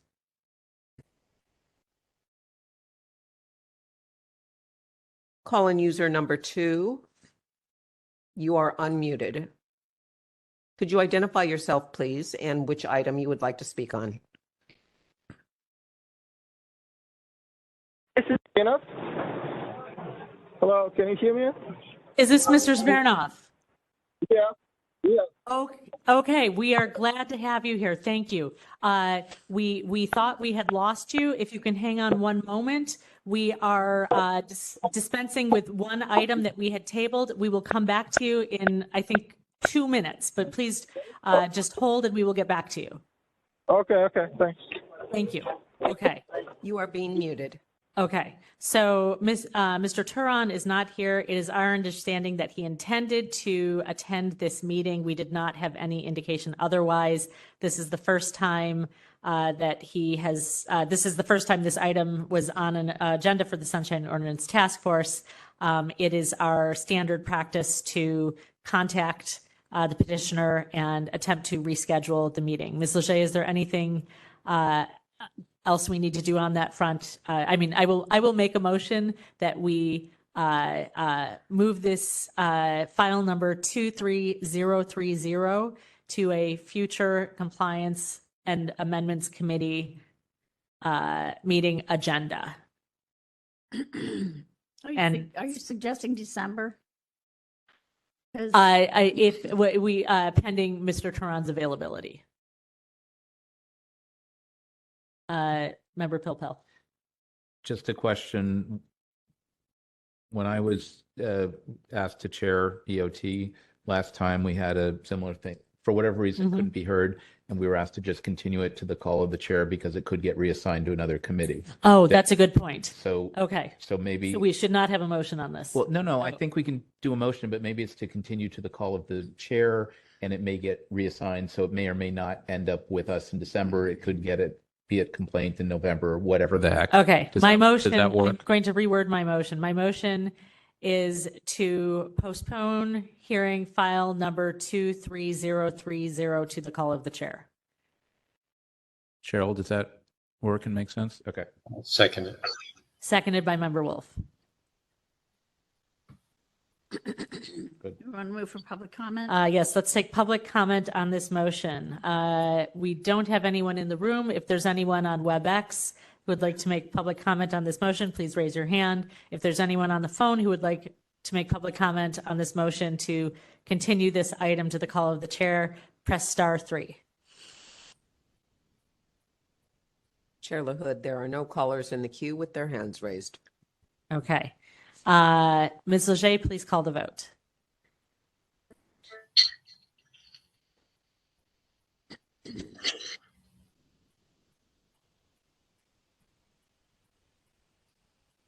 Chair LaHood?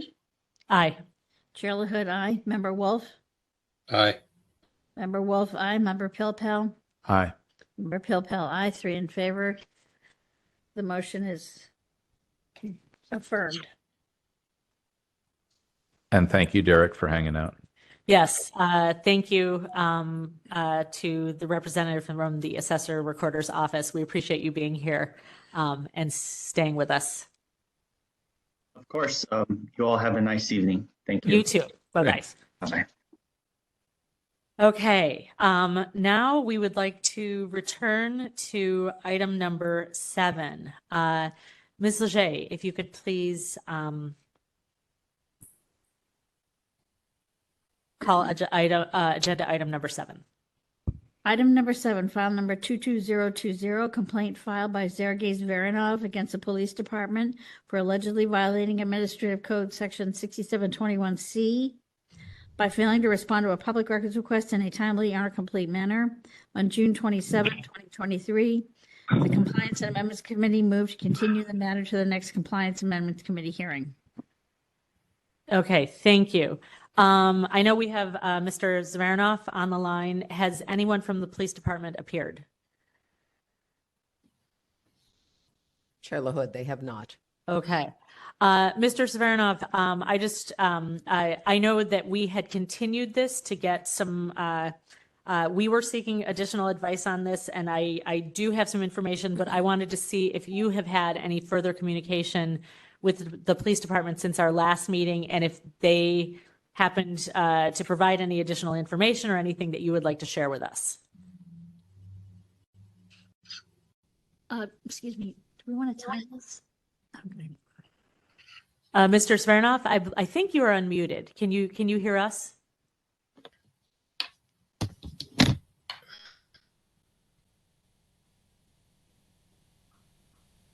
Can we make sure that Mr. Zveranov's line is unmuted? Hi. Yes. Can you hear me? Yes, now I can hear you. Were you able to hear my question? Yes, I was. Yes. Okay. Yeah, I was able to. Yes. So I have provided some additional input into the. So can I speak, and how many minutes do I have? You know what? We'll give you 5 minutes, Ms. Leger, if you want to set the time. That's more than enough.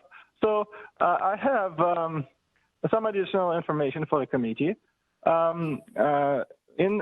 Between July 14th and July 18th, I received 27 emails from SFPD department and from SFPD, and it all appeared. And these are the emails that are included in the package on pages 121 to 147, from 121 to 147. And it appeared from those emails that they were automatically generated confirmations of requests for incident reports. Okay, I did not make any of those requests. They have a separate procedure for making this request for incident reports. I didn't make those requests, so it appears to me that somebody on my behalf, or in my name rather, not on my behalf, did it.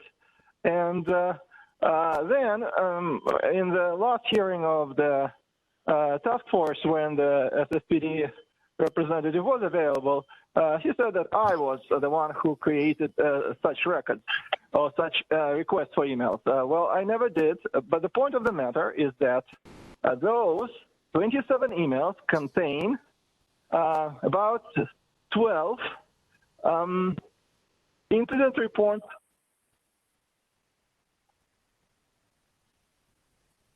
Oh, Mr. Smirnoff, Hello? you cut out again. Hello, can you hear us? The last thing I heard was they contain 12 incident reports. Could you continue from there? Okay. Yes, they contain 12 numbers of incident reports. Mm-hmm. So the only conclusion that I can make that these are responsive records, which has never been that has never been disclosed to me.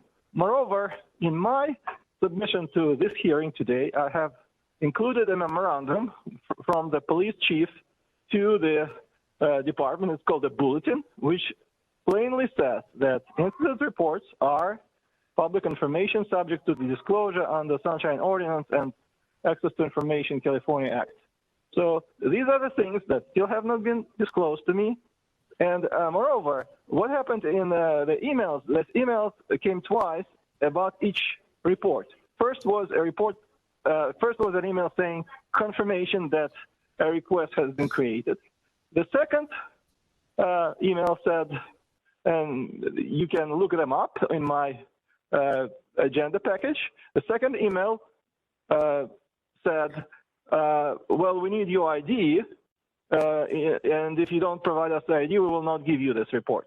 So I didn't provide the ID because this is something that's not, that's illegal request under Sunshine Ordinance Act, and I never got those incident reports. So these are the things that are still outstanding. Apart from the fact that in the last meeting, the SFPD representative to me said that he never did an email search, and he only asked, called the North Police Station and said, do you have anything? And they said no. So there was no formal search for records done, and it never has been done, and that still has to be done. So that's it.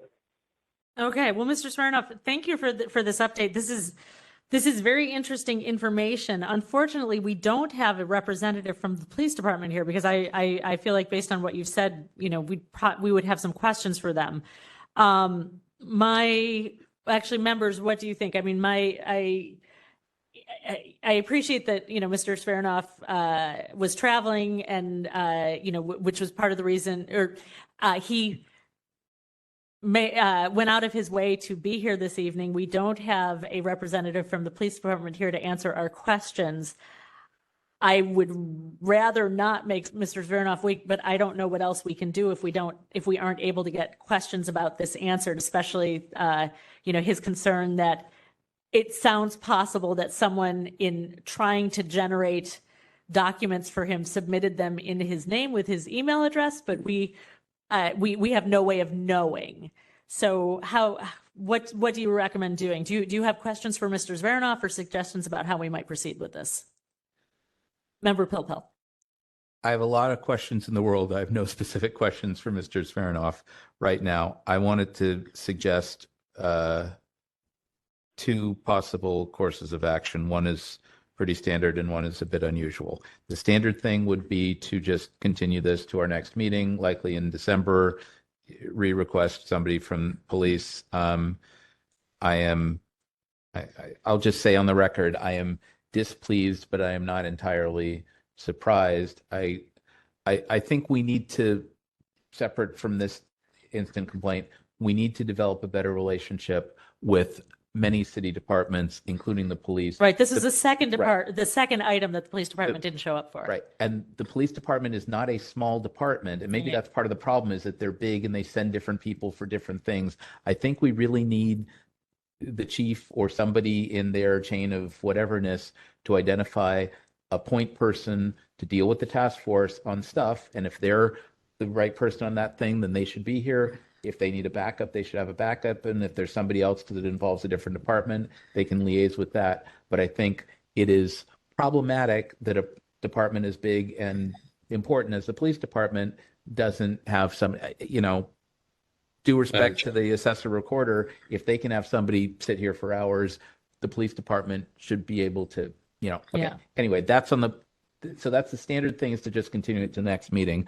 The non-standard thing is to ask some combination of our team, since apparently now we've got 4 people supporting us, maybe Ms. Leger, maybe Ms. Peterson, maybe Ms. Cabrera, maybe Victor in his spare time, which doesn't really exist, could facilitate a conversation between Mr. Smirnoff and somebody from the police department, and maybe they can sort out who made this request in July that appears to be on behalf of, and why is he being asked to produce ID and can we just get him the stuff? We just want some questions answered. Or just get him the stuff. I don't even need the answers to the questions. If he can just get his stuff and be happy, then maybe that's the end of it. And if they can resolve that before the next meeting, then there's no need to have that meeting. If they don't resolve it, yes, maybe I think have this Member Wolf is trying to jump in and say something. Member Those are Wolf. my thoughts. Yeah. So, one thing is there was a huge change in the executive branch with regards to dealing with the Sunshine Task Force, and that was the creation of all the public information officers being more or less the gatekeepers, right? So Lieutenant Toomey, I believe, is that point person. He's the one that's been showing up most often. Okay, now whether he's a representative that actually has the information or not, that's a different story. But he's the one that's been representing, and this is the firewall or the gatekeepers that the executive branch has set up. So requesting the chief or anybody else to show has been fruitless for us in the recent past. I'll stop there. I don't care who. I just want to see somebody or hear somebody, right? That's all. Yes, I mean, we have had other representatives from the police department, and I am, her name is escaping. Sergeant Winters. Sergeant Winters, thank you. Who She's in media relations. and that's why the Cicero case was different. Okay. Yes. Okay. And So really, we are Mr. looking. Toomey, we had Ms. Brasidia Walton. Yes. So, and Lobsinger, he's another one who. Right. Again, I don't But I care think who. right now, Just come. Yes, Somebody Ms. with a Leger, go pulse ahead. and- right now, my point person for the task force is Bill Toomey. Okay. Okay. So we need to find out what happened here. Yeah.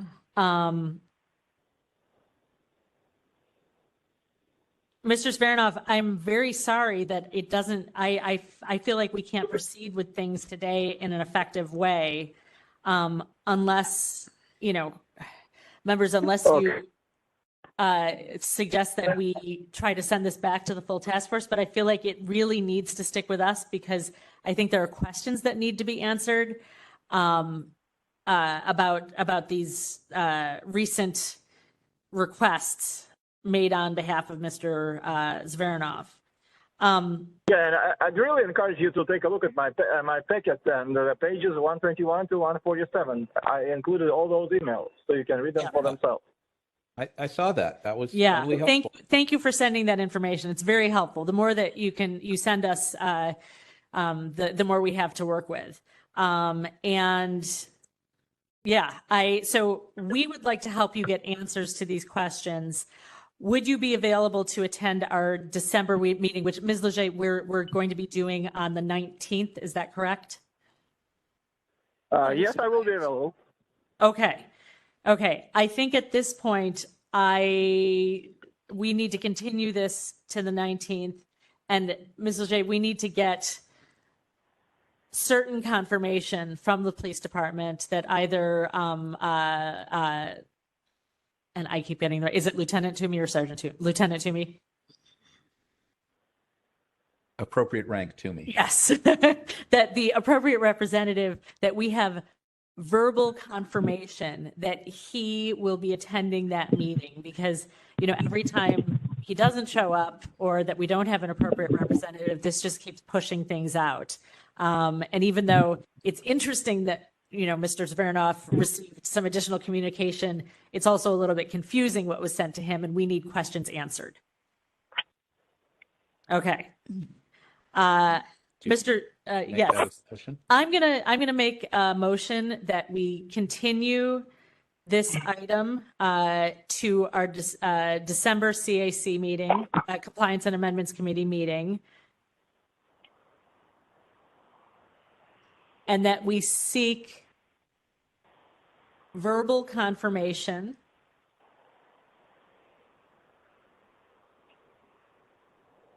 from the appropriate police department representative that they will be in attendance at that meeting.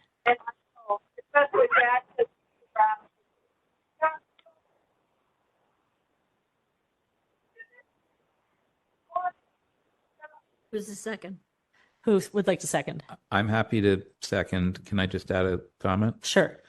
I'm happy to hear that in December, and I think that that's either a long conversation in what was this and what happened and blah, blah, blah, or it can be a short conversation if Mr. Svernoff and the police department, facilitated by whoever, can discuss between now and then and sort it out and make Mr. Svernoff happy. If he's happy, then it's, hey, I got the stuff and I'm happy and we're all done.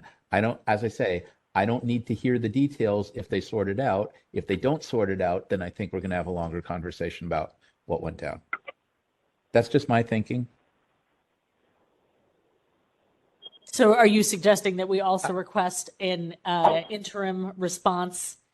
If there's a way to have a facilitated conversation that solves it, fine. If they can't have a meeting of the minds, that's okay too. But I'm saying if somebody can try to facilitate a conversation, because there's already been a violation found, and this is just follow-up, right? Confounds it.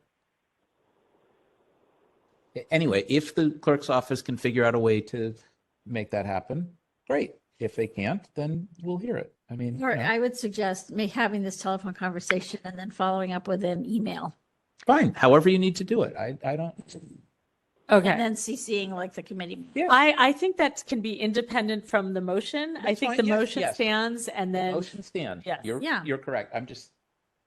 It's just an alternate way along with the motion, not in conflict. Okay.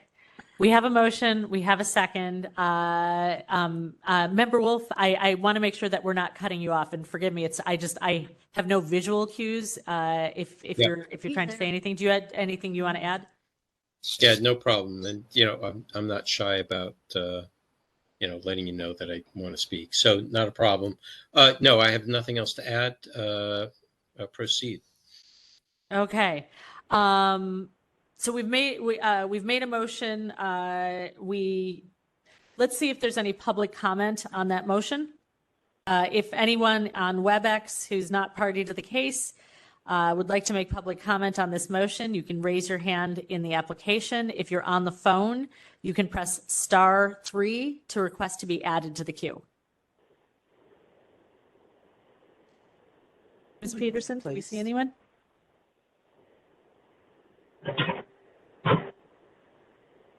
One moment, please. Okay, thank you. I see no callers in the queue. Okay, we see no callers in the queue. Ms. Leger, if you could please call the vote.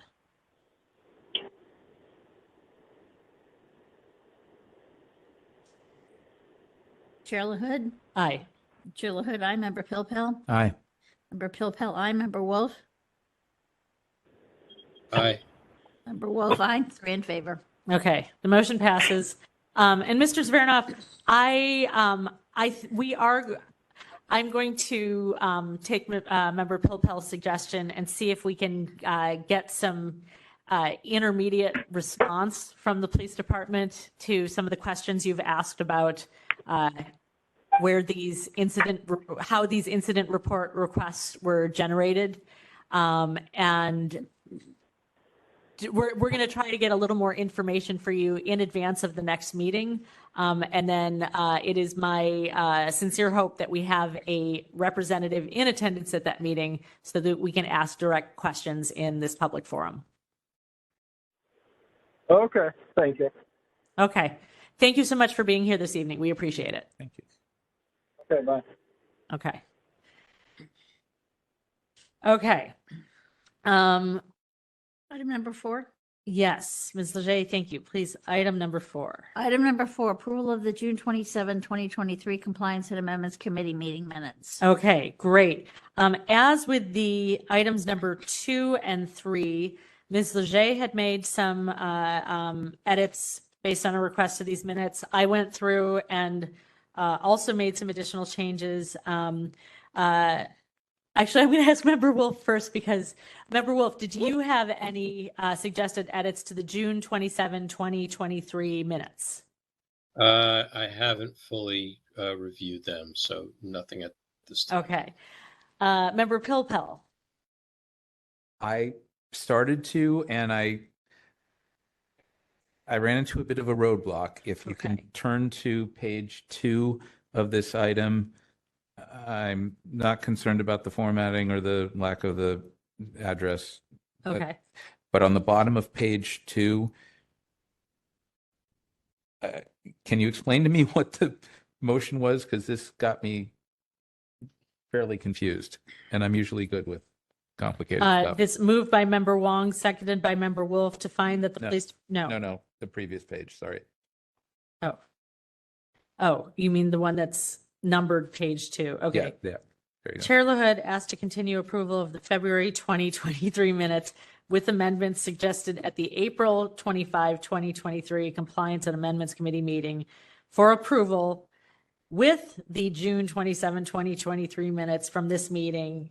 Oh my gosh, something's wrong here. Okay. That all may be true. It gave me a bit of a headache, and there's probably a different way to express that. And I couldn't figure out how to do that. So for that and whatever other reasons, and I can explain in a moment on item 5, and it's late, I would be very happy to continue. Okay. No. We just need a comma. I'll tell you, this is going to fix it. All right. Okay. Continue approval of the February 2023 minutes with amendments suggested at the April 25, 2023 Compliance and Amendments Committee meeting for approval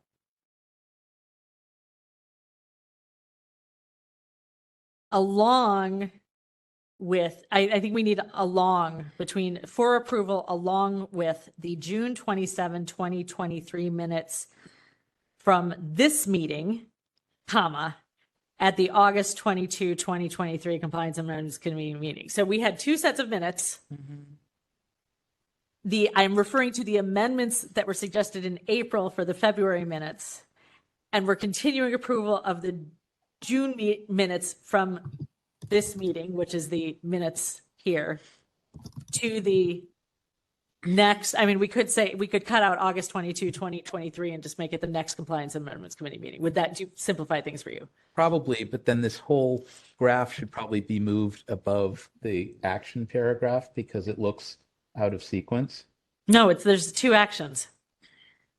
No, I think not. I think that was just, you asked to continue it, and then there was an action to move to continue it because you laid out a plan. You know what it was? I think we had I think the first action should not be there. Okay. Because So what was I commenting on? Yeah. This is why. No, it should be moved up. You're right. It should be. I'm not sure we can reconcile this tonight. Oh my God. I think we have to listen to the audio on this one. I did listen to I the think what oh, you did? Okay. Yeah. Were there two motions? Or 2 actions? There might have been 2 actions, but I think we only voted once. I don't really care. I think we should get it right, and I don't think we need to do this right now. And I'm pretty sure that there's a headache for many people involved. I would suggest that we put this off and take this up next time. I'm fine with that. That's going to be more of a headache for me. I'm tired of having multiple minutes on the agenda because I agree with that, but Okay, then let's try to figure it out. No. I mean, unless you want to wait for me to listen to the audio. I think I would actually go back and listen to the audio in order to understand this. That's the only red. I'm sure I had some other stuff in here too. For all of those reasons, I think it is best to get caught up and stay caught up with the minutes. But in this case, I just moved to continue this to the next meeting. Okay, that's fine.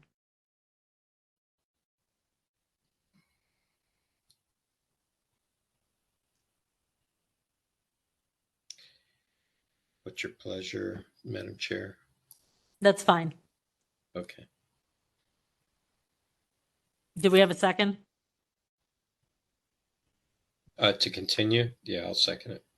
Okay, but let's be specific about this because part of the problem with these cycling minutes not getting approved is we don't actually know what we're referring to anymore. So Member Pilpel, could you be specific could you make a specific motion? Yes, I move to continue approval of the June 27, 2023 Compliance and Amendments Committee minutes to the next meeting of this committee. Okay. Member Wolf, do you second? I second. And I'll even raise you by saying if I have written edits, I will attempt to get them to Cheryl in advance so they can be incorporated in the next agenda packet. That would be even better. And somebody's going to listen to the tape or whatever. And never mind. All right. The motion is Bruce clear. seconded. Yep. Do we have public comment on this motion? We have no one in the room. Is there anyone on WebEx or on the phone who would like to make public comment on this motion? If you're on the phone and need to join the queue, press *3. If you're on the WebEx app, just raise your hand on the app. We have no one on the phone. Okay. Okay, let's take a vote. Thank you. Ms. Lachey, please call the vote.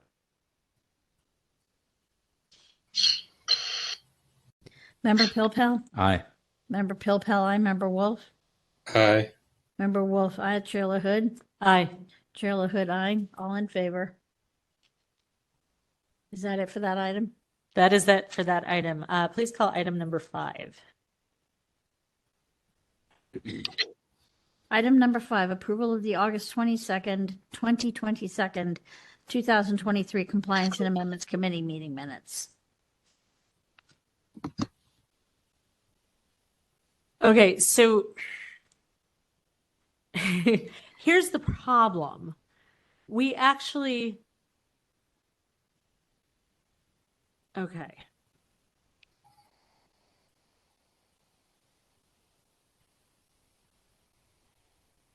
So we had approved the June minutes with the suggested changes, but then I asked for them to be added to the agenda so that we could see the suggested changes. So we've essentially said we have pulled back approval of the June minutes.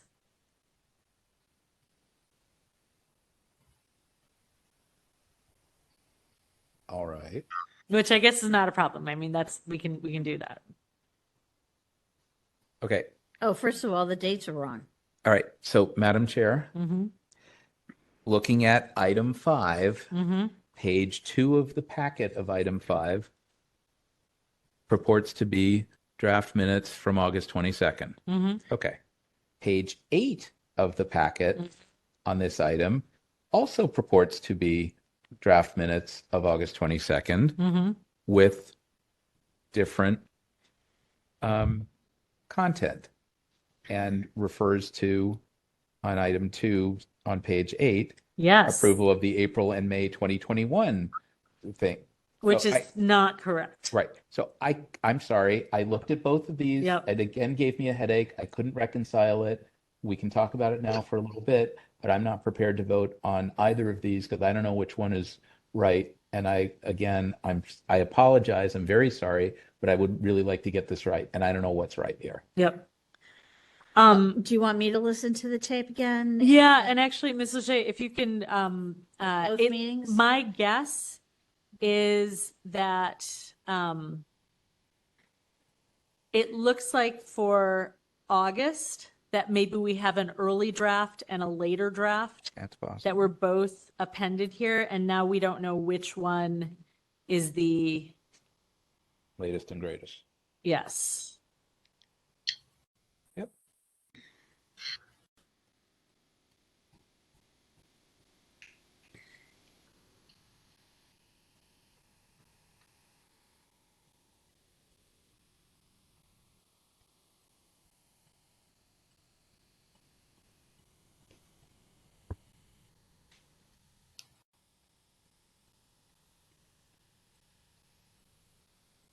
Well, I see a typo on item 2 on this August minutes. It should be June 28, 2023, not 2021. That's a Right. typo. And the question is, though, is that one, which starts on page 8, because if you see on page 2, the date is correct. So it looks, Wait a minute. there are 2 sets of August minutes here. And fundamentally, in item seconds. 1, Yes. one instance, Member Yankee or Chair Yankee appointed himself to be present in place of Member Wong, and in the other one, it's in place of Member Wolf. So No, I think that's why I think the top one is the more up-to-date one. So the I don't even one, know what you're looking at. so we're looking at from the agenda. If you click through on item number 5, it's the attachment is 12 pages. And on page 2, we have what I believe to be the updated minutes. Starting on page 8, there's a different version of the minutes.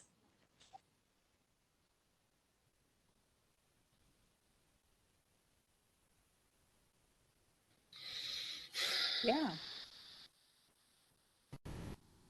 And actually, Member Pilpel, I think the double action that is referred to in,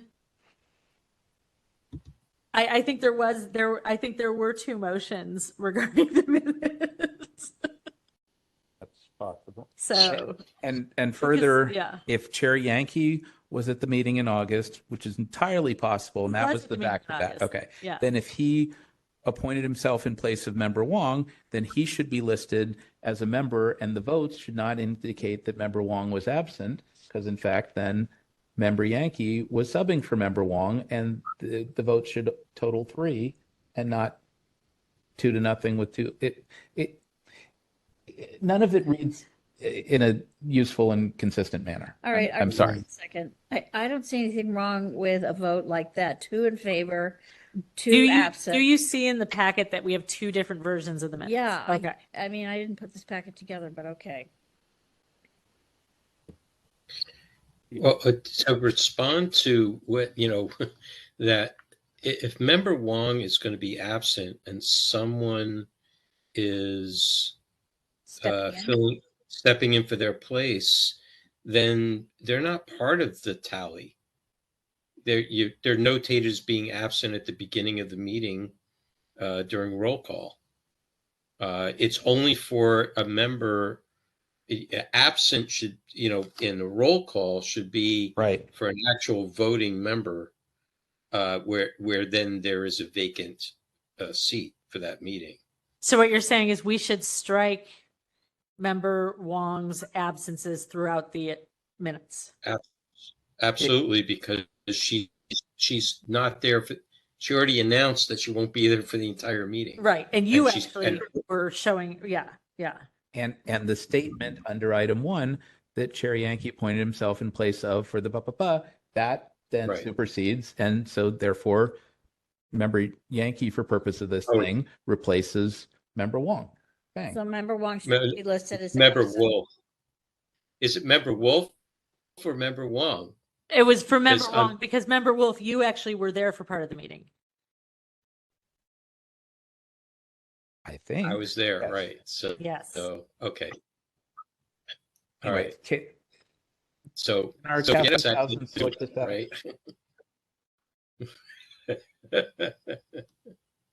I'm sorry. I don't mean to be cavalier, but And actually, you know what? sorts- Now that I'm looking at this, we do. Okay, hold on. You know what? We don't have Member Wong listed. Is absent. for some items, yes, but No, not for some, but not for all. Right. So Member Wong appears as absent on items Right. 2. It needs a redraft. Yeah. Period. I just. Okay. Okay, so once again, I move to continue this to the next meeting with the one version, the latest and greatest, whatever it is at that time.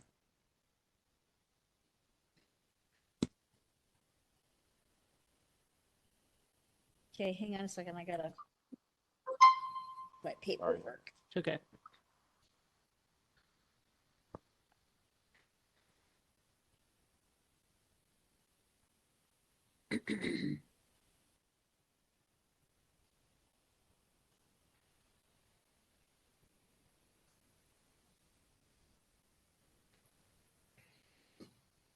Member Wolf, do you want a second for me on this?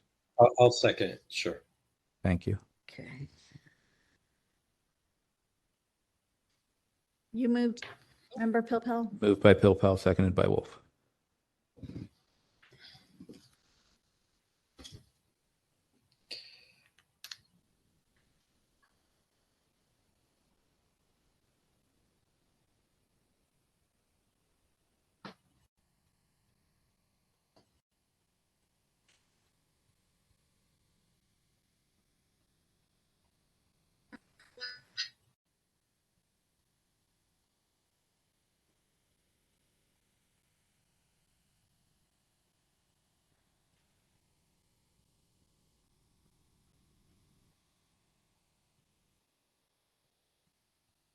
Do we want to go for public comment?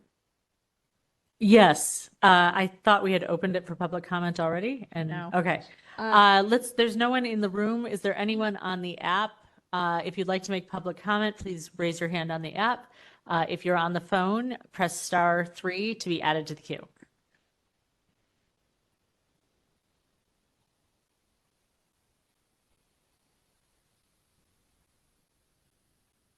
Mr. Young, is there anybody in the queue to make public comment?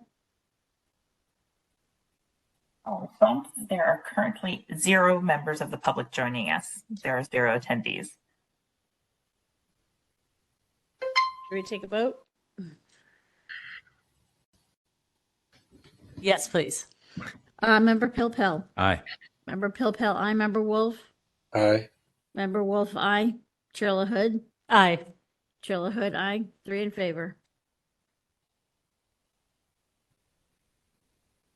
Thank you. Do we want to go to item 12 now? Let's go to item 12.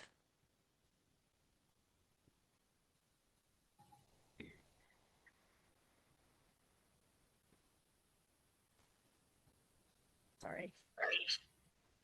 Item 12, announcements, comments, questions, and future agenda items by members of the Compliance and Amendments Committee. So I will bring up what we started talking about earlier and realized we should push back to this point, which is scheduling a special meeting so we can, well, either scheduling a special meeting so that we can take more time to go through the rest of the ordinance, or figuring out a way to get permission to have a work meeting. But it sounded like, based on, I think it was what Mr. Young said, that we couldn't do it because we're all members of a standing committee. So it sounds like we would need to have a special meeting that was open to the public. And the question is that something we could possibly schedule, and maybe might have better luck scheduling in December or January, when perhaps other committees are canceling meetings in City Hall? So This is about having additional meetings to go through the ordinance. Yes, this Yes. is, and I'm not, I hope you were picked up on the microphone. I was having trouble hearing you, but yes, this would be to have at least one, if not 2 additional meetings to go through the ordinance, since it doesn't seem, so I would call that a question and future agenda item. And I think we need to confer. I will confer with Chair Yankee and perhaps our one of our deputy city attorneys about what our options are for doing that. Member Pilpel. briefly, and I apologize, I'm running out of steam here. Yeah. The December meeting, instead of the 26th, is going to be on the 19th. Correct. The timing on that is still 4:30, is that right? No, we are. What are we at? I can't even, Sorry, for December 19th, Oh, what is the it's 4 timing o'clock. plan? Sorry? It's at 4 o'clock. The CAC meeting's at 4 until 5:30 or 5:20. Right. And then the complaint committee hearing will begin after that. Right. So we are, right. Okay. So realistically, we have whatever cases got continued. If they're still happening, the Saranoff case, anything else that's still in the queue, we can suck up whatever time's available, 45 minutes or an hour, 20 minutes, whatever it is, and whack at some more of this. But it takes time. So if we moved from the 26th to the 19th and the only meetings scheduled in December are full task force on December whatever, 1st to the 7th, and the two back-to-backs on the 19th, then it seems to me like there could be a third meeting in December on a date that doesn't conflict with holidays when people are in town, where we could do an hour and a half, 2 hours, whatever you choose to, just on the ordinance. No cases. Okay, but we need approval from. Understood. And we also need to get a room. Understood. Yeah. But I'm saying rooms are more available in the last 2 weeks in December because. That's what I'm hoping. Right. So if you can find a time and you can find a room and we can find a blessing from people who bless these things, I will be available. Member Wolf, assuming Member Wolf is still on the task force in this committee, I hope he's available. And we can do that. And that would be great. And maybe we should check with former Chair Washburn about her availability or others as well if we want to make that successful. But I think that would be great because I think if we lose momentum in December, then we're not again until January or February, and then we're not getting too far, and April's coming around for too terribly long. So, Madam Chair. Yes, Member Wolf. If I am my seat's been filled, I still will come and participate in the amendments process. That would be great. Thank you. We appreciate that. Sure. Yeah, I can't abandon that. Okay. Actually, Ms. Lachey, is there a complaint committee meeting in December? Yeah, there is every month. When do those happen? The third week of the month. The third week of the month. So That's that the would one. be. Oh, that's the one where. Oh, We're that's the talking one. about, yeah. Okay. It's the 19th, yeah. So in January that would happen on the 16th? Let me look at my calendar here. that sounds right. Because I'm wondering if we could sort of do this. Maybe we could do, since we wouldn't be scheduled to meet in January, could we? And they always start at 5:30? Complaint committee? Yeah. Yes. Okay. Could we piggyback on the 16th and do an hour and a half so January 16th, if people are available from 4 to 5:30 or 4 to 5:20, just doing ordinance review?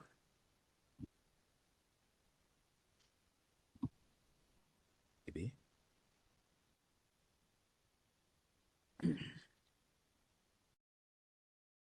Should I mean, I know it's just the two or three of you doing ordinance review, but did we want to open this up to, well, we're not allowed to. Open it up to whom? I'm thinking other task force members. I don't know that we can really do that. I don't think we can do that because right now it's being handled under CAC. So, Right. I would Just a suggest thought. that in the event that Member Wolf is no longer on the task force, that we would likely get Member Anderson on this committee. And I would think so, And yeah. that's but predicting the future And is Bruce not. just said he would like to participate. Yeah, but he'll participate either way. That's cool. No problem. Yeah. So I would say this, if we can, if there, Ms. Leger, if you become aware of other possible dates at the end of December or beginning of January, it would be great to know if we might be able to take those.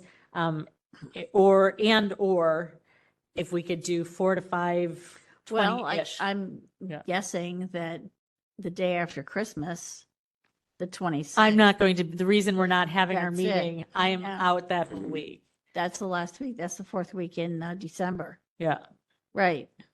If there's some other date besides the 19th in that week, even if that means 2 meetings in a Yeah. week, I can be available, and I can assure you that most Fridays all day, there's plenty of room available. So Well, if- not necessarily, because Fridays are the days we upload our agenda, and if we've got an agenda, But I'm saying the Friday before the holiday weekend, I suspect there'll be plenty of real estate available. So, for example, and that doesn't have to be the solution, but any time, Chair LaHood, that you find that week, if you want to do a second meeting that week for an hour and a half or 2 hours, I'm happy to try that if we can get the blessing from the people that bless these things. Yep. So on that note, it sounds like we have questions to ask. We need to talk to Chair Yankee. We need to find out about availability.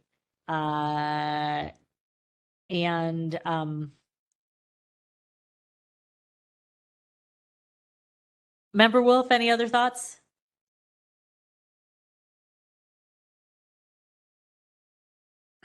We're not hearing you, so I'm not sure if you're still there. I see a B1. Seat 11. I can't tell if the camera's off.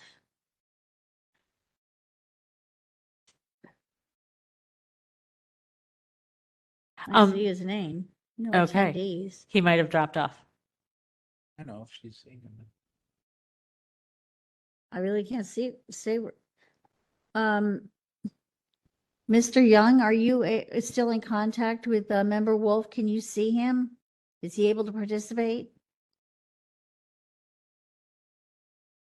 I'll be responding. I actually do see Member Wolf's screen name, but the camera is off.